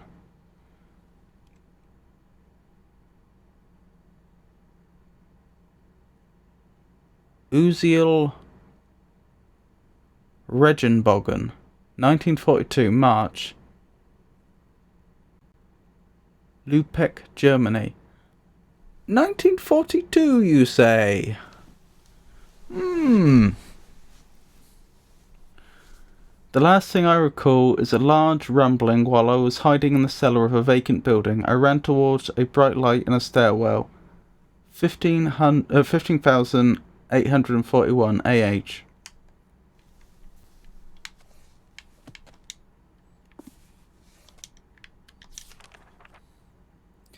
Maria Gallego. September 1988. Cozumel, Mexico, on my boat and bad storm. 16,023 AH. Female, 46.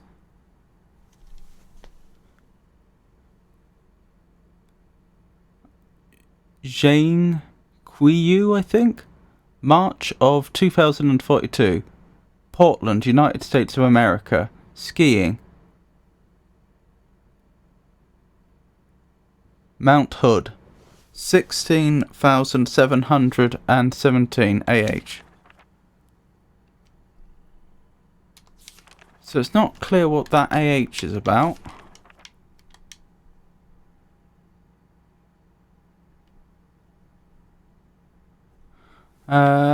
So we know the year is at least 2042. What else have we got from that? Interesting that everyone that's been taken so far seems to speak and read and write English. That's odd. That is very odd. Well, presumably according to this notebook, people are showing up from random times to this time, whenever that may be. Well, yes, but I'm assuming time travel isn't possible. So it must be, the year must be at least 2042. Unless this is a story about time travel.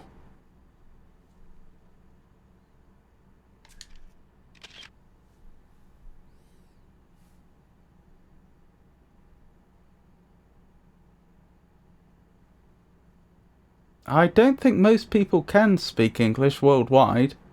English is probably the most... I don't even know if English is, strictly speaking, the language spoken by most people in the world, but certainly it's probably the language where you will find speakers in the most countries around the world. But it wouldn't be hard to find people that don't speak English. It's very odd that it seems to be selecting people that speak English.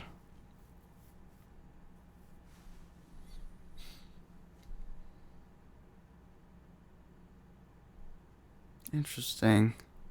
That structure that we saw earlier is called the bleeder, it would seem.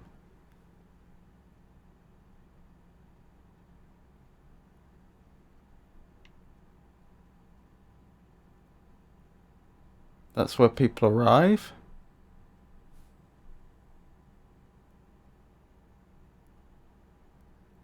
True. In Europe, English is very widely spoken.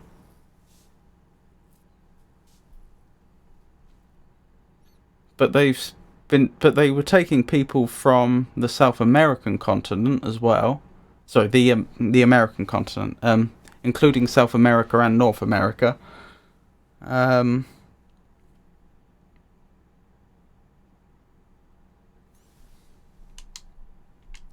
Where were they from?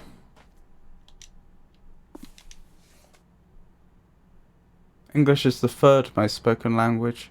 I'm guessing Chinese is probably above English. What else would be above English?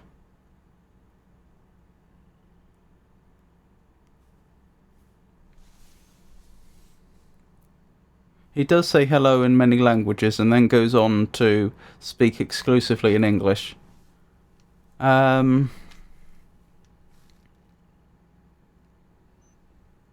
What else would be above English?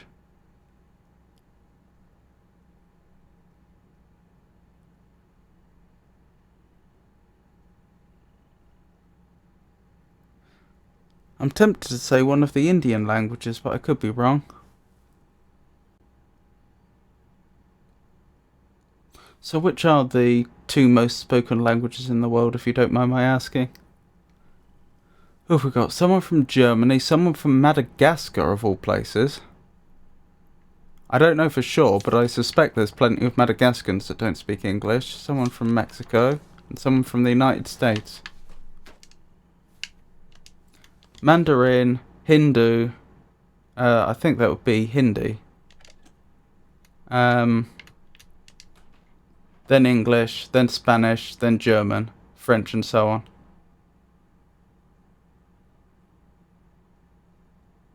Yeah. That makes sense.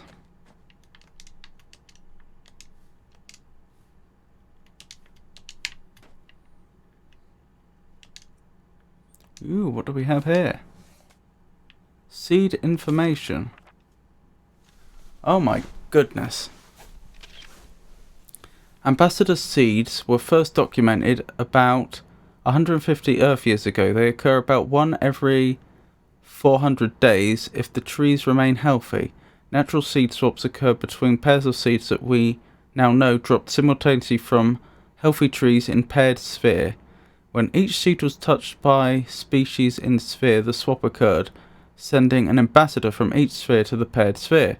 Location of the swap is defined by the location of the pair of seeds. After the first swap, the seeds recharge quickly, allowing for a quick return. First meetings were intense, but naturally short. It was quite a surprise for both the Mofang and us. Over time, the seeds required more time to recharge, producing longer visits between species. Collector seeds. Everyone who arrives is familiar with the collector seeds, the bright light that we all drawn to right before the event that brought us here is a collector seed. What new arrivers may not be aware of is that these seeds, like all seeds, come in pairs. When the tree drops a collector seed on the ground, it signals that its twin has begun its quest for a new being. That search may take hours or it may take years. When an appropriate situation, unnatural threat of death is found, the seed activates and swaps a smaller but varying sighted sphere from Earth or whatever appropriate homeworld here to Hunrath. That's interesting. So parts of Hunrath have been transported to Earth, it would seem. As Hunrath became more populated, we would watch for a newly dropped collector seed, collect it and place it in the entry canyon area. This allowed us to provide a more predictable entry experience for new arrivers and provide a single area to collect any resources that may have come along with the new arriver. Unlike ambassador seeds and mother seeds, collector seeds do not seem to survive. The inner core is spent, leaving only the lifeless outer husk. Not much of a seed then.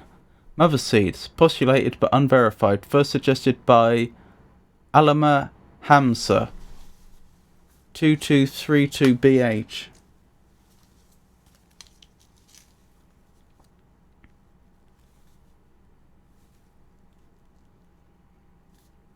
Let's write that down.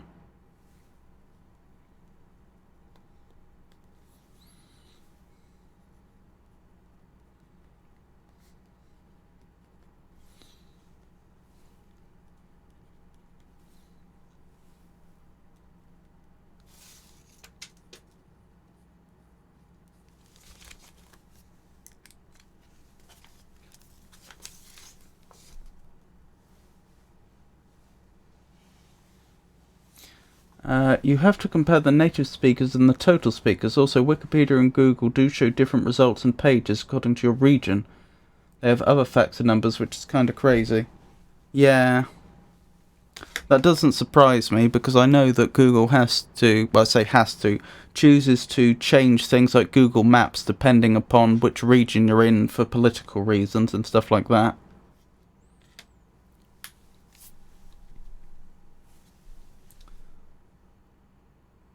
But yeah, it's surprising that it hasn't dropped any individuals, or there's no evidence of it dropping individuals that don't speak English yet.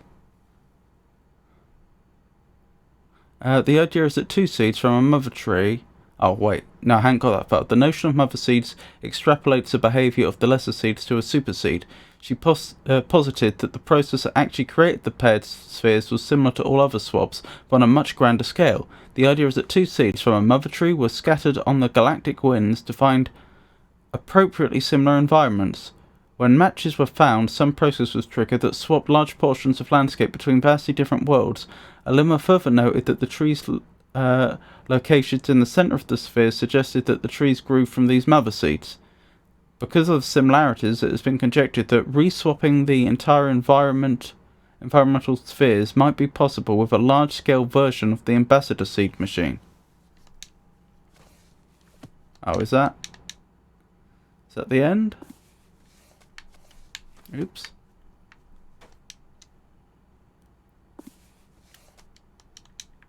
It would seem so. Forgot a picture of it, but I definitely do now. Communication, talking with our neighbours. We take communication for granted, even with the varied languages we find here in Hunrath, but when we suddenly find ourselves among other intelligent species who don't share our culture, history, DNA or vocal cords, it requires a huge amount of effort for the beginning of rudimentary chatting. This quick overview will set the stage for what to expect when communicating with our neighbours. Mofang. The Mofang were the first non-humans we met with at least some level of similar physical vocal generating abilities. They picked up human words quickly. This early mimicry resulted in what the species became to be called. Even though they were able to mimic single words and simple phrases, it became evident over the years that huge grammatical differences were not easily overcome. Some have proposed that the difficulty may have arisen because the Mofang insisted on attempting to learn every human language, and as a result were never able to lock on to any consistent grammatical structure. Nevertheless, in spite of the rudimentary sentence construction, it has been very easy to communicate, and it has been unnecessary for us to learn their language beyond a few simple phrases and proper names. If you'd like to learn more about communication with the Mofang, please contact Tam. Villain. The Villain have presented a particular communications challenge. From what we can gather, they produce sounds using two large reed-like structures inside opposite sides of their heads. The vibrations generated are channeled to resonance chambers in their skulls, where they are combined into a complex low-frequency dual tone. The low-frequency bitonal sounds are not only hard for humans to hear and resolve, but impossible for us to mimic, and the Villain's hearing is also oriented towards low frequency, so they are unable to hear most of the sounds associated with human speech. Therefore, communication with the Villain has relied on technology. They have adapted consoles, which the Villain fluently control with vocalization, for use by other species. Over the years, some individuals of other species, including a few humans, have learned to communicate very effectively using this method. Humans have been able to pick out some higher frequency characteristics of certain key Villain words over the years, and although we can't speak to them in a way that the Villains can understand, we are occasionally able to hear and recognize those words when spoken distinctly by the Villain. If you'd like to learn more about human communication with the Villain, please contact Vito. Arai. None of the stages of the Arai morphology have any vocalization apparatus because of the obvious synchronization of the barnacle flash and the ability of the pawns to divide for and address the needs of the polyarchs. It was assumed that the species could communicate effectively. It was not until Farley began to spread large amounts of time in the polyarch antechamber that the first clues to this communication became evident. After months of research, Farley began to have limited success with receiving some kind of simple messages that were coming from the polyarchs. It is apparent now that the polyarchs had been attempting to communicate the entire time, but they themselves had been experimenting with various channels until they finally got a response from Farley. After this breakthrough, others were able to tune into the polyarchs and learn to listen. Both the polyarchs and the pawns have a simple organ that they can sense human vocal frequency, enabling them to sense simple responses from humans. But over the years, Farley was able to learn to speak to the polyarchs via a related form of extrasensory transmission. If you'd like to learn more about the communication with the Arai, please contact Farley. That seems to be it. So, 3 neighbouring species, it would seem. Also interesting, they did briefly touch on the fact that they had different language speakers here. Earth languages, that is. Mofang. Through ambassador seeds, the Mofang were the first non-human species humans were introduced to, as Liang was the first to call the alien a Mofang, impressed with their advanced ability to imitate our sounds, movements, and mannerisms. Although they have a name for themselves, their language is mostly unpronounceable by humans. As a result, and because of their mimicry abilities, communication with the Mofang is primarily accomplished by they're learning human languages rather than humans learning to speak Mofang. They've been able to learn almost every human language represented in Hunrath, enough to provide functional, if rudimentary, communication. The Mofang basic external morphology is remarkably humanoid, bilateral symmetry, tetrapods, bipedal, head with anterior facial features. Tetrapods, I think, means that it has 4 limbs. Mouth, eyes, nostrils. Other external features include minimal body hair and raised dorsal protrusions. Constitution is somewhat frail, due apparently to their thin and lightweight internal structure, but internal investigation has not been possible. They have ample cranial space to account for a substantial brain, and their intelligence is impressive as evidenced by their advanced technology. Goodness. That must be one of them. Arai. After a certain level of maturity and health of the tree, a passage opened at its base. The passage allowed contact with 2 additional species. The first contact was with the Arai. The first contact revealed the Arai to be large beetle-like insects. We were unable to communicate directly with them in any way, but they appeared to have some rudimentary level of intelligence. It was Lorink Toth who first made the journey through the heart to Kaptar and named both the New World and the inhabitants. The Arai have 3 distinct variants that have come to be referred to as Barnacle, Beetle and Polyarch. Although their morphology is dramatically different from human, their internal systems, like all of our neighbours, are supported by similar atmospheric composition and basic nutrients.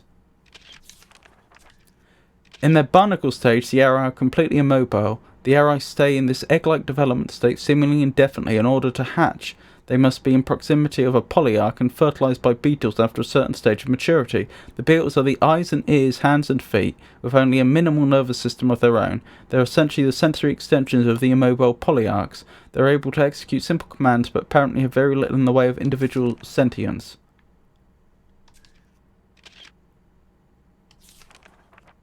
The Arai polyarchs are the intelligence and consciousness of the species.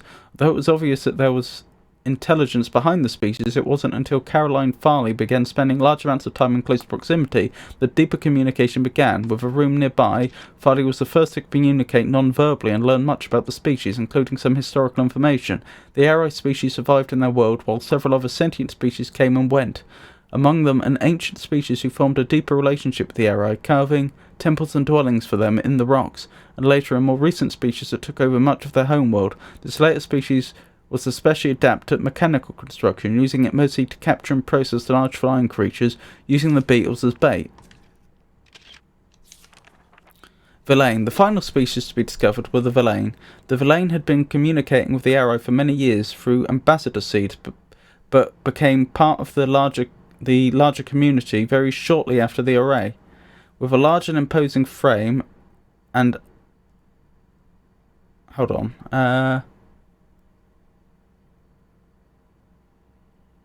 Interesting. So I think they're saying that their 2 worlds had been in communication for a long time before they came to this world, I think.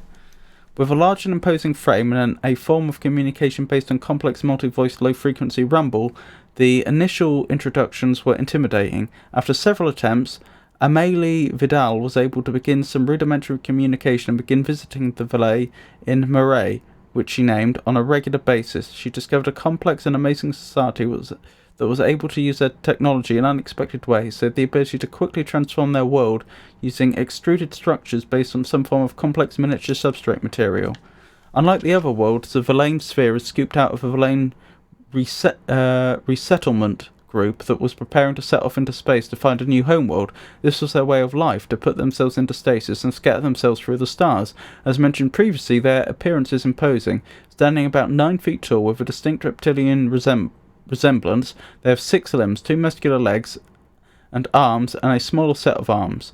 They control every aspect of their technology with their vocalization, but over the years they have created control panels based on their number system that allows other species to easier access to elements of their technology. Goodness.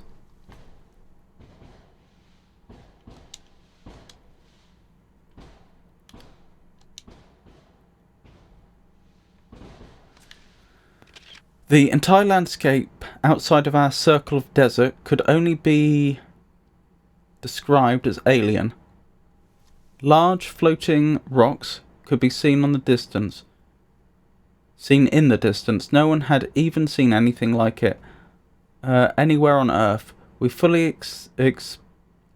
explored our new surroundings, hoping to find a way home. No way home was ever found. In fact, we soon discovered what we take for granted now. Not only could we not get back home, we also could not access the landscape outside of the desert.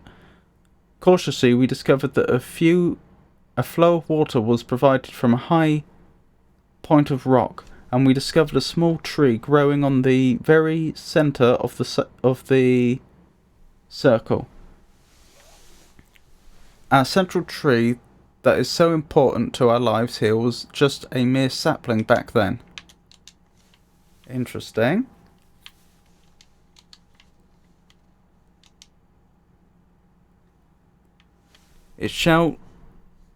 I shall document the curious events that have transpired with myself, my family, friends, and co-workers.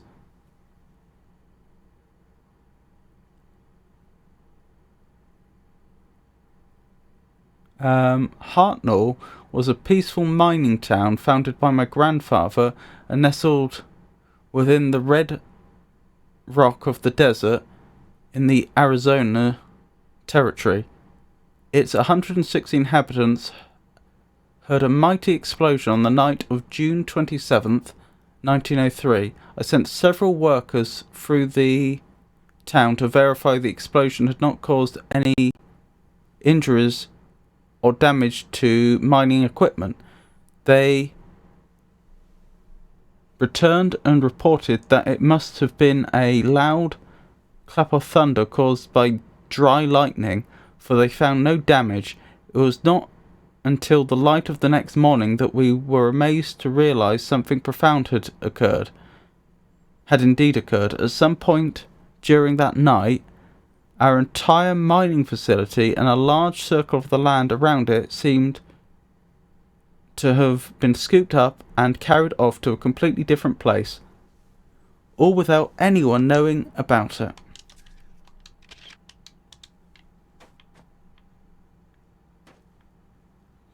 Interesting. Those two weren't signed, so I don't know who wrote that. Ooh, and a projector. Don't mind if I do.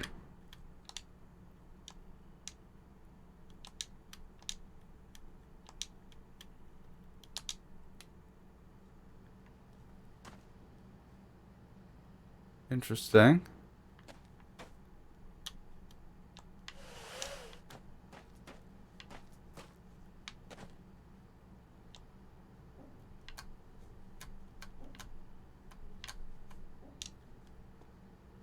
I'm not sure that's actually achieved anything.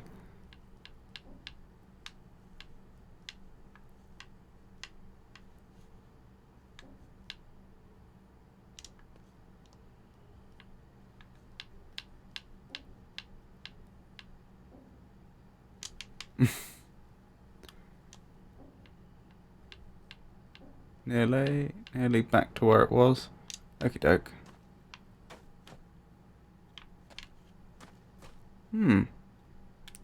I suspect there's something else going there, or else why would they make it rotatable?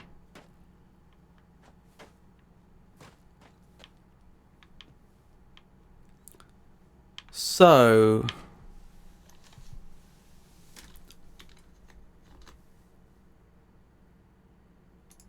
I should probably stop there. Ooh, I have someone else to thank. Just a second.